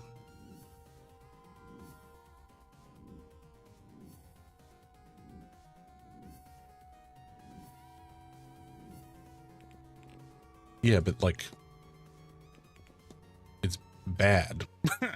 What is next for him? I guess I could talk about it with him, and then maybe that will give me a little bit more wiggle room to mention the fact that Sweveney is in fact perhaps not great for him in the longevity of life department. Hello, Mr. Ward. How are you? I am pretty good, Ivy. We want to talk about lucid dreaming. You know much about lucid dreaming. Oh yes, it's quite the wonder. It takes some training, but some music or other sleep aids can get you there. I prefer unguided myself, just a cozy space and some free time to explore my mind. I've never tried using an anchor to guide the dream, but I gather... Oh, shit. No, I hate that. But I gather any concept can be used as long as there's a physical totem for it. What if you wanted to explore a dream? Oh gosh, now that's something. Do you have anything on hand that you'd associate with this dream? I suppose I have a book, a journal really, that set me on this course in the first place. Would that work? I can't say, Mr. Ward, but there's certainly, there is a certain way to find out, and that is to try. Okay. Sure. You know what? That's fine. That's enough. I guess we're done. I don't know that we had anything else for Miss... Oh. Shit. Hello? Do we have any evidence to discuss? Not particularly. I guess we could talk about this one. Your companion mentioned something about called second sight. Really, it's what brings us here. I know it sounds outlandish, Mr. Ward, but she's genuine. Somehow, Ivy gains visions of the future, or knowledge she shouldn't know. I don't know how. I wish I did. That's how I met her, you know. She pulled me aside at a party to give me a warning, a total stranger to her though I was. She predicted my husband's passing. Perhaps if I had been more open, if I'd listened, acted sooner. After his death, I had no question about her ability. She was there while I mourned, and in time we became friends. She mentioned his weakened since coming here. Strangely enough, yes, I might have expected the opposite. That's all, Miss. Farewell, Miss. Something is obscuring her sight. Is it because there is a psychic storm unleashed upon the land? She murdered her husband. Huh? Why? To prove her second sight? What? You think so?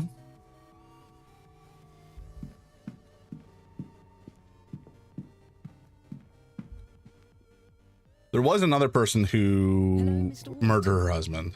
No, I'm paranoid by default. I see. I don't get that from those two, but there was another, the woman who is currently haunted by her dead husband.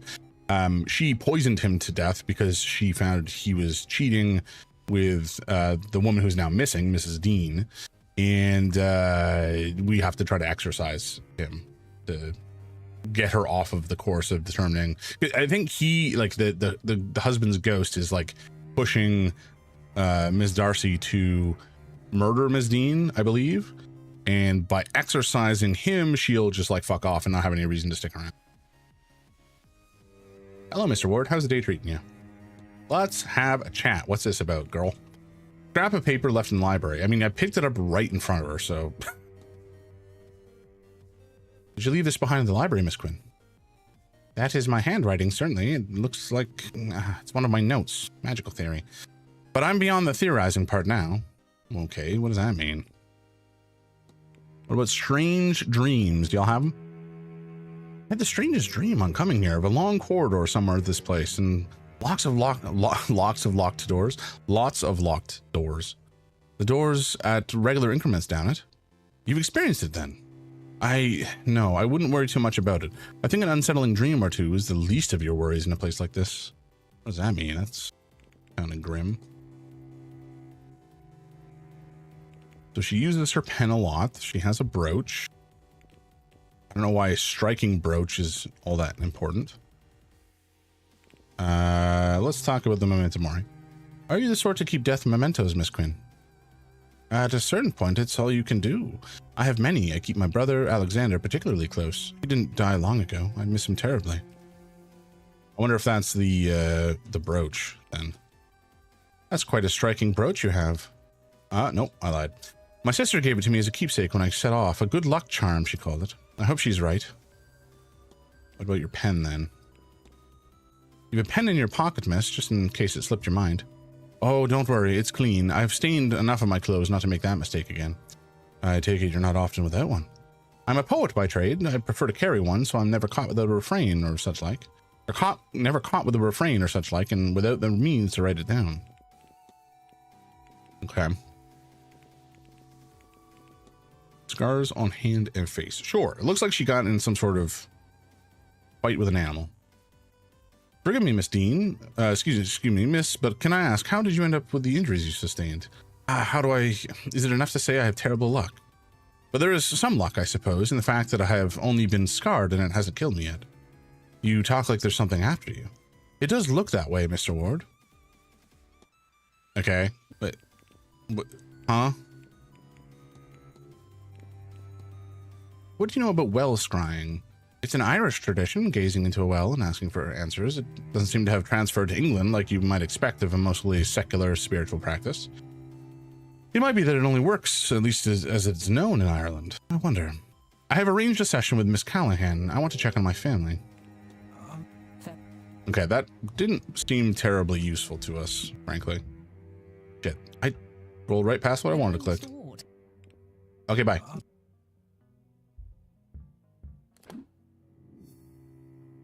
Like, I don't think we have enough information here for any sort of conclusion or hypothesis about why she's here. Seems as though an awful lot of Quinn family members have died young. So I think at this stage, the thought, I should check the table Miss Quinn was doing her research on to see if there are any clues where she went. What do you mean? Oh, she's right here. Found a scrap of paper. Okay, I should investigate the location referred to. Oh, hello, Stinky. Oh, hello, Stinky boy. Requires a body of water. There's a note written on the back. Ritual requires a body of water. I can use the bathtub in the ladies on the first. Okay. So we need to get into the ladies' bathroom. And I think that there was a way to do that mentioned by pervert priest. But I don't know if we figured that out yet. Oh shit, I didn't want to go that way. I wanted to go through the library, in fact. Because on the other side of the library, there may be a way to get down to the basement.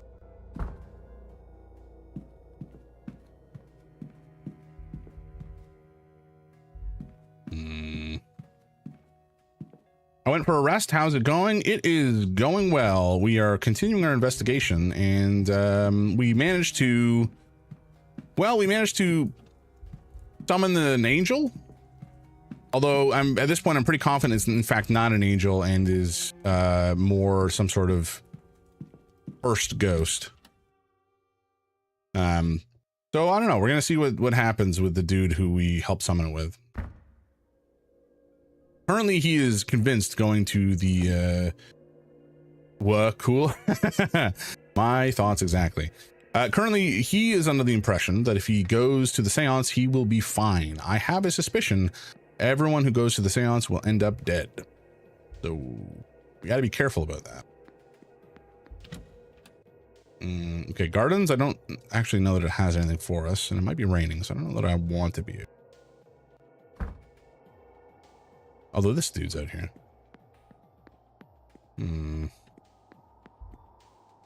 Wait, who's that? Oh, it's her. Okay. Just staring into the churchyard. That's not weird or anything. Mr. Hunter, how you doing, buddy? Mr. Ward, how are you? I am good. An invitation for Miss Dean. Treasure map. This one, I feel like we finished this though. Okay, because I think following this map is what led us to find the book. We found a powerful magic book of Irish folk magic or something. Let's ask about this invitation. Why not? I wonder if Miss Dean was personally invited to this event. Miss Mantovani was, if I've heard it right. I can't say for sure on Miss Dean. I didn't hear it from the staff or from her, and I suspect she'd have made it known. Not sure anyone would invite that trouble on themselves. Fair. Key for a locker? You recognize this. That's a key for the bathhouse lockers, isn't it? Best put that back where you found it. Okay, you can't like let me in the bathhouse so I can open it up.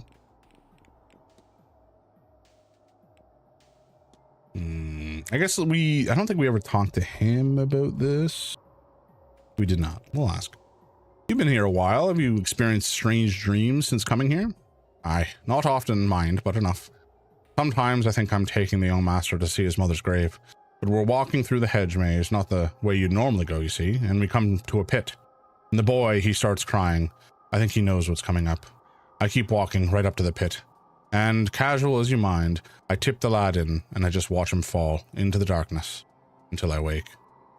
I have a bottle of brandy next to the bed for nights like that. Oof.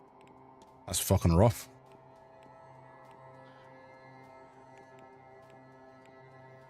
Okay, I don't know that I care about anything. Right, yeah. Right, yeah. Alright, this is, I think, the ballroom? I don't know there's anything back there, but we'll take a look in a sec. Okay, we cannot go into the ballroom yet. There is nothing indeed back there. I haven't really spoken to her much about anything. Do I bother? Do I care? Why not? It's 6:17. We got time. We still can't go to the church. Open to guests on Sunday specifically. Mr. Ward, you need to talk to me? No, we're gonna just look at you for a sec. Necklace. The design on her necklace is reminiscent of cracked porcelain. It is rather fetching.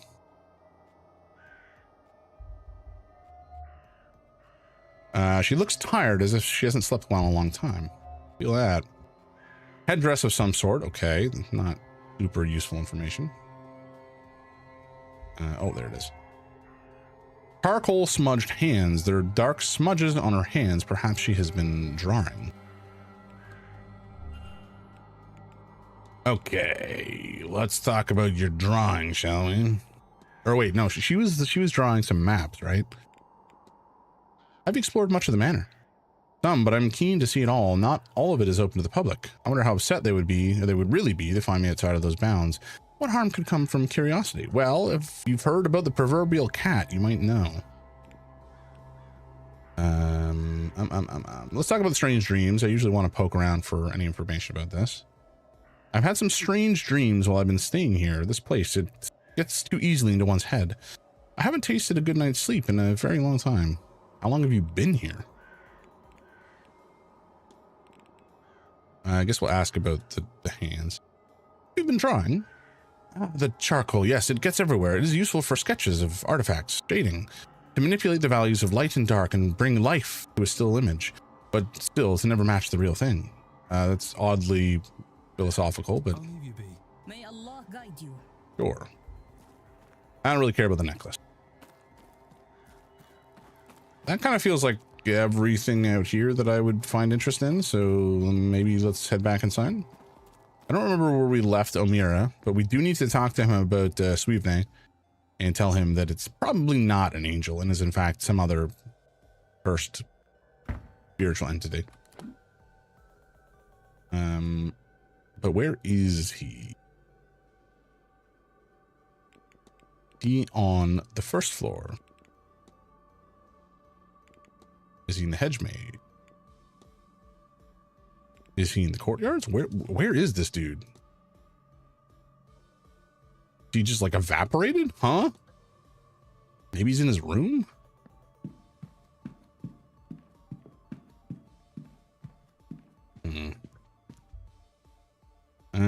Father Sino. This is where he's staying. Okay, is he in here? No. So there was a message that we found in this pervert's journal about like how he managed to find his way into the women's bathroom via secret passage. But I kind of want to read that again. The journal, let's see the most recent entry. I've uncovered a hidden door which leads to the women's changing room. It is an ungodly place. Alas, I was hasty in my exit and have yet to review it properly. Between our assessment of the grounds and the talk at 11, our best opportunity will be at 6. But we will find these catacombs. Come Sunday morning, we will search them stone to stone. Okay, so our best... Okay, so around 6, he was apparently doing some investigation. Symbols? Sequence of strange hand-drawn symbols sitting below the Bible. I feel like we've used this already, but I could be wrong. And if I am wrong, I don't remember where they were used. Oops. Him.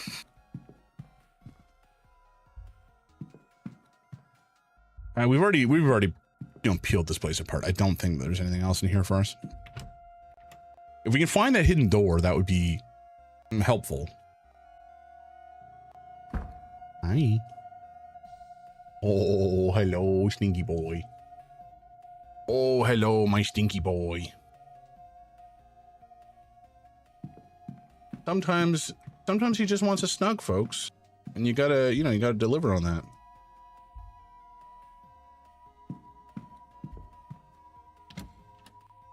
Oh, he's a good boy.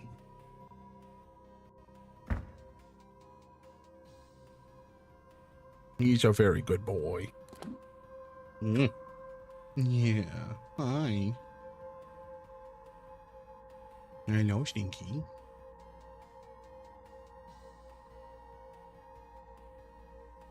Wait, maybe the ladies' changing room is out in the bathhouse area? That would make sense. Doesn't change, I have no clue how to get there, but...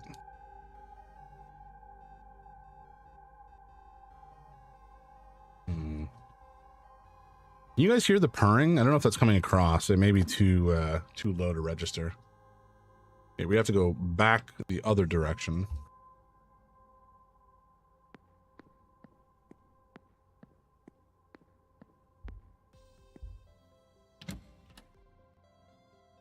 Yeah. Lou, how are you so cute? Oh, you got stinky breath. Yeah, you got stinky breath and you're licking my nose. That's super pleasant for me. How have I never gone? You can't hear? Oh, I'm sorry. Purring is like one of my favorite sounds. I'm not gonna lie. The gents. Can we go in here? Oh, we can. The communal washroom for men staying in the manor.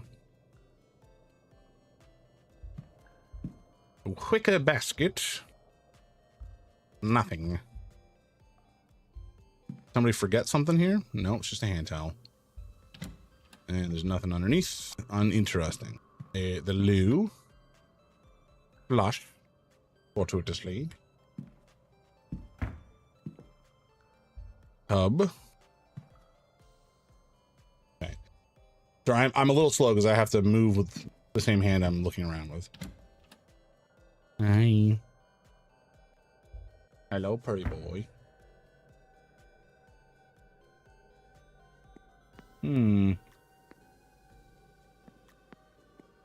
Wait, so if the men's washroom is here, where's the ladies' washroom? Hey nerds, what are you guys doing? I like. No, you're just not gonna continue chatting. Were you chatting? Okay, we haven't talked to Joyce yet. I think we're just analyzed, so we might as well. Hello, Declan Ward, miss. Pleased to meet you.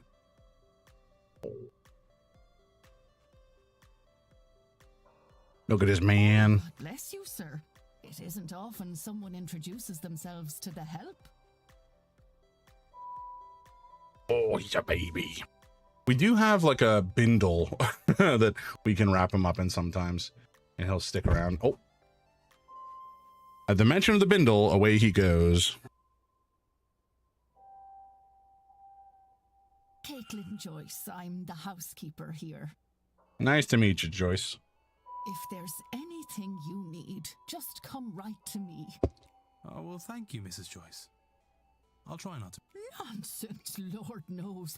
We could use someone normal at this damnable seance. Yes, normal. That describes me very well. Why the Marquess saw fit to risk our immortal souls bringing that Satanism here is beyond me. Why, I've half a mind to... I do think you've grossly misunderstood what the seance is about. Oh, don't mind me, sir. Just getting crotchety in my old age. Right. Locker key. Looks like someone dropped this key in the hedge maze, Mrs. Joyce. Might you know what it's for? That looks like one of the keys for the bathhouse lockers. Best you put it back where you found it. Someone will need that. Well, I'm not going to. Doyle's doping. Doyle has taken to self-medicating. A knowing smile. I have the impression she knows more about those around her than they would like. Sure, we'll ask about this. I have the impression, Mrs. Joyce, that little gets past you around here. Oh, no more than any housekeeper, sir. We get all sorts of little insights into the guests, you know.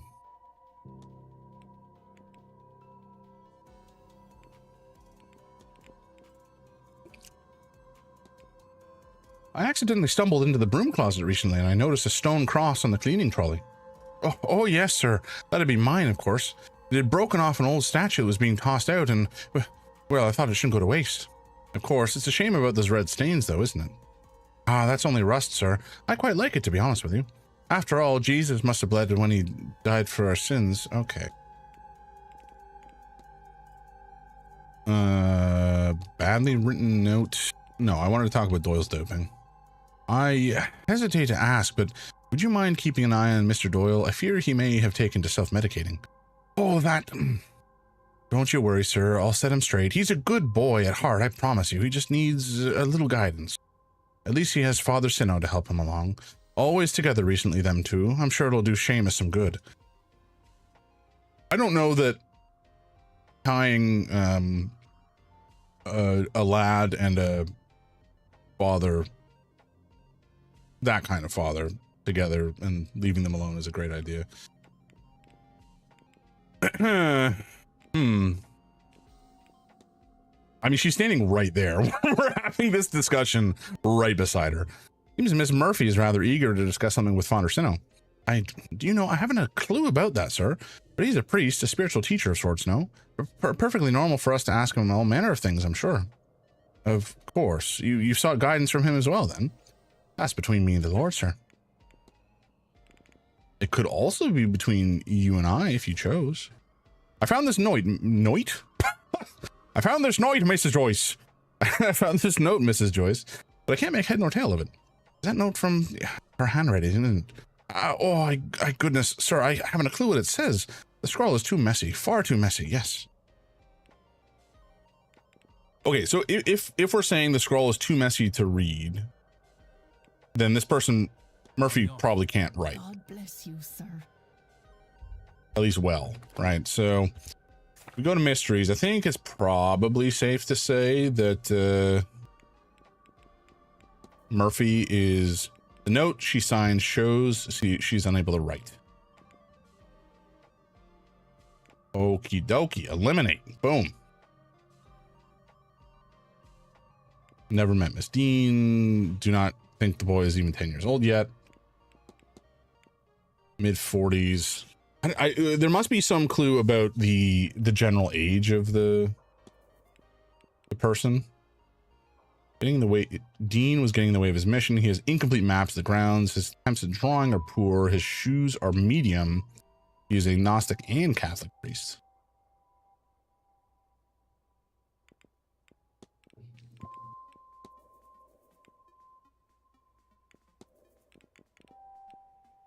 No magical ability. That's important. Place him in his early 70s. He's old as fuck. This could be mid-60s. First time meeting. And letters written by her in the lobby. So she can write.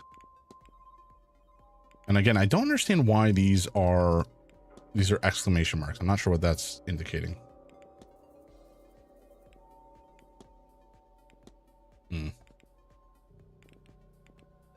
Is it that if I go... Oh, it's probably if I go here, there's some stuff. Okay.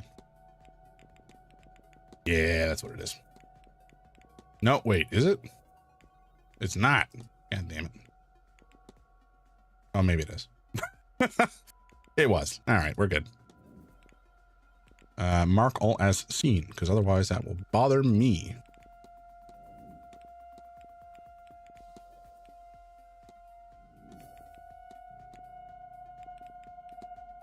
I don't think we've really talked. Yeah, we need to talk to her some more and get a feel for what she's doing. a bunch of these folks, we just have no idea why they're here ultimately.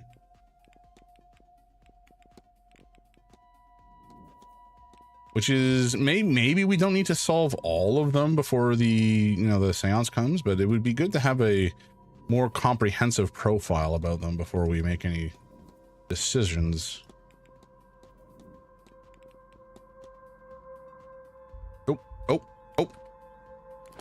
Oh no.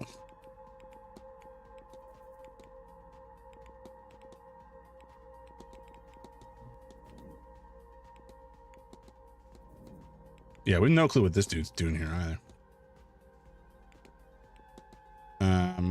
Wait, what are you talking about? Who's still pending? Haunting.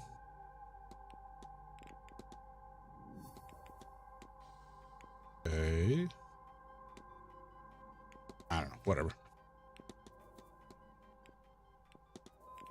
Dean's attendance. So we found the treasure map, we found the grimoire, found some stuff. Rejected request. Oh yeah. Verified false connection.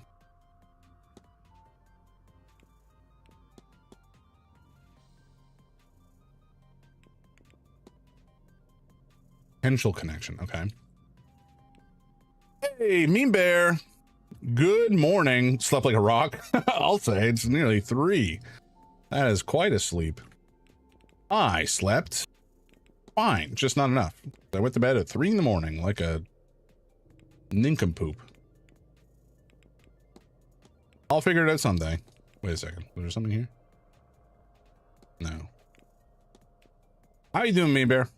Have you had breakfast yet? If not, get you some grub.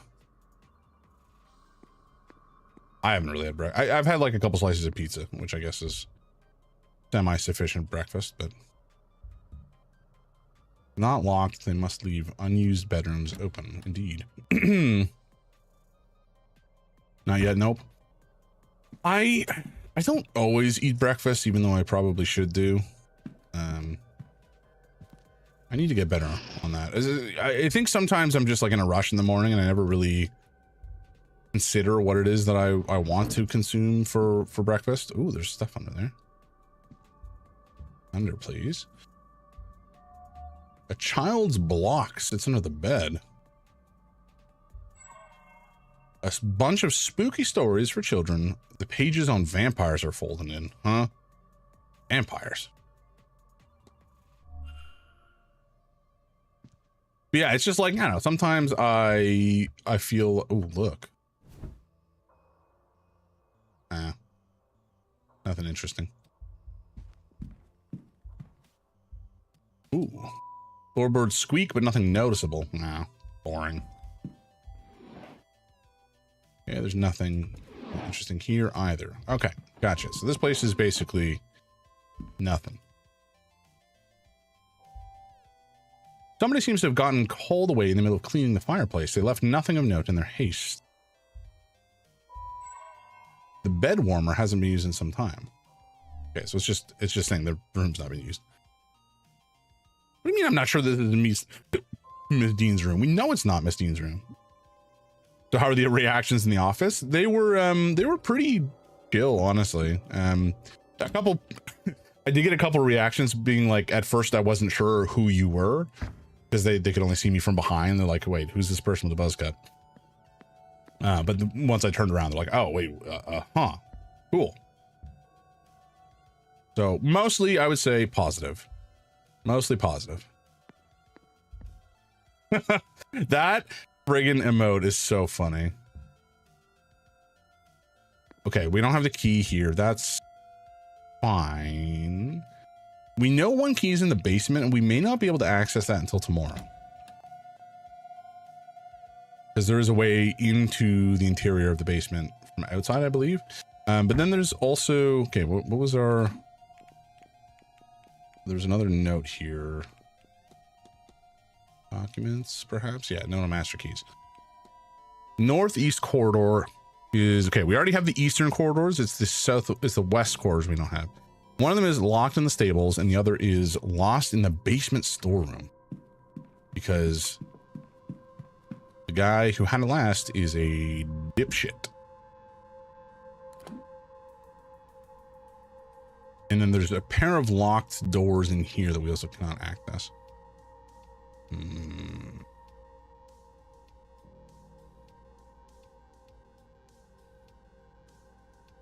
Wait a second, huh? Is this Mr. Scarrett's room? Listen. Aha! In we snoop. Excellent. We can take a look at his boots, like the little weirdo we are. Schedule, looking at stuff. Well, I don't care about your clothes. Wait, show me your boots. Where are your boots? Need to know your shoe size, your will, huh? Varied attempts to write a will, but he keeps starting over when he reaches the part on who to leave his resources to. Oh. He does not seem to have any friends or family. Bummer. Bummer. Personal items. I don't think those really matter, but we'll take a look. Nope, they do not. Just some trinkets. A book. Care not. Nothing under the bed. Coal. Ooh, a folder with a fancy symbol on it from his weird order. I assumed that Mr. Scarrett was well off, but his records show he's rich beyond my imagination. He's a string of failed businesses, but he's still massively wealthy, all from his inheritance. That reminds me of a certain orange dipshit from the States.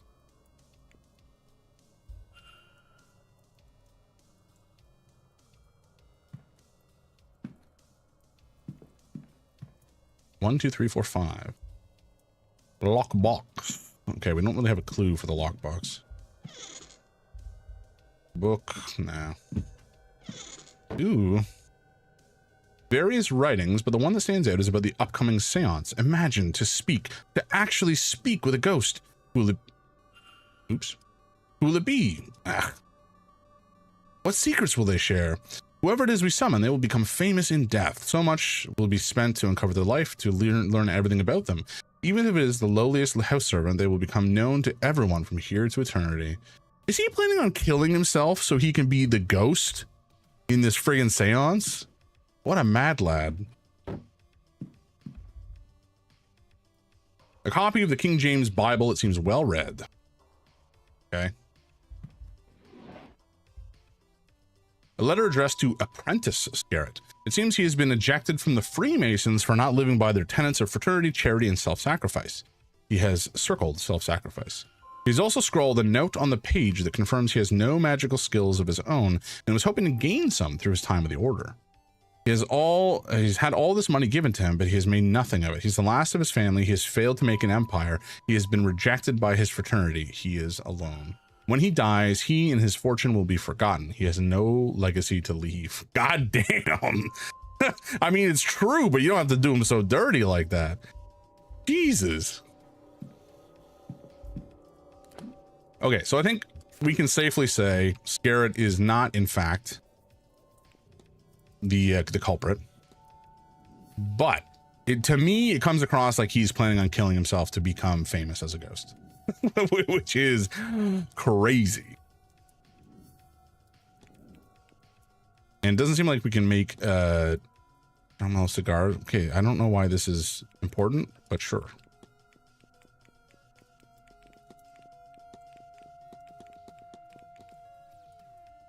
Okay. Wait, what? Didn't we just... Oh, there's this one. Okay. I can build a profile on Mr. Scarrett by analyzing him and speaking to others, or blah, blah, blah, whatever. I would love to get in here, but we don't really have a clue on this front, as far as I understand. I don't think, anyway. Go back and take a look. From 18, wealthy... His journal, no family, seeks to secure his legacy. Okay, we may need to speak to him about some of this stuff before we can make any sort of significant progress. Okay, let's take a look maybe at the cigars, just in case there's anything there. No, nothing. Okay, annoyingly, we don't have access to his shoes. Normally, these freaks have multiple pairs of shoes. But no one has left a pair of boots in this room, sadly. That box is kind of freaky looking. Do we look at this? Oh, the schedule. Yeah, okay. I don't think there's anything here for us, so let's just move on. Yeah, look.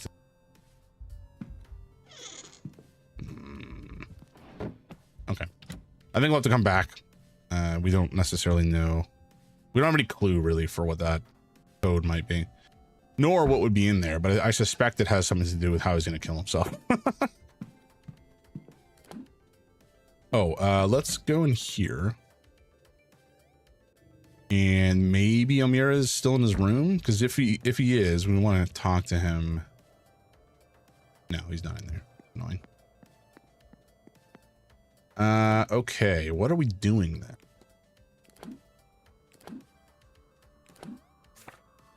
Timetable map. So we know that there's some folks there. There's some folks in the bar. And the ballroom is not open until 9. The bar is currently open, I believe. Yes, the bar is open. And the dining room will open at 7. All right, bar closes. Okay. Porter overheard Miss Dean arguing with a man not long before she disappeared. But I don't think we really have much information about this. These are just like folks that we know were in the area, I think. Fought with an adult man. Informed me of the incident. I'm confident he's not the man. Father Sino had not arrived at this time. Master Mr. Finn had not arrived. I already know these men did not fight with Miss Dean. 8 p.m. when they fought, I know because the bar was quiet with all the blue bloods playing bridge. If I can determine where the guests were, then I can narrow down who it was she was arguing with. Resident alibis. I see, okay.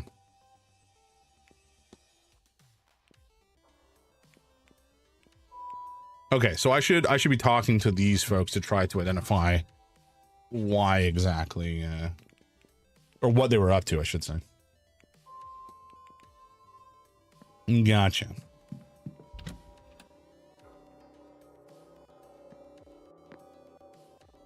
Oh man, it's friggin' nearly 3 p.m. I'm probably gonna have to sign off at some point in the near future, fortunately. Where am I? Oh, I'm not where I thought I was at all. Oops.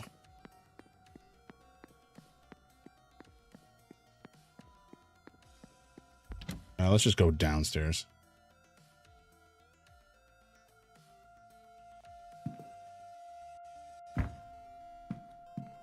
I was just doing this a second ago. I keep rubbing my hands over my head because it feels so weird compared to what I'm used to.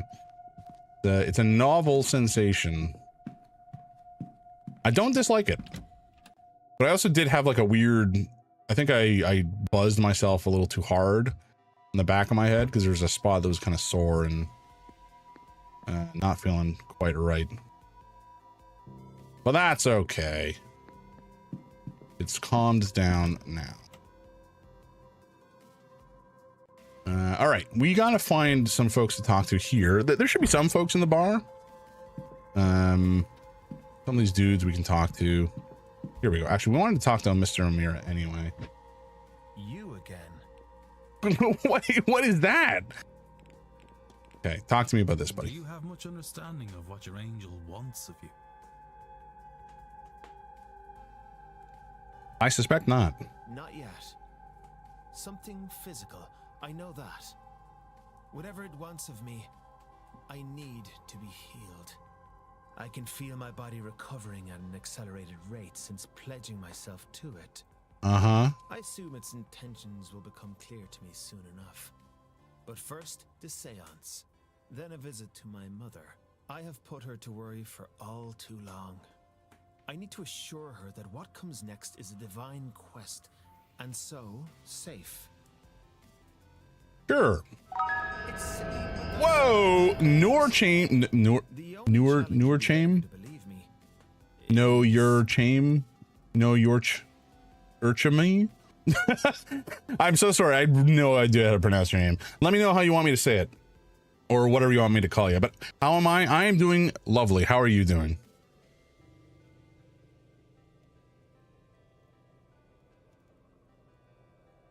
Have you played this game before? Because it's a good one.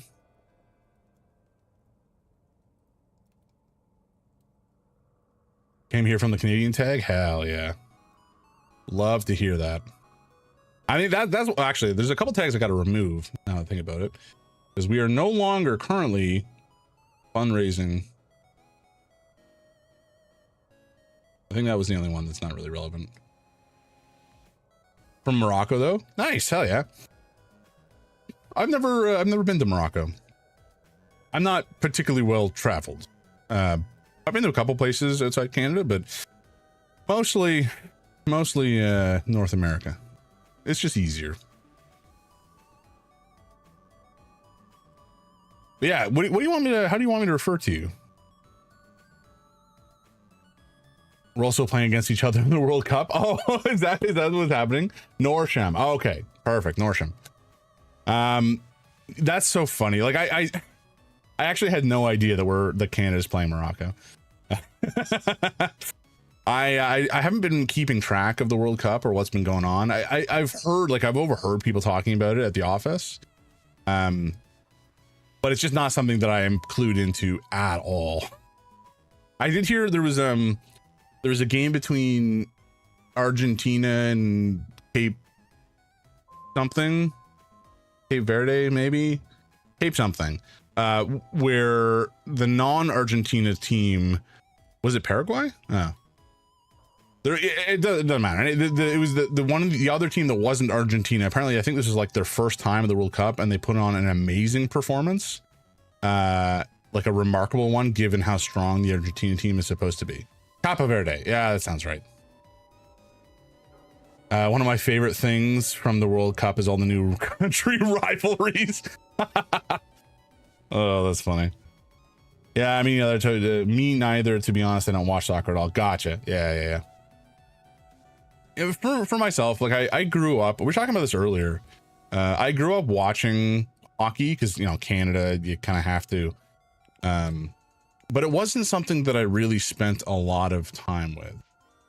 I played hockey a bit as a kid, but just generally speaking, it didn't become a big enough part of my life. Enemies to lovers. That's funny. That's been great too. So which enemies to lovers stories have occurred so far from the World Cup? I've just been hiding inside because England fans are smelly.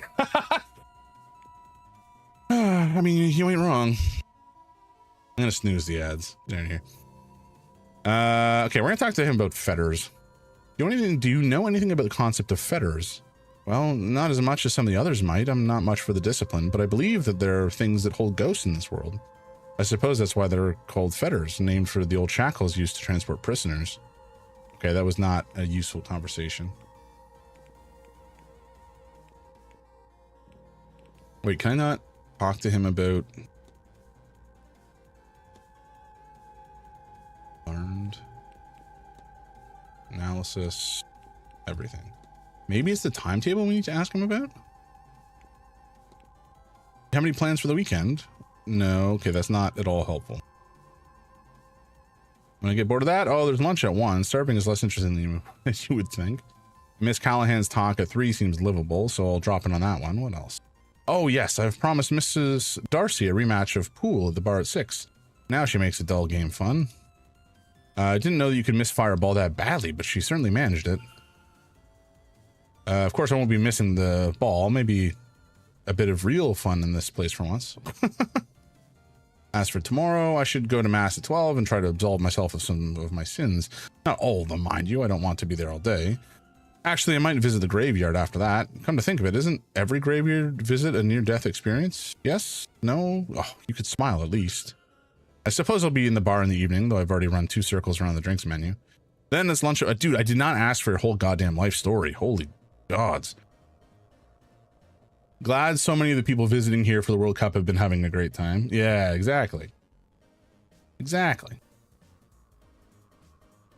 You know, I was frankly kind of worried about how the World Cup would go over, but it seems like it's not been too horrendous of an experience so far. Guess you could call that a bit about the graveyard morbid humor. Get out of here, Durs.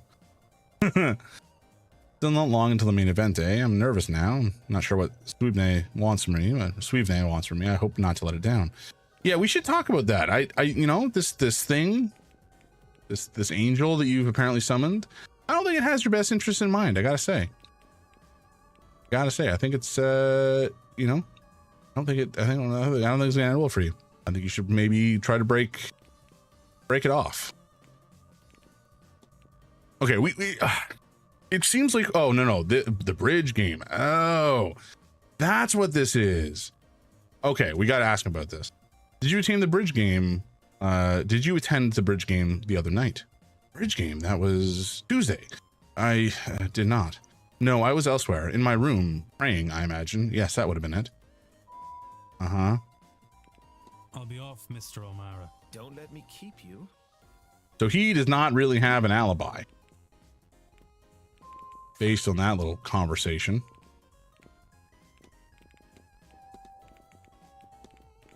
Inconclusive. Thinks he was in his room praying. Is that true? I don't know. Okay, what about Mr. Scarrett? Do we need to get information from him? I guess we did. We meet again, Mr. Ward. Yeah, why are you trying to kill yourself, bud? Would you be a member of the Freemasons, Mr. Scarrett? Ah, well, that, I'm afraid, is not something I could speak on. Not to a man that is himself, is not, if you catch my meaning. But you were kicked out. I know that. Let's ask about the bridge game. Were you at the bridge game on Tuesday night?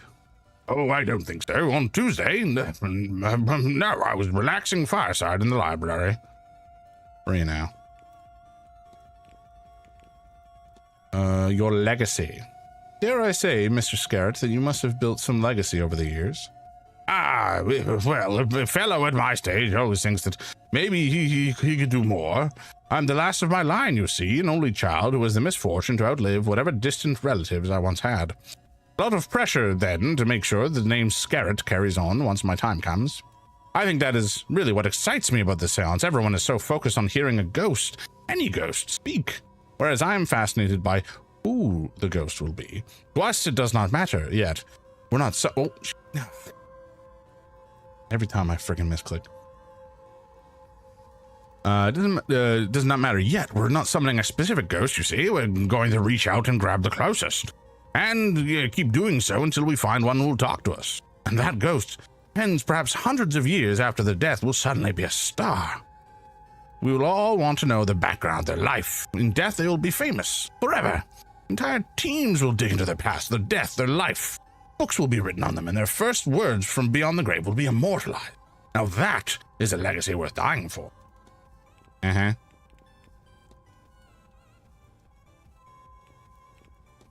I guess we could ask about the cigar stains. I like the voices you've been doing. I am glad for that. They are not particularly consistent. But I try. You happen to be a smoker, Mr. Scarrett? Well, my man must be allowed a vice here and there, don't you think? I suppose.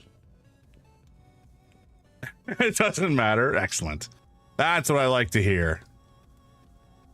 I don't think we care about talking about the Fae with him. He's not going to have anything interesting to say. Good day, sir.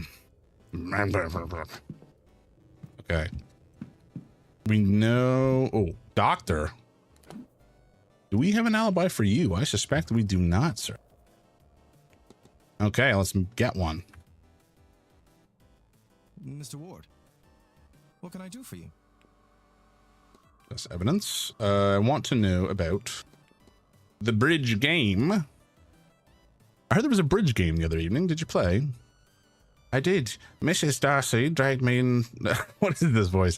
Mrs. Darcy dragged me in on my aunt's suggestion. Mr. Scarrett was meant to play, but he was preoccupied in the library and left him down a player on short notice. Did many attend? Enough for 2 tables. Miss Barbosa, Miss Quinn, and Mrs. Law were there. Marquess Blake joined us as well, as did Mr. Coventry. Oh yeah, okay, that was a nice bit of evidence. I have to be on my way. Be well. Thank you for that, sir. Show me the fight. Wait, why is this inconclusive? Oh, just because we got to verify. Fair enough. Callahan, Coventry, Marcus Blake, all allegedly there. And I think this is fairly conclusive in so much as we had Dr. Callahan, although if he wasn't specifically in the library, maybe he wouldn't know for sure. So it's better to get confirmation from somebody who was in fact there.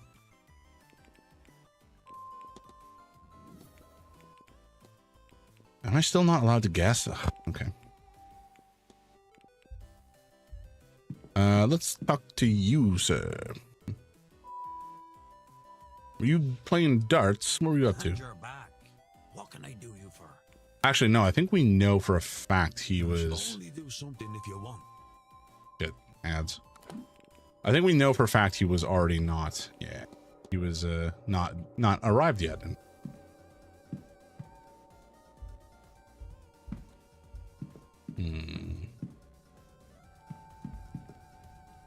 We could talk to Darcy. Mr. Ward, you come back to me. Yeah, we're going to talk about the whole exorcism thing. I shall ask around and try to find a way to exorcise your husband's ghost. Please, I really like ghost stories in books, and reality less so. Llama! Whoa, geez, I forgot how aggressive that lurk message is. I gotta change that. Oh no. I've been here like, no, I figured you were. I don't know why it's so aggressive when I gotta change that. Oh, that's funny. How's your afternoon been, Llama? How you doing? You had the bridge game on Tuesday. Indeed I was, and I got roundly thrashed, so I don't want to speak about it anymore. I'm sorry, but I must ask, did many attend? I suppose I will say that we eventually managed to convince the doctor to play after no small amount of badgering. He was a good sport about it, and surprisingly good at the game itself, come to think of it. His aunt was there too, of course, as was Miss Quinn, Miss Barbosa, Mrs. Lau, Mr. Coventry, and of course the Marquess. Okay, good. That was all.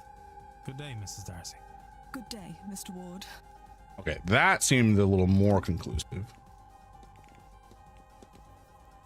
Yeah, so we confirmed these folks, and that they were not there. We don't know where Toussaint, Dupre, or Scarrett was. We're getting close. The voices are good. Well, I'm very glad. They are fun to do. I play some Fortnite, Droid Tycoon, now on to COD. What is Droid Tycoon? Or is it like Fortnite Droid Tycoon? Like Droid Tycoon is a subcategory of Fortnite, or is it a totally separate game? And then maybe some Resident Evil 4. Hell yeah. Oh, it's a creator island. I don't know what it means. Oh, like is creator like a one of the PvP matches where you can build, or is it something else? I know very little about Fortnite, to be honest with you.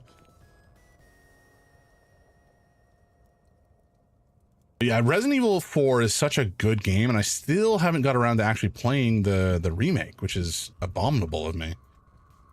I really gotta fix that.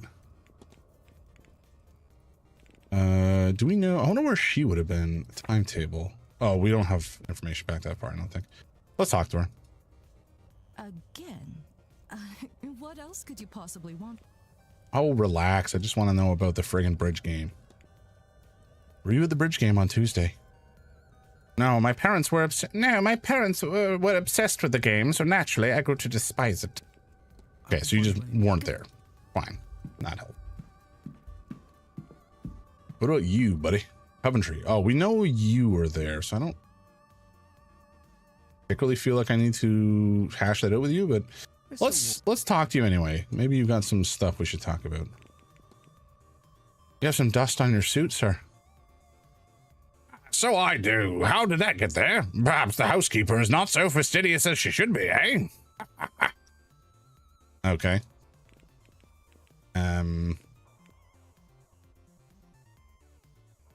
So we know he was drawing, I think. Or no, what was he doing? I don't remember. Fortnite has islands. Some are from Epic, others are from other people. Droid Tycoon is like a tycoon plus brain rot plus collecting game. I had no idea. The only thing I know about Fortnite is that like the Battle Royale mode, but I didn't know it had other modes entirely. That's funny. Strange occurrences. I don't think we really need to talk about the bridge game. Oh, and crafting, like a survival crafting sort of game. I picked up, there's a big like survival crafting bundle that was on Steam the other day. I guess there's not so much in the way of survival, but crafting it. But I picked up you craft the droids. Yeah. So it's kind of, I guess it's kind of more like Satisfactory than it would be like a survival crafting style game.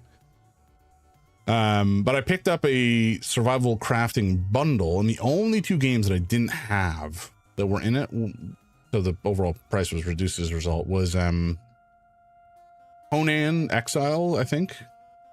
And there was one other one. What was it? I'm gonna have to look this up because it's gonna pick me off if I can't think of it. Oh, RuneScape Dragon Wilds. That was it. Which looks pretty decent, and it's still in early access, so they're still adding more stuff. Oh wow, they apparently are adding a bunch of major updates over the next couple months. That's kind of cool. But anyway, yeah, I do like the survival crafting genre. It does keep me entertained. I think we're going to ignore the bridge game for this dude. I think we can just go. He's not really giving us much. Let's maybe go check out the library, because not Clementine. What the hell? What was her name? One of the other women who is frequenting the library might have information about who was there Tuesday night. And seeing as she was doing a load of research, likely you would know. Back to lurking. Good luck solving your whodunit. Thank you. Have a lovely lurk. There's a chance I'll be ending fairly shortly, so if I don't see you again, if I don't say goodbye. Have a great afternoon and a lovely weekend, and I'll see you next time. Same. Thanks. Okay, where on earth are all the people? You're here. We don't care about you right now. Ooh, these two are in the drawing room. Actually, we should go talk to them. Just need all my ears for COD. Oh, I get that. Good luck.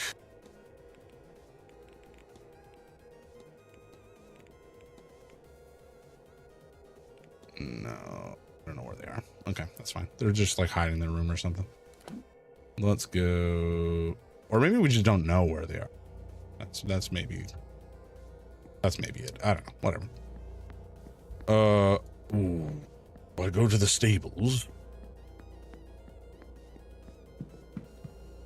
I don't want to go to the stable.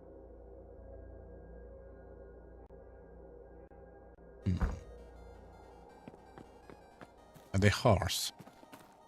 This horse is so cool. Look at this horse. I pet the horse. Good girl. Yes, a very nice horse this is.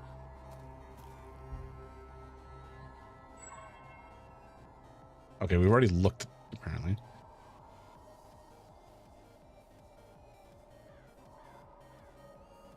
Hmm.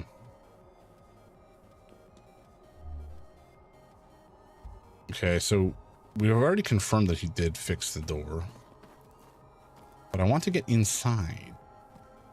I want to get inside the stubbles. Okay, fresh water. Yeah, we've confirmed. Horses are happy. Oh, there is a horse in here. Hello. How you doing? Can we not just like unlatch this? Well, I guess maybe we don't need to go in there. Maybe there's nothing interesting for us there. But this safe we don't know how to get into. Possible the stable master also stores personal items here. Free the horses. I wish. Need to turn the dial left for the first number, right for the second, left again for the third. We have no clue. Sadly. As much as I would like to know. There's nothing else in here either. Ay, ay, ay. There is like a doorway over here that goes to the basement, but it's not open right now. It's locked.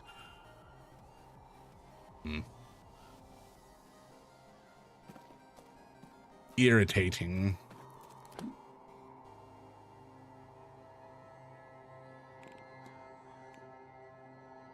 I don't know where she's gone either. I think it was Miss Quinn, potentially, that I was looking for. I don't rightly know what I should be doing right now.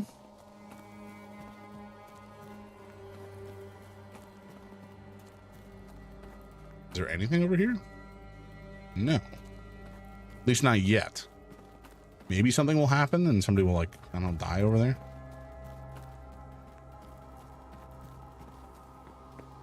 Okay. So we want to, okay, so in terms of objectives, we want to make sure that we have enough information to do the lucid dreaming tonight.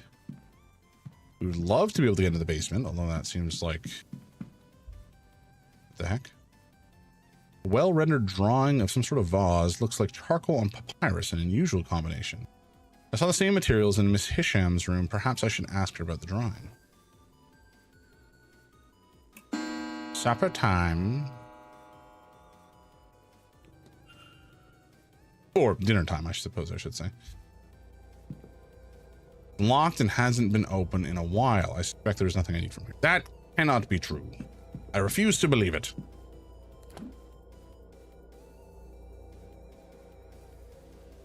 This is locked. I don't know where this goes. Oh, it's the ballroom. Right. Right.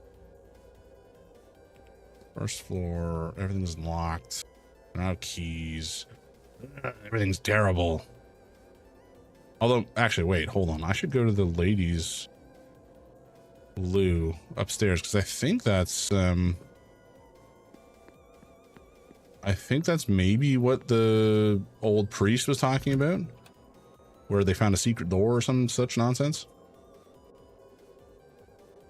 Dude, I probably should have gone and explore there. You said something about 6 would be the best time, and I completely forgot. Oh well. But perhaps this will be somewhere we can find some more information.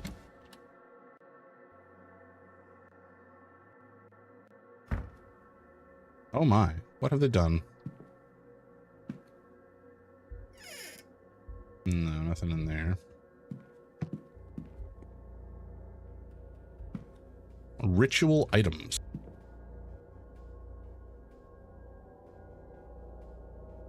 Pardon?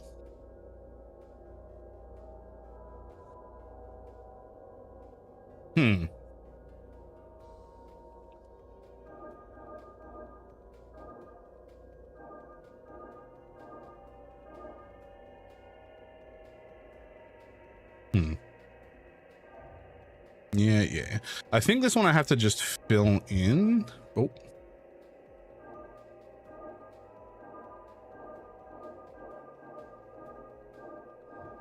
Summon a bath demon.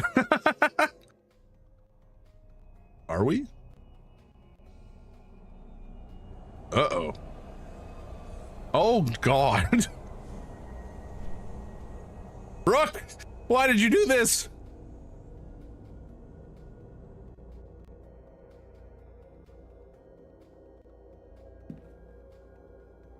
What is what is all this? Is she trying to summon somebody? Something? Quarantine Quinn. Oh god, it's doing the thing again. That's obnoxious. Okay, well, we should probably talk to her about that. That seems suboptimal for us. I'm sure it's fine.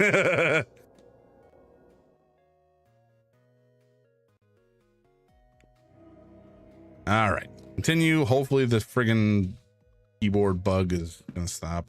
I think it did last time we did this. Nope, it didn't. Okay. You know what? That might be, this is actually probably a good time to stop anyway. Oh boy.